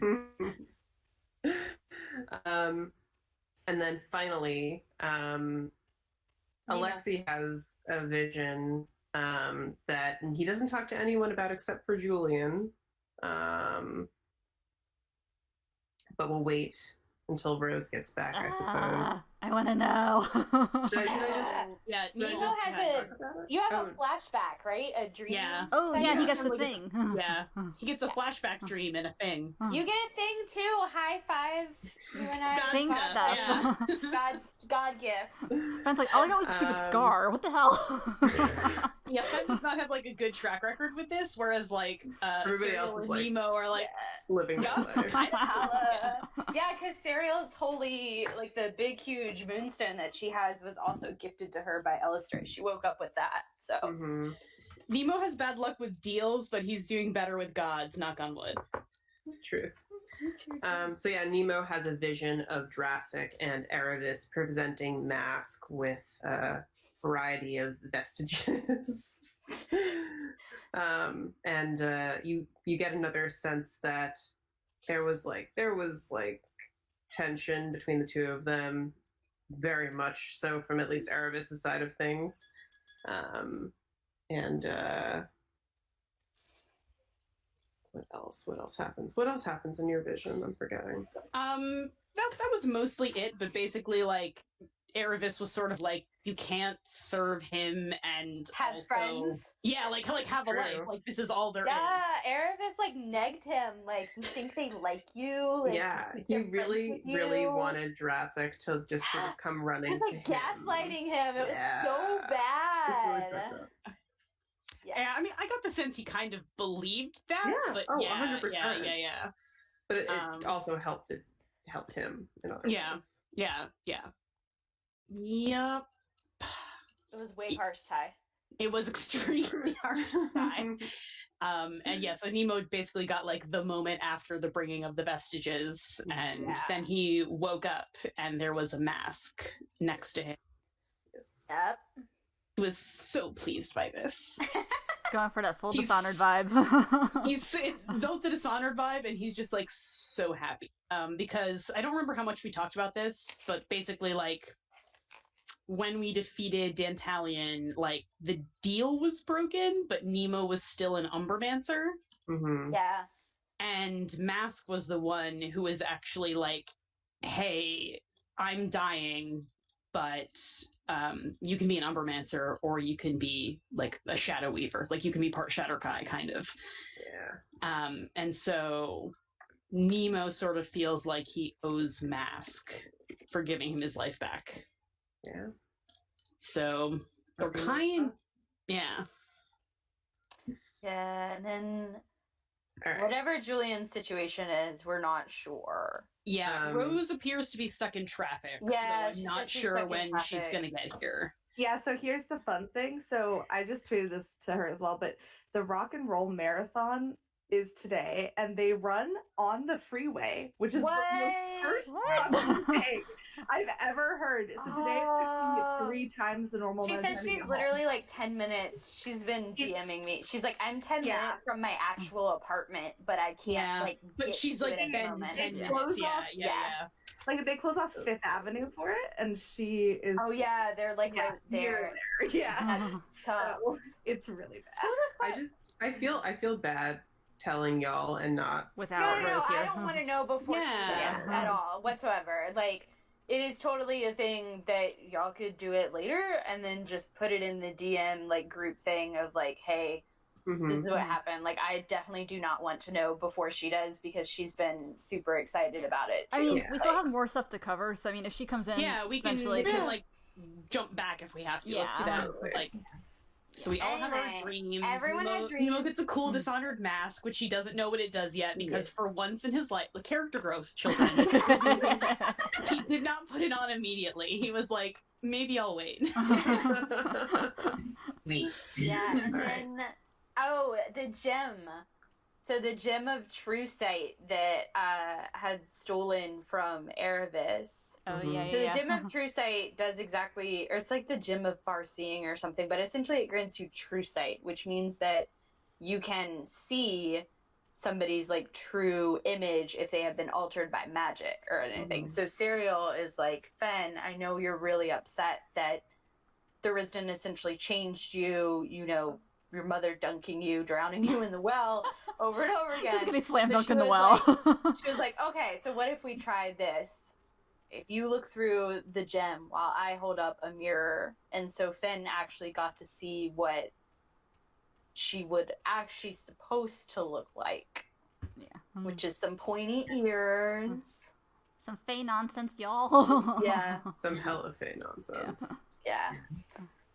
It's good. I also remember that that's the moment too that Roxanna and Fen, after Fen woke up with the whole chain situation on the neck, said that anything that she would, any fight that Fen would ask Roxanna to fight, Fen or Roxanna would be there for Fen. Which is such a great character arc from I tried to kill you to I literally die for you. Also, I remember after Fen got the spire, Roxanna had like kneeled to her and stuff. I was like, oh no. Yeah. It was so good. Buddies. So yeah, I think we all freak out for a really long time where we're trying to figure out what to do with now that like the Risden is being released, and how do we come upon the subject of let's check in on Ayun? Oh, we were gonna ask another god. So we were like, shit, what how do we kill him? Yeah. Like, we're like, well, how did they throw him in there in the first place? Because that's something like that we haven't. Neither of the two swords have told us how they threw Thuristan into the pit, and we were like, okay, well, what if we ask Paylor or ask Ayun, because it was their original idea. And I was like, maybe not Paylor, maybe him later. Yeah, so Rowan didn't want to talk to Paylor. Rowan doesn't want to talk to Paylor. So Rowan doesn't have to talk to Paylor. that was fine. And then we landed on Ayun. So Rowan took a good old glass of holy water from the well. She did, and then she went and woke up in the library. Not her favorite terrain. Last time she was in the library, she almost knocked over like 5 bookshelves because she rolled a 1 onto the ladder. So she was just already not feeling it. Libraries are the opposite of Rowan's favorite terrain. Exactly. They're her like least favorite terrain. Yeah. And she like started walking and she was like, it's really quiet in here. Gets all the way to the end and like starts to see blood and then turns the corner and Ayun's giant body is like blood everywhere, dead, basically. Yeah. And she sort of successfully channels divinity to figure out, like, can I help her? And basically learns that, like, she would have to just restart the Ayun cult because there's not enough people worshipping Ayun left. Her city got destroyed too. Yep. Yeah. Yeah, Feeling Seoul great about is that. Ayun City, and Some it consequences ain't there anymore. of choices in game are that Ayun lost her city of power, lost her followers, and now she's dead. Thurston was like, fuck Ayun lives. Fen is indirectly a god killer now because it's all kind of her fault. Indirectly? Yeah. Well, okay, listen. Because she. Wow, Emily! Wow. Yeah. Wow. All right. There exists an alternate timeline where we went to Seoul so much earlier on, and Fen is probably like some warlock or something to Ayun instead. And Definitely a monk. Definitely a monk. Yeah. and like instead, this timeline is bad. Just bad. the entire fucking city is destroyed. Did you know? Because I was watching The Mummy the other day, and so of course Odin Fair there. I was like, oh, Arcadie's probably dead, so that's cool.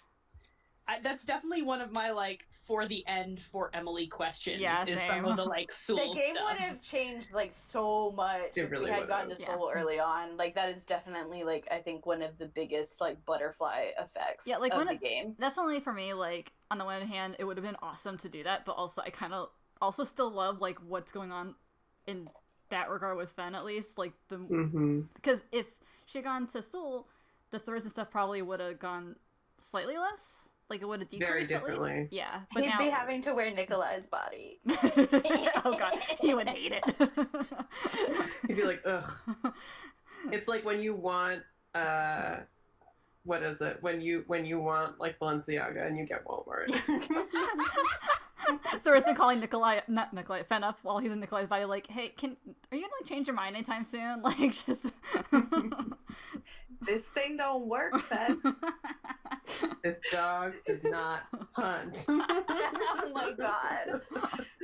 I don't want Right. to be this lanky asshole forever. yeah. We So go back to the anyway. court. Yes, Yeah, you yeah. guys go back to the Unseelie Court and you make good on your deal with Bosca, Yeah. where you convince the Unseelie Queen to let him go free of his deal with her. Mm-hmm. Yeah. Ben gets some things out of her, Fen makes her some deals. Yeah. Mhm. and Serial demands the location of an archfey that would have Cabal's ruin, Mhm. which leads to a fun, like, I feel like the Wii music was playing during that. Yeah.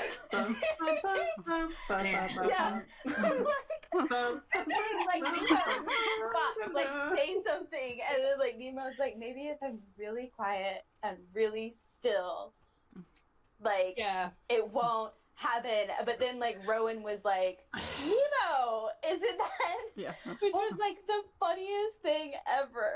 Here's the thing: is like in D&D logic, like of course it was all going to come together, but I like was trying. It was such a thing where I was like trying to lob it up for you of like, here is one of your vestiges that you could wear. Like, come on. And then Nemo's like, but if I don't move, nobody. no, like, that's extremely true because like, Amanda Brain is like, oh, of course, like the vestige is gonna be like Marith's, or like Marith is the key to getting it, and we're gonna have to go deal with this like now. But in D&D logic, I'm like, well, Nemo is sort of like, well, there's plenty of archfey, and like, what are the odds that like my luck is just that goddamn bad? And of course, his luck is that goddamn is. bad. Well, Yeah. and it's like, and Rowan's immediately like, this is it, because like the whole thing is always like Nemo's just in a constant like gay panic, like gay goth panic, and Rowan is constantly just like, and I'm gonna push you, and I'm gonna push It you. was great because it was one of the like first times in a while that Rowan has put her foot down and was like, no, I'm not keeping it a secret. Nemo, Well, we say can't something. keep it a secret when Marith has a vestige. I know, yeah. Yeah. It was so great, but It all it leads to the perfect moment where we were leaving and we opened up a tree to go back to Aladar, and we're all getting ready to file through the tree, and Serial is behind Nemo, and so she finally puts 2 + 2 = 4, not 2 + 2 = grapefruit, and she creepily put her hand down on Nemo's shoulder and was like, you've been very, very bad, and then stepped through the tree. Literally, we walk through the tree. Rowan has 2 steps through the tree, turns around and goes, "Isn't that your guy?" Roxanna was like, oh, isn't that the person that you asked me about? Yeah. Yeah. Nemo's just like, can we all be chill for like 5 minutes, No. please? It's like the perfect like Roxanna and Rowan raised by the same person. Yeah. Serial was like, "Ooh, I got you now." Yeah. Yeah. She's like, "You're busted. Yep. You busted. You broke, and Again, you telling yeah. it all." It is very, very good because again, like Amanda Brain is like, oh, of course. Yeah. And then Nemo is just like, maybe this will be fine. It'll be fine. It's never To fine. be fair, in the course of Nemo's life, between him becoming a necromancer and now, a lot of the time people just kind of forgot. There was like that 6 month. I'm terrible in like time. Like that 6 Mhm. month to like a year period where like people just forgot him. So it was very easy to be like, this actually isn't gonna come back to me. And then it started doing that, and it did it with like such power. What are consequences? Indeed. I don't have to deal with those. So yeah, that is where we ended Yeah. our Well, last session. No, we didn't. No. Also, more. Fenn's deals with the Silly Queen is she had sealed up the well temporarily, Yeah. and she asked if she could come back to put protections on it Yes. after everything was over. And because she knows that she was not meant to look like this, she asked if the Silly Queen could undo it. And the Queen did say she could, but it would take time. and that Fen would owe her a debt, which I might ask you about out of curiosity, just because it's not really campaign relevant. No, but we'll see. Yeah. We'll go back and Roxanna has to choose. I think before we go back, we're like, do you want to come back? I remember Serial like turning to Roxanna and saying, very pointedly. Yeah, what do you want to do? And you had not asked for permission. Yeah, well, it was in Alinar. You were a guest.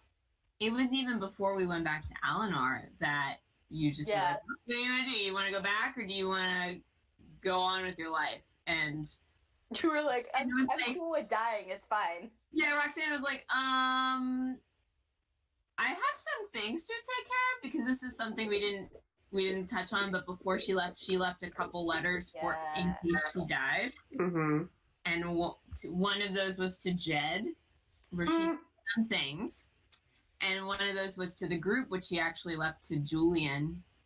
Yeah. Because she trusted Julian to at least accept the letter and not refuse it in case something bad happened. But he ended up giving her the letter back unread. Yeah. And well, he has a very good moment where he was like, he's like, I know what it's like to do this kind of thing, to like write a letter to people that I care about instead of actually telling it to their faces. And he's basically like, you should just talk to me. Yeah. Metagaming Casey was counting on that. The whole letter thing, and I was like, I'll give it to Julian. That'll be perfect. It was good. It was really good. And Roxanna decided that she had some unfinished business with Jed, and she wanted to go back. So we went back to Alinar via tree. Mm-hmm. Yeah. And the second time she ever wild shaped in the whole arc, she changed into a butterfly and found Jed, and kind of there's a running joke that every time she sees Jed, she falls. And what she did is she turned into a butterfly and found him. I think he was like working on his forge or something. Yeah, it was. Yeah, and she flew over to him, and then she rose up, she flew up in the air, and then like polymorphed back and like fell right on him. And I tell Jordan this all the time. Like, I'm haunted by like the what if she had actually walked up to him in that moment instead of surprised him, because I very much think the surprise worked in Roxanna's favor as to how he reacted to the letter and how he reacted to everything that happened afterwards. Yeah.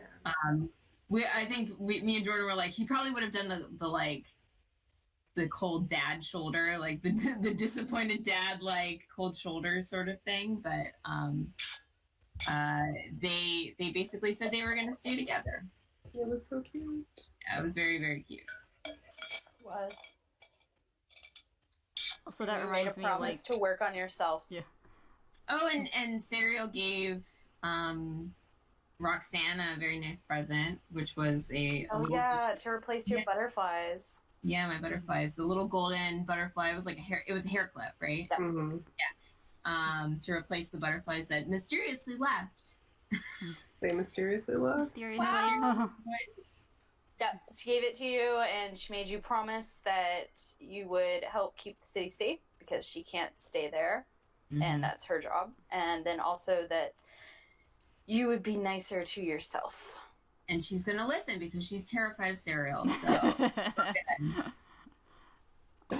Also, that reminds me, kind of backpedaling a little back to before the loose fight, but I remember Julian pulling Alexi aside and being like, it's like, I recognize that look of someone who's about to self-sacrifice themselves for someone they love, and no, don't do it. That was so good. Yeah. Julian is like infinitely like, I have been here. I've done all of this. Don't do it. It's like no. it's bad. It's bad for you. It's bad for me. He's like, you don't do it because then I'm in trouble. Yeah. Because they're gonna be mad. So don't do it. It's awesome. Yeah. All right. And I think that is where we ended. Yeah. That was where we ended. Yeah. Unless Rose comes back. Yay! Yeah. She'll be here soon-ish. The traffic seems to have cut off the main route, but Yes. Yay. If she was in the ID, she should be home. Like She's around. still home. Yeah, she's home. Yay. Okay. Do we want to hold off? I'm if telling we wanna- her to come join. yeah.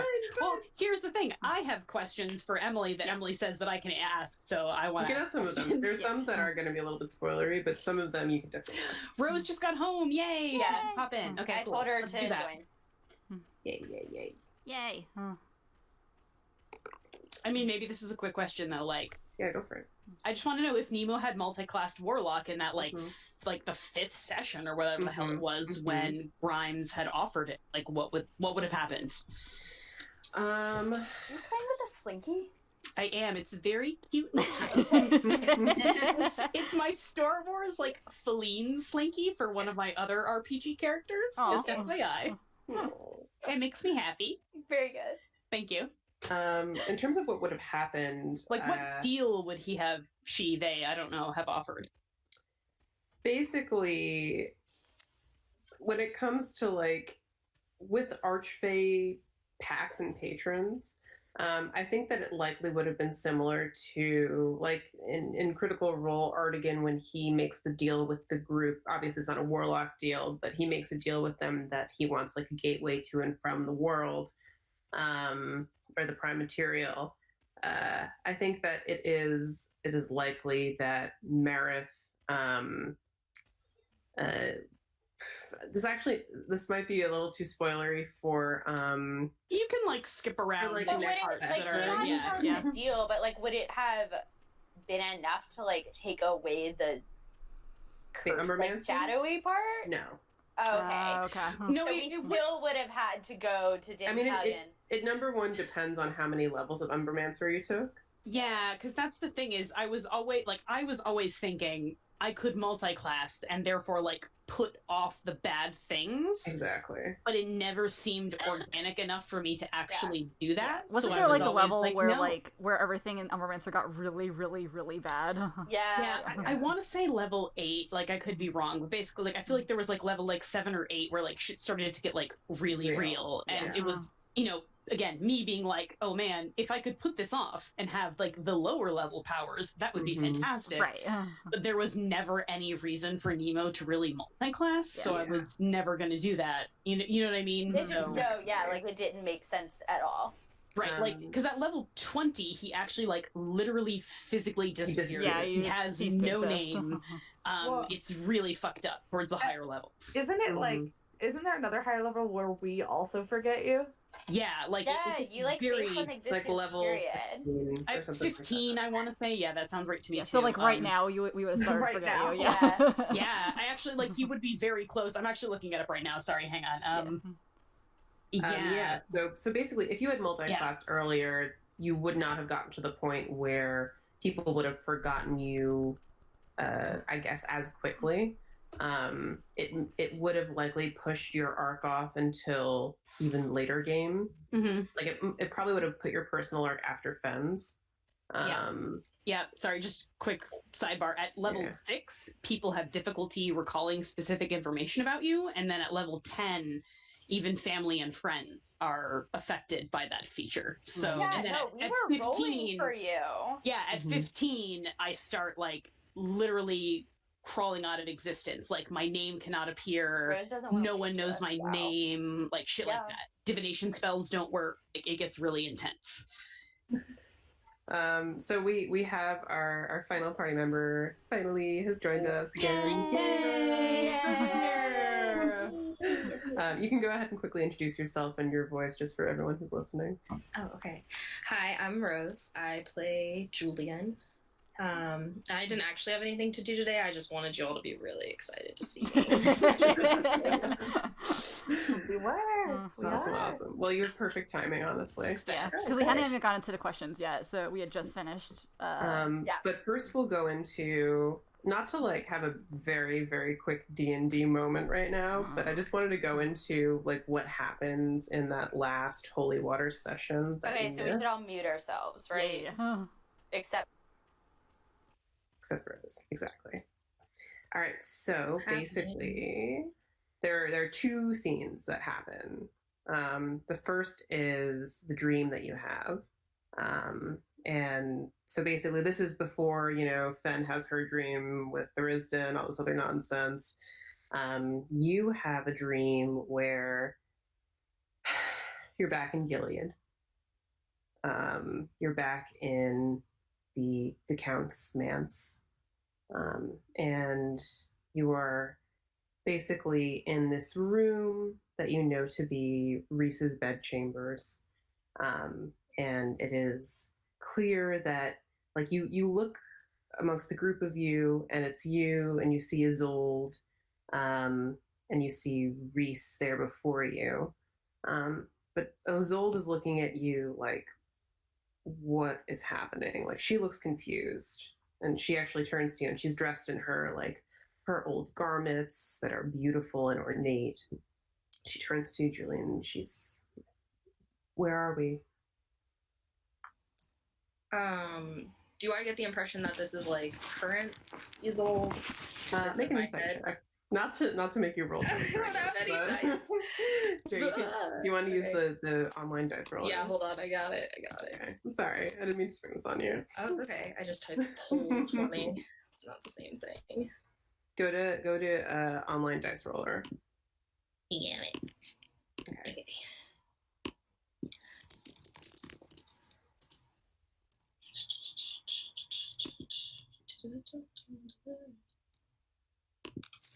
Here we go. You got 18. Oh shit. Yeah. Ooh. Yeah. She is definitely the Isolde that you know is sort of ghost riding you. Okay. She is the spirit that is currently haunting you. But it's clear that you are both having this vision at the same time. Okay. I say I'm not sure. I mean, I've had dreams like this before, but they're usually memories or just one time. And it was. Rhys looks at the both of you, and he kind of looks confused for a second, and he says, "You're home. That's where you are." And Isolde looks at you like, what the fuck? I am probably making a similar face. And Rhys actually, he steps forward, and he looks beautiful and whole, and it's like you've blinked and the world has dripped away, and you're back there. You're back there once more. And Rhys looks at the two of you, and he takes your hands. Julian, you're in his left, Isolde is in his right, and he squeezes you tightly. And there's a long moment where you are just fucking confused and like unnerved. And then he doesn't let go of your hand. And the grip gets stronger and clenches down more and more tightly. And you try to break his grasp upon you, but you can't. Make a strength check. Okay, let me get my character sheet. I didn't need it for insight because I don't have shit. Okay. 13. Yeah, you are unable to resist his grip, and you blink and you look upon him, and a visage that used to be whole is now dark and shadowy and mutilated. And Isolde is looking at you, terrified, and she looks much more like herself now, less like the soft woman she used to be. Mm-hmm. And the Rhys in front of you, this strange dark creature, says, "You're coming home."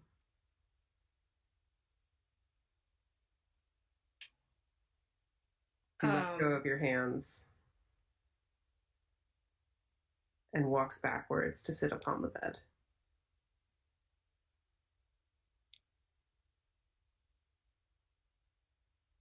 Can I wake the fuck up? as you try to wake up, a strange, dark form emanates from Reese. This sort of dark two-legged creature starts walking towards you, like upon its hind legs. It's very weird. And then you wake up. Jesus. Okay, cool. Yeah, Slenderman is here. So after you have that dream, you take like a good 20 minutes to like focus up and recalibrate. And now make a perception check. Okay. Right now, everyone is fast asleep in the meadow. That's 29. What is it? You see that Alexi is awake, and he's actually kind of staring off into the distance. He looks like a little shaken. I mean, word. I'll get up and go kind of like stand by him. Be like, can't sleep. Alexi kind of jumps a little, but looks up at you and nods and kind of sits up himself. I had just a really weird dream. Well, I think that means you're officially part of the party. Do you want to talk about it? Make a persuasion check. Okay. That's a 28. Alexi nods. I think that would be good. I think that maybe you would understand. And he kind of looks at you with like a little bit of like a concerned expression on his face. I know that I follow a god that is not necessarily known to be good. Bane has never had good followers. But I think that you would understand why I still walk in his path.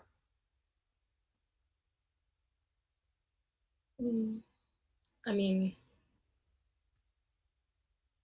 I'm not sure I'm exactly the best person to talk to about gods. But in my experience, it seems like the gods have the ability to give you power, right? Or blessings or something. But at the end of the day, they don't exactly have the ability to tell you what to do with it or the person to be just because they gave you that power. So I think that making blanket statements like all Bane followers are evil is maybe you're creating a self-fulfilling prophecy. I had a very strange dream tonight. And I don't know if it means that what I feel is the right thing or the wrong thing. And you watch as he kind of looks over at Fen. I know that Bane loves war, as do I. I'm good at it. I'm good at killing things. It's been with me since I was a child. I don't think Bane dislikes the chaos of war as much as I would want him to. I don't think Bane dislikes chaos at all. And I want to make sure that the things that I feel now for her aren't born from him. Oh, that's mad fucked up. Sorry. Oh, that's so sad. Okay.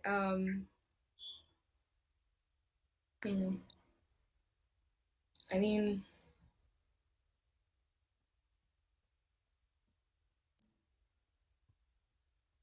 I feel like I've watched Fen actively fight how the gods in her head tell her to feel and tell her to be and try to make her. And I mean, no offense, but Bane isn't living in your head. True. So I think we all make our own choices. And I think that even if your god is trying to set you on a path, you can choose to walk it the way that you want. And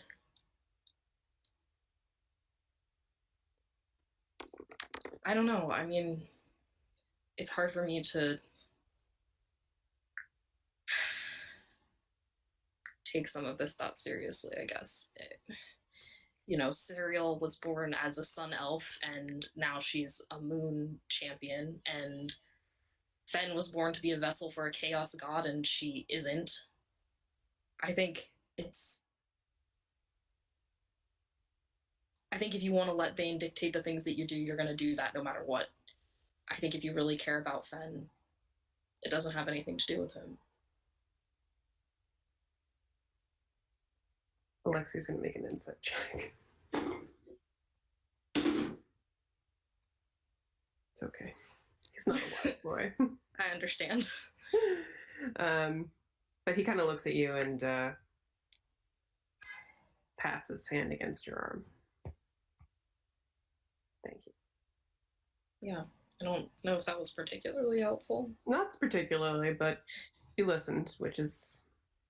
I'm happy to listen. I think that literally anybody else in this party would be better to talk to about gods. Not with the dream I just had. Okay, fair. I've noticed they're mostly just like very old, very powerful assholes. Like 9 out of 10 gods. That seems real. Yeah, so it's hard for me to give a lot of credence to the things that they might want people to do. I think maybe that's why I wanted to talk to you about it. I think I wanted someone to tell me that I have some kind of free will. We all do. I mean, I don't think any of us really want to be doing this, but we are. So. Seems like you're doing a good job. I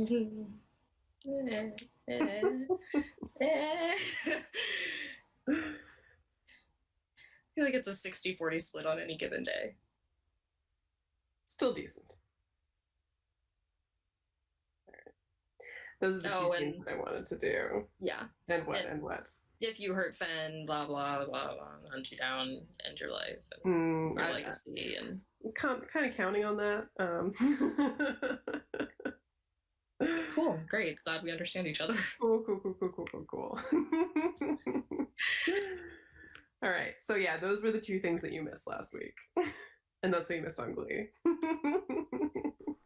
That plays in my head every single time. Thank you, Emily. I like doing the recaps and being like, that's what you missed on Glee. I wish you had heard the high-pitched noises I was making. Alexi's like, I had this really weird sex dream and I do not know how to interpret it. Julian's like, oh, I mean, it could be worse. True. Yeah, the thing that I wanted for Julian's sort of moment in near the Well of the Gods is that I wanted him to have a holy moment that reflected his beliefs, because I think that the water there conducts what people believe in, whether it's in gods or in people. And of course something is going on with Reese that you have yet to kind of delve into, but I wanted it to be a sort of that holy seems moment. Extremely straightforward. I don't know what you're talking about. Yeah. I wanted it to reflect a holy moment from his past, and then go a little bit further. Oh, so that was the idea there. That's nice. Gillian's gonna be so it much was very fun. Stressful. I'm quite stressed. Okay, so let's go through our questions. Yay! Yay!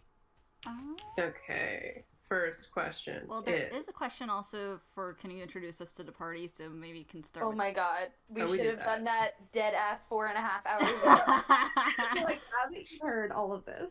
I mean, if this is the one you like start with, I feel like you're gonna be confused no matter what. Yeah, That's true. we Yeah, did. yeah. I feel like we did we've that. done Okay. that so many We times. did. Okay, yeah. Let's go into the ones that we haven't done before. Cool. Mm. Yeah. The first one is how tall are Jed and Roxanna? That was the first question we got. I was like, The important shit. Yes. Roxanna, this is the importance. This is the things people want to know.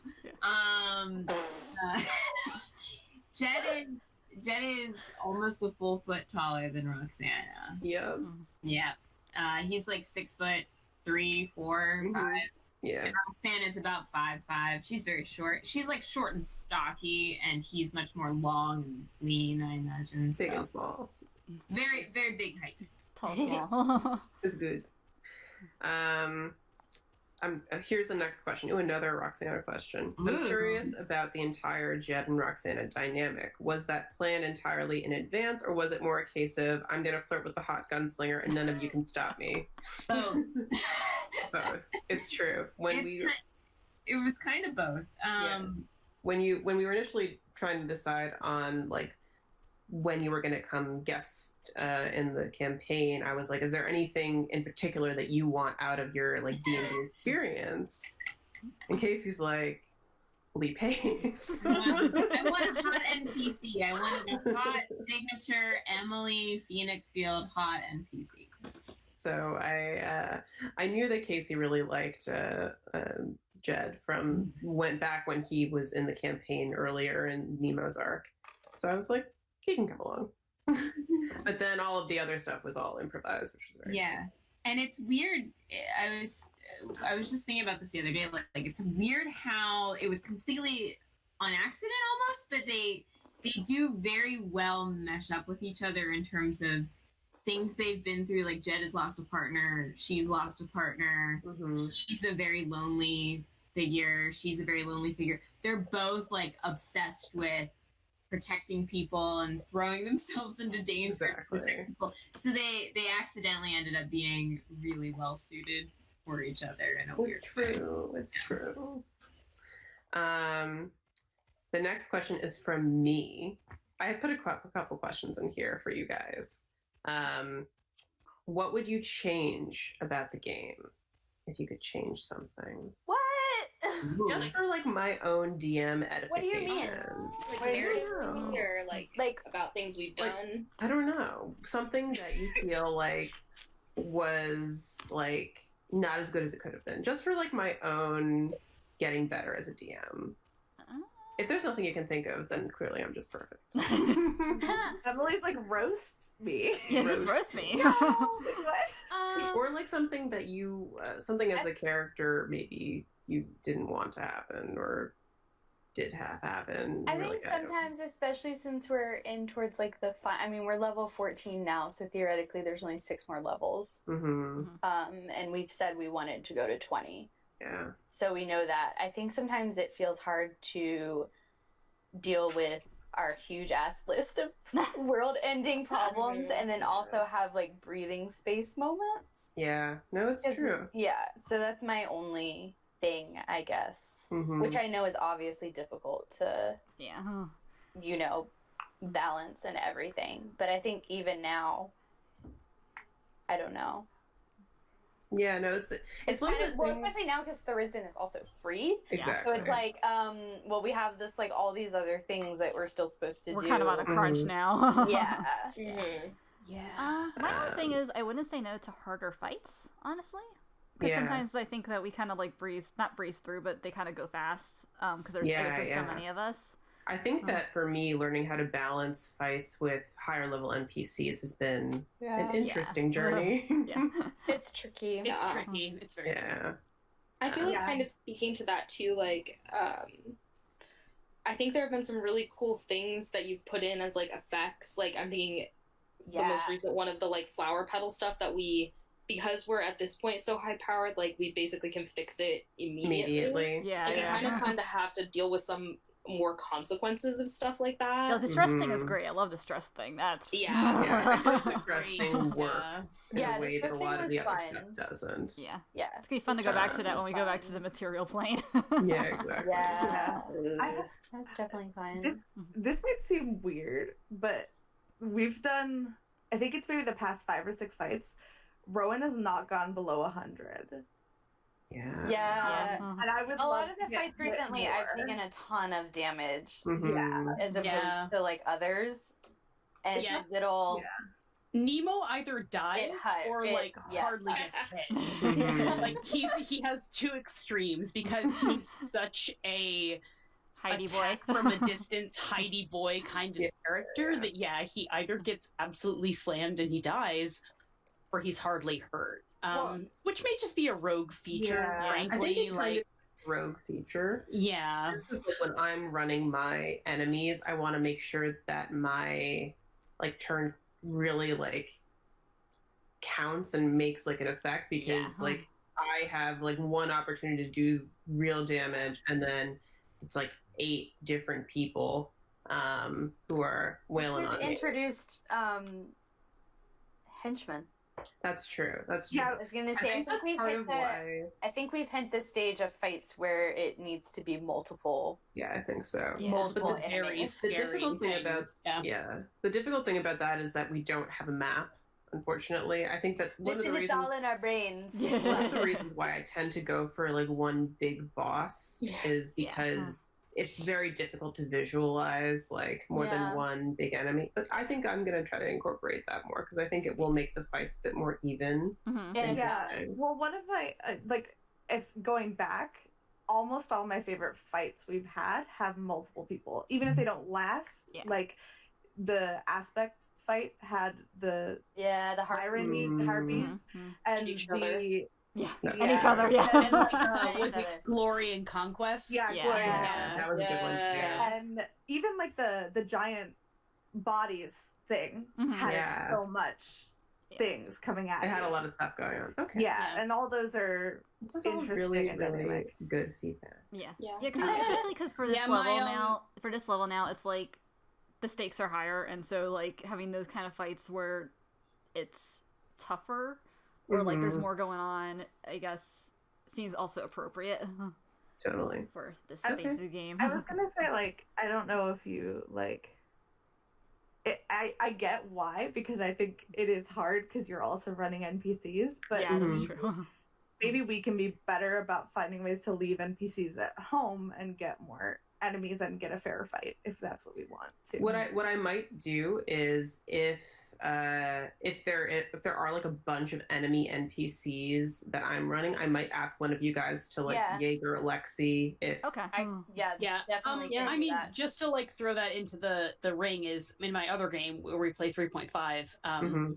My DM has actually been like basically drafting like guest players to play NPCs. And that seems to have worked out really well, because they can just stick around for like 3 sessions, but the DM doesn't have to worry about like playing this other person. That's very interesting. It seems to have worked out very good. We almost got murdered by what turned out to be a serial killer last night. I read about that last night with Kate. Oh my god, Kate nearly killed us. It was so good.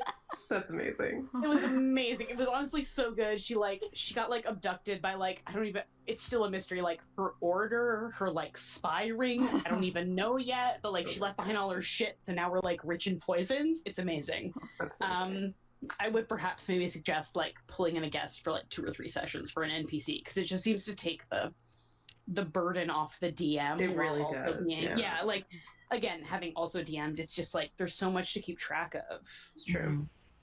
Yeah. Okay. Excellent. I think, speaking of giving you more things to keep track of, I was thinking about how you have always done a thing where there will be multiple things going on at once, and if we don't get to something on time or within a certain amount of time, it either happens or we can't access it anymore, which I think is really cool. But I think maybe making a little bit more clear, like what things maybe have a ticking clock, because I feel like there were things we missed because we just didn't know that we needed to get to them within a certain amount of time. So in Powered by Apocalypse games, there's a thing there, they have clocks they have literal clocks, and basically every time you do something or you don't do something, they slowly start filling up.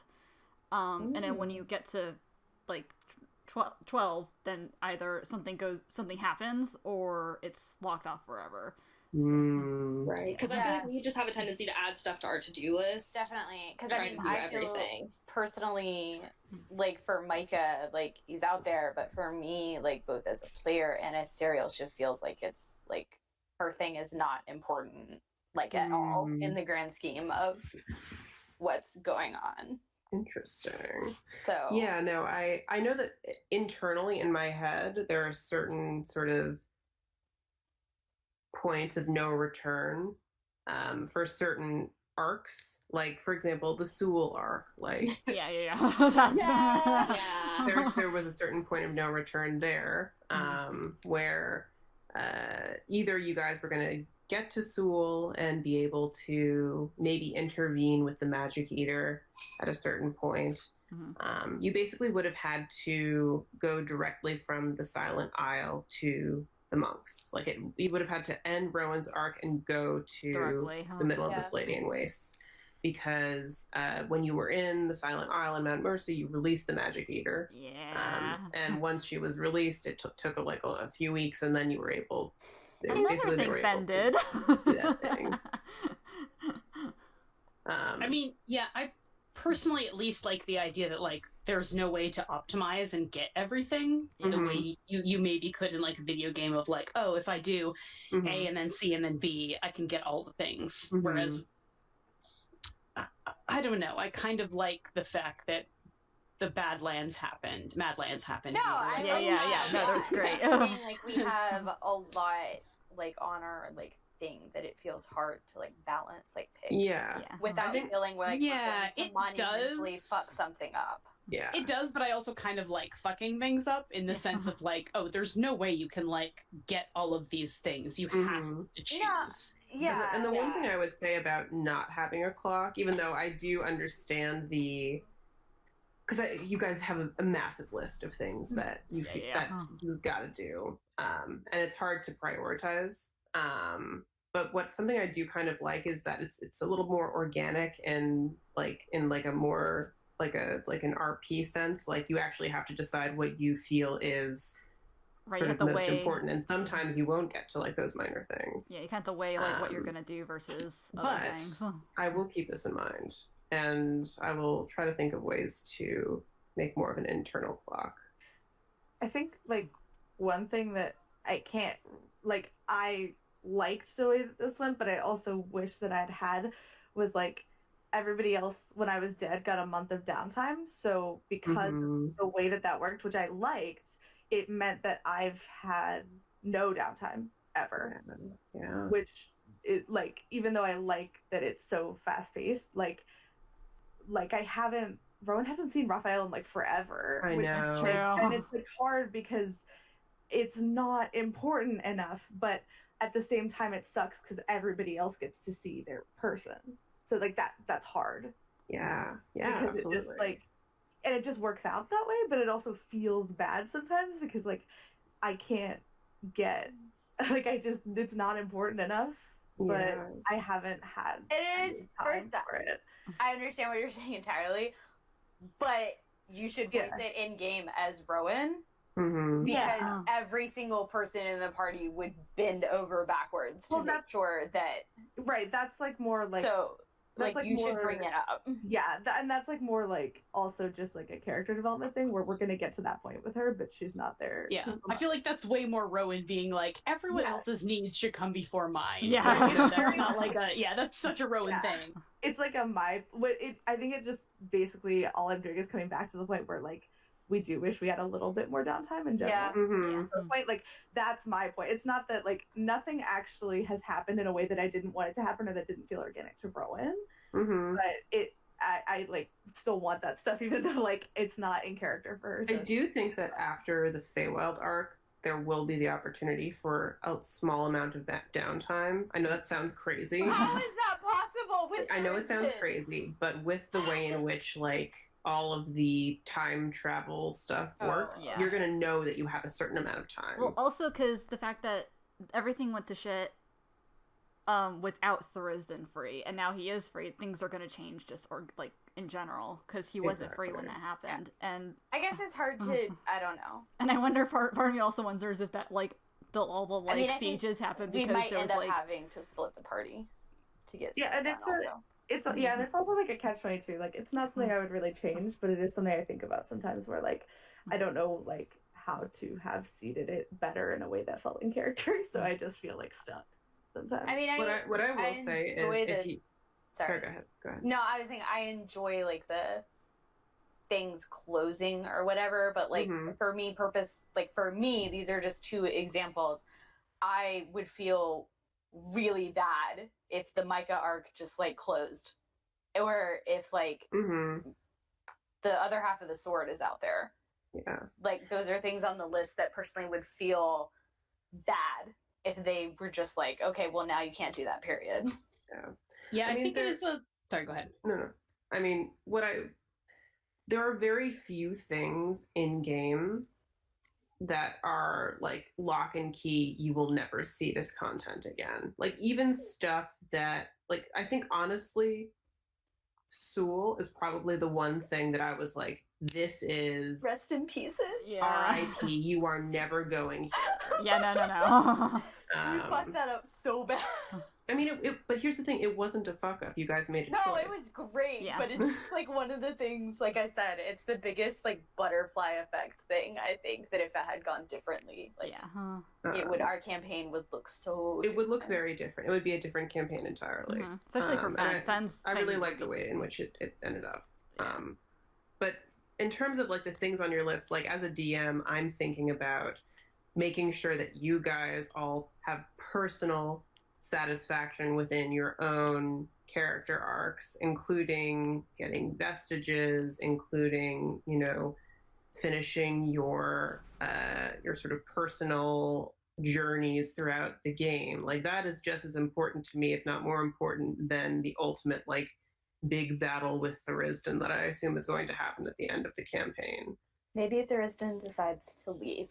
He decides, no, I'm good. He's actually. like, I'm going to Tis the Rot. Yeah. We max out on Paragon and talk him down. Fine. Have you heard about this other continent called Zerat? Maybe just go there. Just live over Okay, there. we should do another question. Yeah, another question.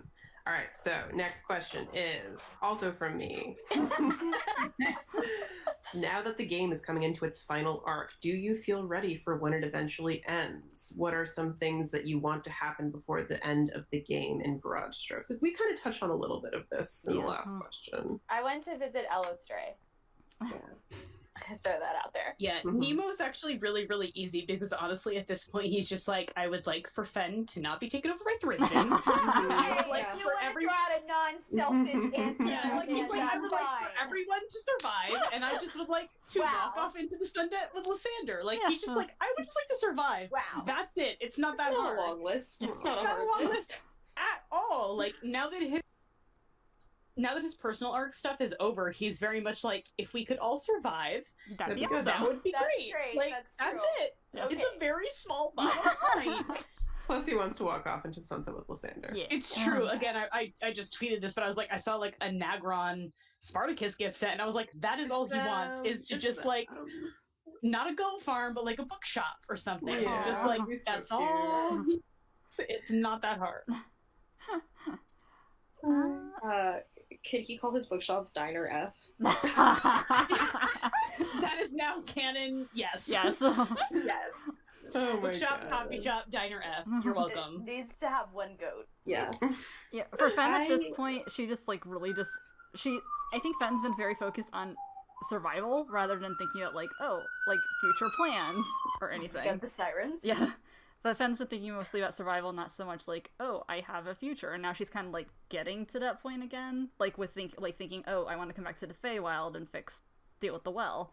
Like she's starting to make plans kind of in her head, like even I don't know, she's just like, I'm gonna try and survive this. It's fine.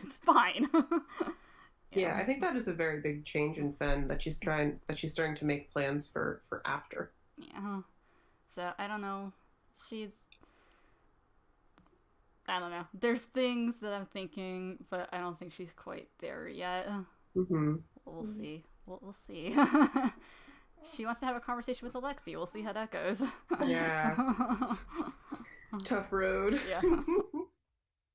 Yeah, I feel like then this was pretty obvious, but I think Julian's personal arc will be interesting because I can see things kind of going a few different ways for him depending on what happens there. Mm-hmm. So it's gonna be fun. I'm very excited for this arc. Yeah. I am excited. I'm incredibly stressed out. Don't be. It's gonna be fun. Yeah. But it's interesting because I don't, like, at this point, I feel like for so much of the campaign, Julian was terrified to go back, and now he's low-key like, all right, what's the worst that could happen? I die? Hey! Like, I die. Yeah. that would actually be worse. This is funny because that's what Jade and I used to say before she finally died to the Beholder, is that Zariel would end up finally dying in that arc, probably. I thought he would too, and now we've all died, so that fear is It's on the table, It's fine man. now. fine. We're all living. I just want to live at the Now end it's more about with the my emotional husband. damage. That's it. Yeah. Just want to live in the end Oh, actually, I have a with question. my husband. That's fine. Mm-hmm. Actually, I have That's a it. question about some. I don't know if you want to answer this now or not, but mostly I was curious, like, because the Unseelie Queen said that if Fen did take her up on the deal to come back and be refade, basically, that Fen would be in her debt. Out of curiosity, do you have any ideas for what that deal would be? Since it's kind of post-campaign sort of thing. I mean, I have a couple of different thoughts about it. Initially, I thought, oh, well, she has a recent vacancy for her second in command. So the initial thought was, well, maybe she just wants to have you as, like, her new Archfey right hand, which would be very weird, I think. A little bit. But then also, I think that part of her wants to bring the court back to Pandemonium. Interesting. So maybe if you helped her doing that, Okay. All right. kind of set right some chaos that was created. That's interesting. All right, next question. Yeah. Maybe? Yeah. Okay. What are your PC's favorite drinks? For the DM, what is Thrisden's drink of choice? The blood of children, probably, for Thrisden. Roxanna's is rosé wine and very strong whiskey, and whatever she drank out of Alexi's flask when she woke him up during the Godwell thing. 1,000-year-old rancid like liquor. It was what that was. It was aged. Delicious. 1,000-year-old rancid liquor. So, congrats on that. She has a range. She has a complex palate. A full range. Like drinking battery acid. Yum, yum, yum. So good. Anybody else have any ideas for their piece? Cereal's big on tea, in direct opposition to me, because I hate tea. I gave her that. As far as drinks go, she will have whatever is most expensive. Yum, yum.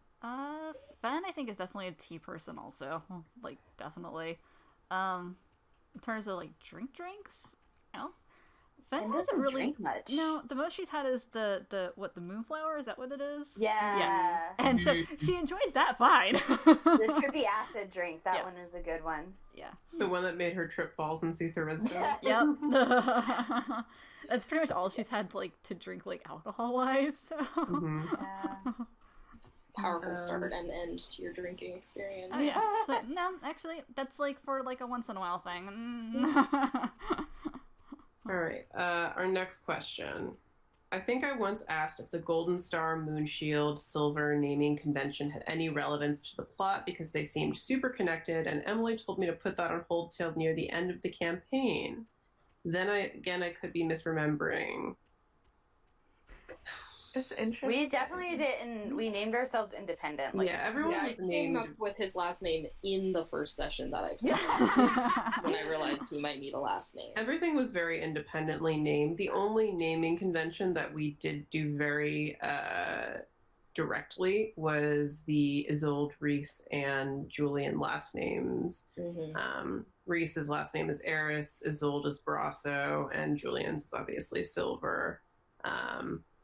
Some of that is literally in-game intentional, but we'll touch on that once we get to Julian's arc.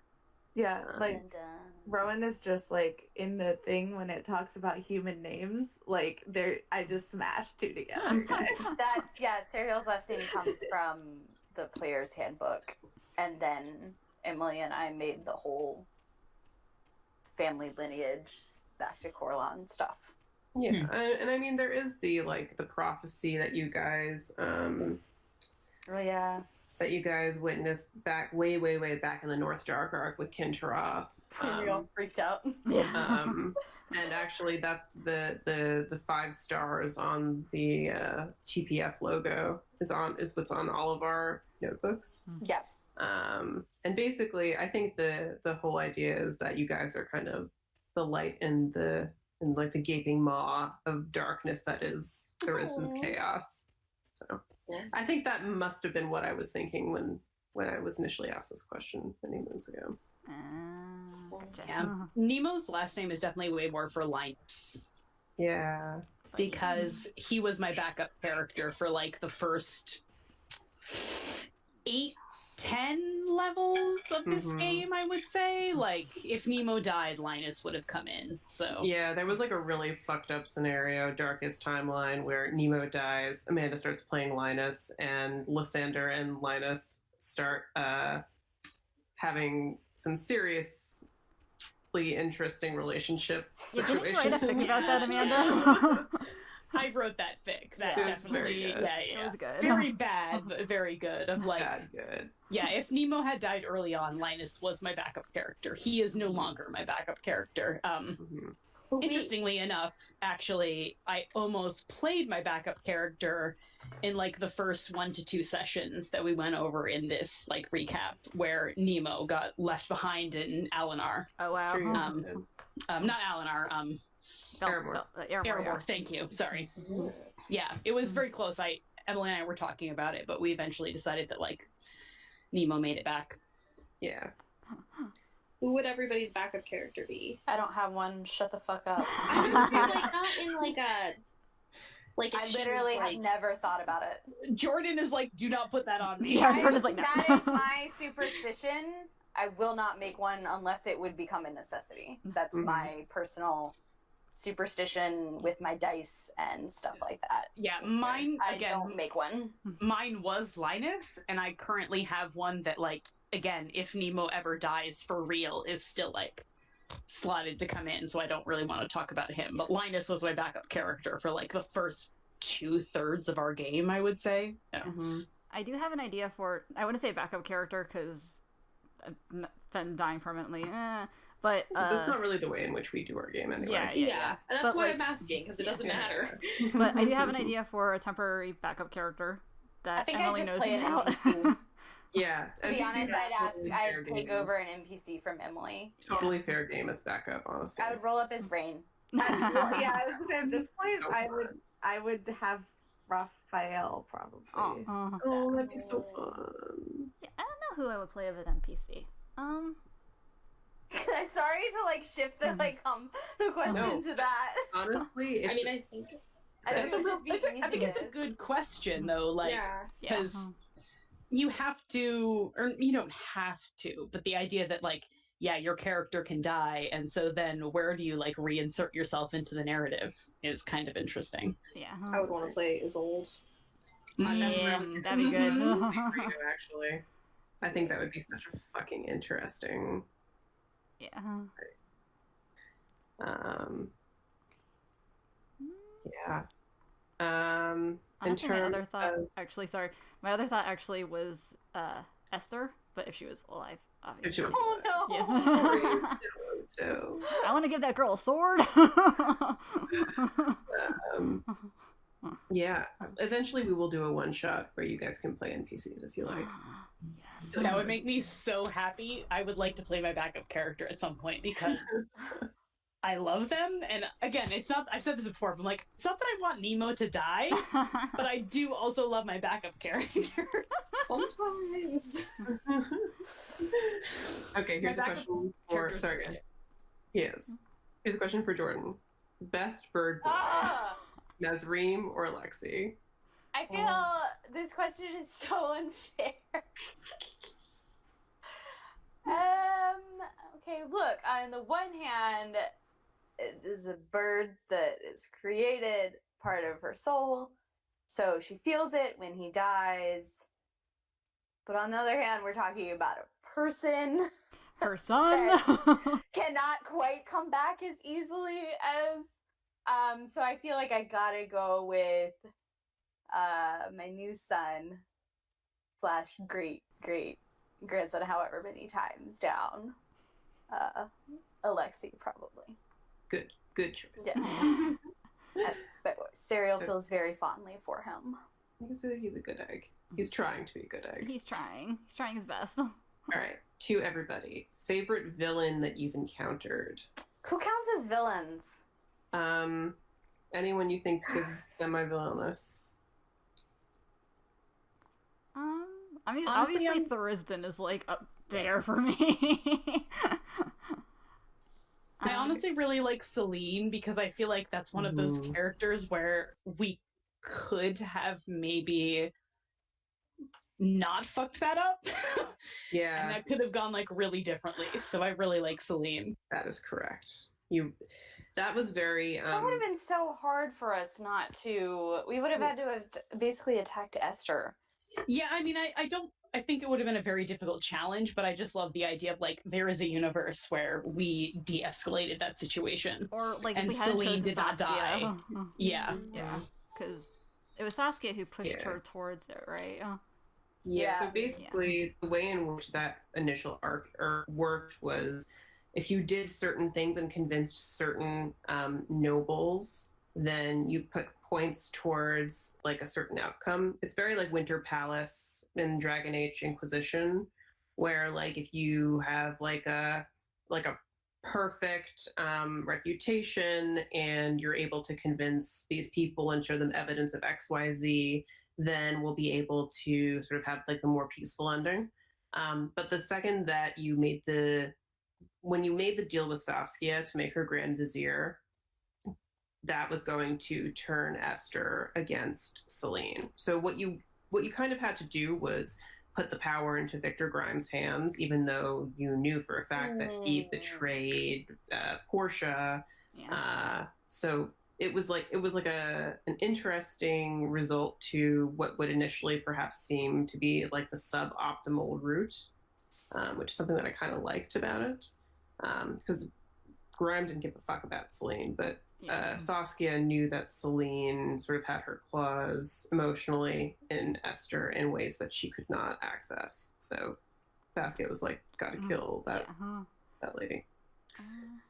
I feel like I'm split, sort of. I think it's weird. It's weird as a pick, but I loved everything that Rowan did with Alderstrain, and so I was literally thinking about him like a few days ago. I forgot about him. Yeah, that's why I was like sitting here. I was like, who actually is like, Alderstrain was such a goddamn like villain. Such a fuck, but like the way where she like is going through the prison and gets to him, and he just gets to her really got me, and he gets her again, and it's just like that is so wonderful to me. Tegan was good. Oh, I really liked also Tegan. very good. Tegan was a good, like, oh shit, we read that wrong. I was gonna say, like our first big boss fight in like the Thieves' Pocket was also very good because we were like, oh, we're not good at reading a situation. Like we should maybe be better about that in the future. Kaz is the good villain, but that might be a cop out. Like he's not really in it yet, but I just like making fun of him a whole lot is Nikolai because Yeah, I was Ben saying hates but him. I feel like we haven't like interacted with him enough. Yeah, And the same reason I can't say Salme because like my personal interactions with her aren't like Ben's enough. been the one who had the most interactions with either of them, honestly. So they're more her kind of deal. Mm-hmm. Oh, oops. Yeah, I know personally, I really, I like a lot of the villains that are sort of more like they have a shorter arc because they're very sort of clear in their intent. Mm-hmm. I really liked Tegan, for example. I really liked Elder Strain, but I also liked the complexity of some of our more longstanding people. Like, I find Salome very interesting. Yeah. I found Luce to be I love Luce fascinating. a lot, but Luce always like calling her a villain in my head is kind of It's weird. difficult. Yeah. And I also really, really like the Magic Eater. You guys have truly come across her yet, but she is cuckoo in a big way. I am very excited for all the other horsemen. Like, I am so I'm so excited for all the harbingers so much because I'm like, we already kind of met Karis, and he was already like, okay, that's cool. Then there's Luce, obviously, who just constant sadness. Magic Eater seems effed up, and then the Lich King. You don't know where he is. Yeah. I also really liked Astaroth. I thought that was such an interesting, good fight and interesting origin. Well, yeah, that was my other pick. Like that, and I was almost gonna say Infernion because you mean Infernus? No. Infernion is the sword itself. Like Infernion is the reason that Rowan's stepdad died. Yeah. Like to her, Infernion is kind of villainous. Like it's still hard. I hate that sword. It is a bitch-ass sword. It's true. It is a bitch ass sword, and like in a way, like in her life, it's very villainous. Like it nearly killed her mom. It did kill her stepdad. Like it's weird. Like bury it when we're done. It's like bye. Yeah. When it's over and done with. I'm now picturing burying it in the yard, and since it's sentient, it just keeps talking. This one's for Rogue, actually. All right. How has dying and being reborn with a different god, specifically one that works with martyrdom, play against the other characters and changed your path for Rowan? Oh yeah, that's interesting. I mean, my path for Rowan changed basically the moment that I looked up Ilmater, because that very much fit with what I realized that she was at the time, and that was early. We didn't get there until later, but I think, I mean, she like very like right after she devoted her life to him, she gave it also in a way like very big Ilmater way to die for somebody else you really love and care about. And so that was like, I think it would have taken her so much longer to really feel it, like the faith part, rather than just feeling like I had to get away from Pelor because I couldn't be around Fen and have him at the same time. It felt really bad. So I think it was like a last ditch thing, and then dying, and also I think spending time in like that realm of his sort of, and coming back totally marked by him and like feeling really close to him, I think changed the way that I saw like her faith in him a lot. It accelerated it really rapidly. Definitely. All right. This is for Jade. This is our second to last question. Did you plan for Fen to have a connection with the Chained Oblivion, or did the DM spring that upon you? When I made Fen, I chose the Outlander background for her, and literally, one of the options for the background thing was, or the bond, I think, was that you have dreams, that you had some dream and it propelled you out into like adventuring and stuff like that, and you want to like prevent it. And I DM'd Emily like, so there's this option in here in the Outlander thing, like, what do you think about it? She's like, I got ya. And then so I had no idea about Thursden at all. Like, no, I think the first time I ever dropped that name in session, it was pretty early on, like maybe session 6 or 7. It was early. It was like kind of early-ish. It was in Soraya because we found the temple. Yeah. Yeah, but Yeah, I had never heard of Thurston or anything before that point, and then I looked him up. I was like, oh, that's fun. Okay. Mm-hmm.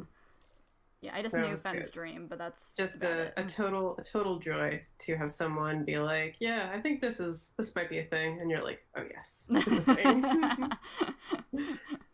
All right, this is the last question from our Q&A little submission thing, and then if you guys have any other questions you want to ask each other or me. All right, was the release of Thuriston planned like that? Was it actually planned for a dream to be the key to release Thuriston, and what would happen if Fen didn't attack him in the dream? So, I knew that I wanted Fen to be integral in the release of Thuriston from the get-go. The thought that it might be a dream in this session, I literally had no idea. The fact that it worked out the way in which it worked out was like the most astonishing improvisation that has ever occurred, maybe within our entire like long history of sessions. Like I knew that I wanted Fen to be basically soloing this, and either that meant maybe she's going to take more levels in Avatar and that will break him free, maybe she'll do like some other weird shit where I could frame it in such a way that it's like, yes, this is the power surge that it takes to break him free. But when she cast that spell, I was like, oh fuck, oh my god, not only is this it comes at the perfect time.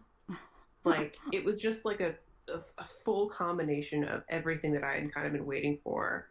And once I realized that's what was going to happen, like literally when I told you guys this is what happens, I was like, oh shit, this is what happens. Like we were all oh my god, it's happening. But yeah, no, I did not plan for that dream to be Thuriston being freed, but what was your original plan for that dream? Like, did you have an idea? My idea was just to have you guys kind of talk in a real way. I wanted to recreate the initial sort of dream vision that you had of Thuriston, and then kind of see where you took it, you know? Apparently I took it to releasing. I often do that, actually. Like, I often will kind of have this kernel of a situation that I want to see, and then I'll, like, try to, like, play, and I'll see kind of where you guys will kick the ball. And then I'm like, oh, this is where you want your character to be drawn towards. I understand now what you're going for, and let me try to feed into it. Let me try to give you an emotional response or an interesting puzzle to try to figure out. Because I feel like that's a much better way of DM.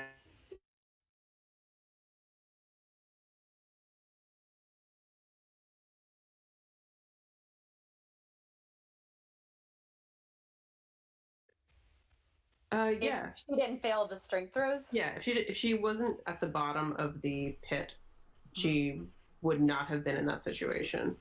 Yeah. My dice were determined for me to fail every single roll because I rolled below 5 on every single roll you threw at me. The dice wanted it to happen. It just happened. I was like, oh, okay, that's cool. But ultimately, I knew that I did want Thuriston to be freed by the end of, like, around now-ish. I knew like around level 13, 14 was when I wanted him to be like on the way out. Yay!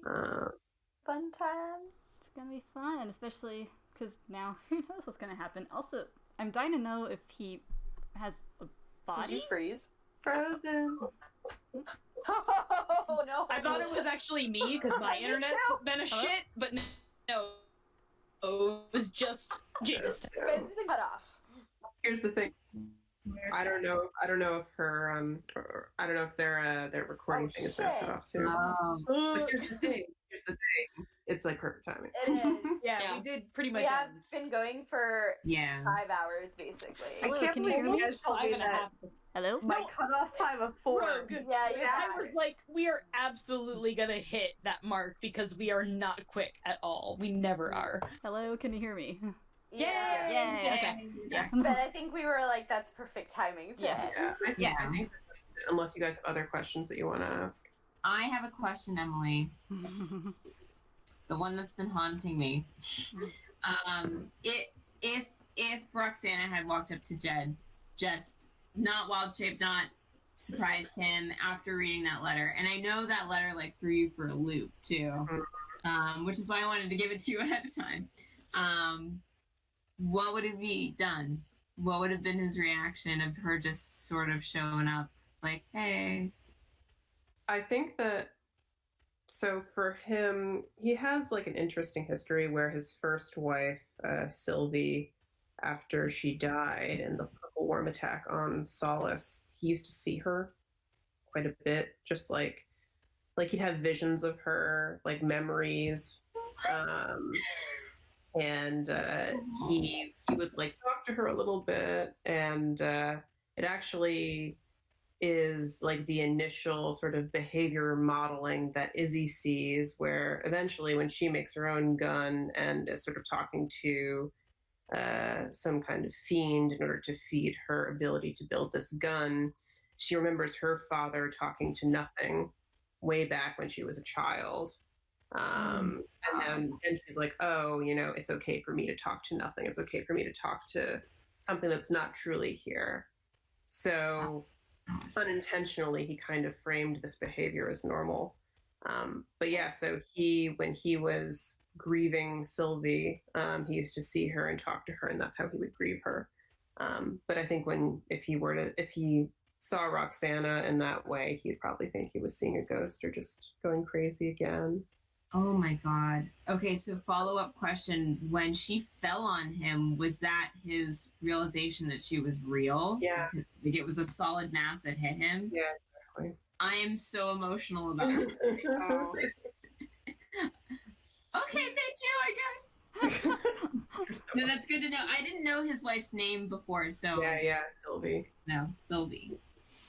Emily's like, here's the most emo response you Yeah, could possibly have thought of. I love it. I love it. I have like a really, really quick question, which is, if Rowan had not switched gods, would we have gotten to a point where Rowan and Fen like could not spend time together without being like hurt by that? Because Fen was already not comfortable around most Rowan stuff or like most Pelor stuff at that point. Yeah, I do think that it would have gotten to the point where there would have been like some kind of like inter-party battle, honestly. Like I feel like there would have been as weird as it sounds to say, I feel like there would have been a Fen Rowan fight, like a Grog Percy fight, where you guys both are like starting to like be influenced by these outside forces, and eventually either someone was gonna have to talk you down or someone was gonna get an ass kicking. Jesus Christ.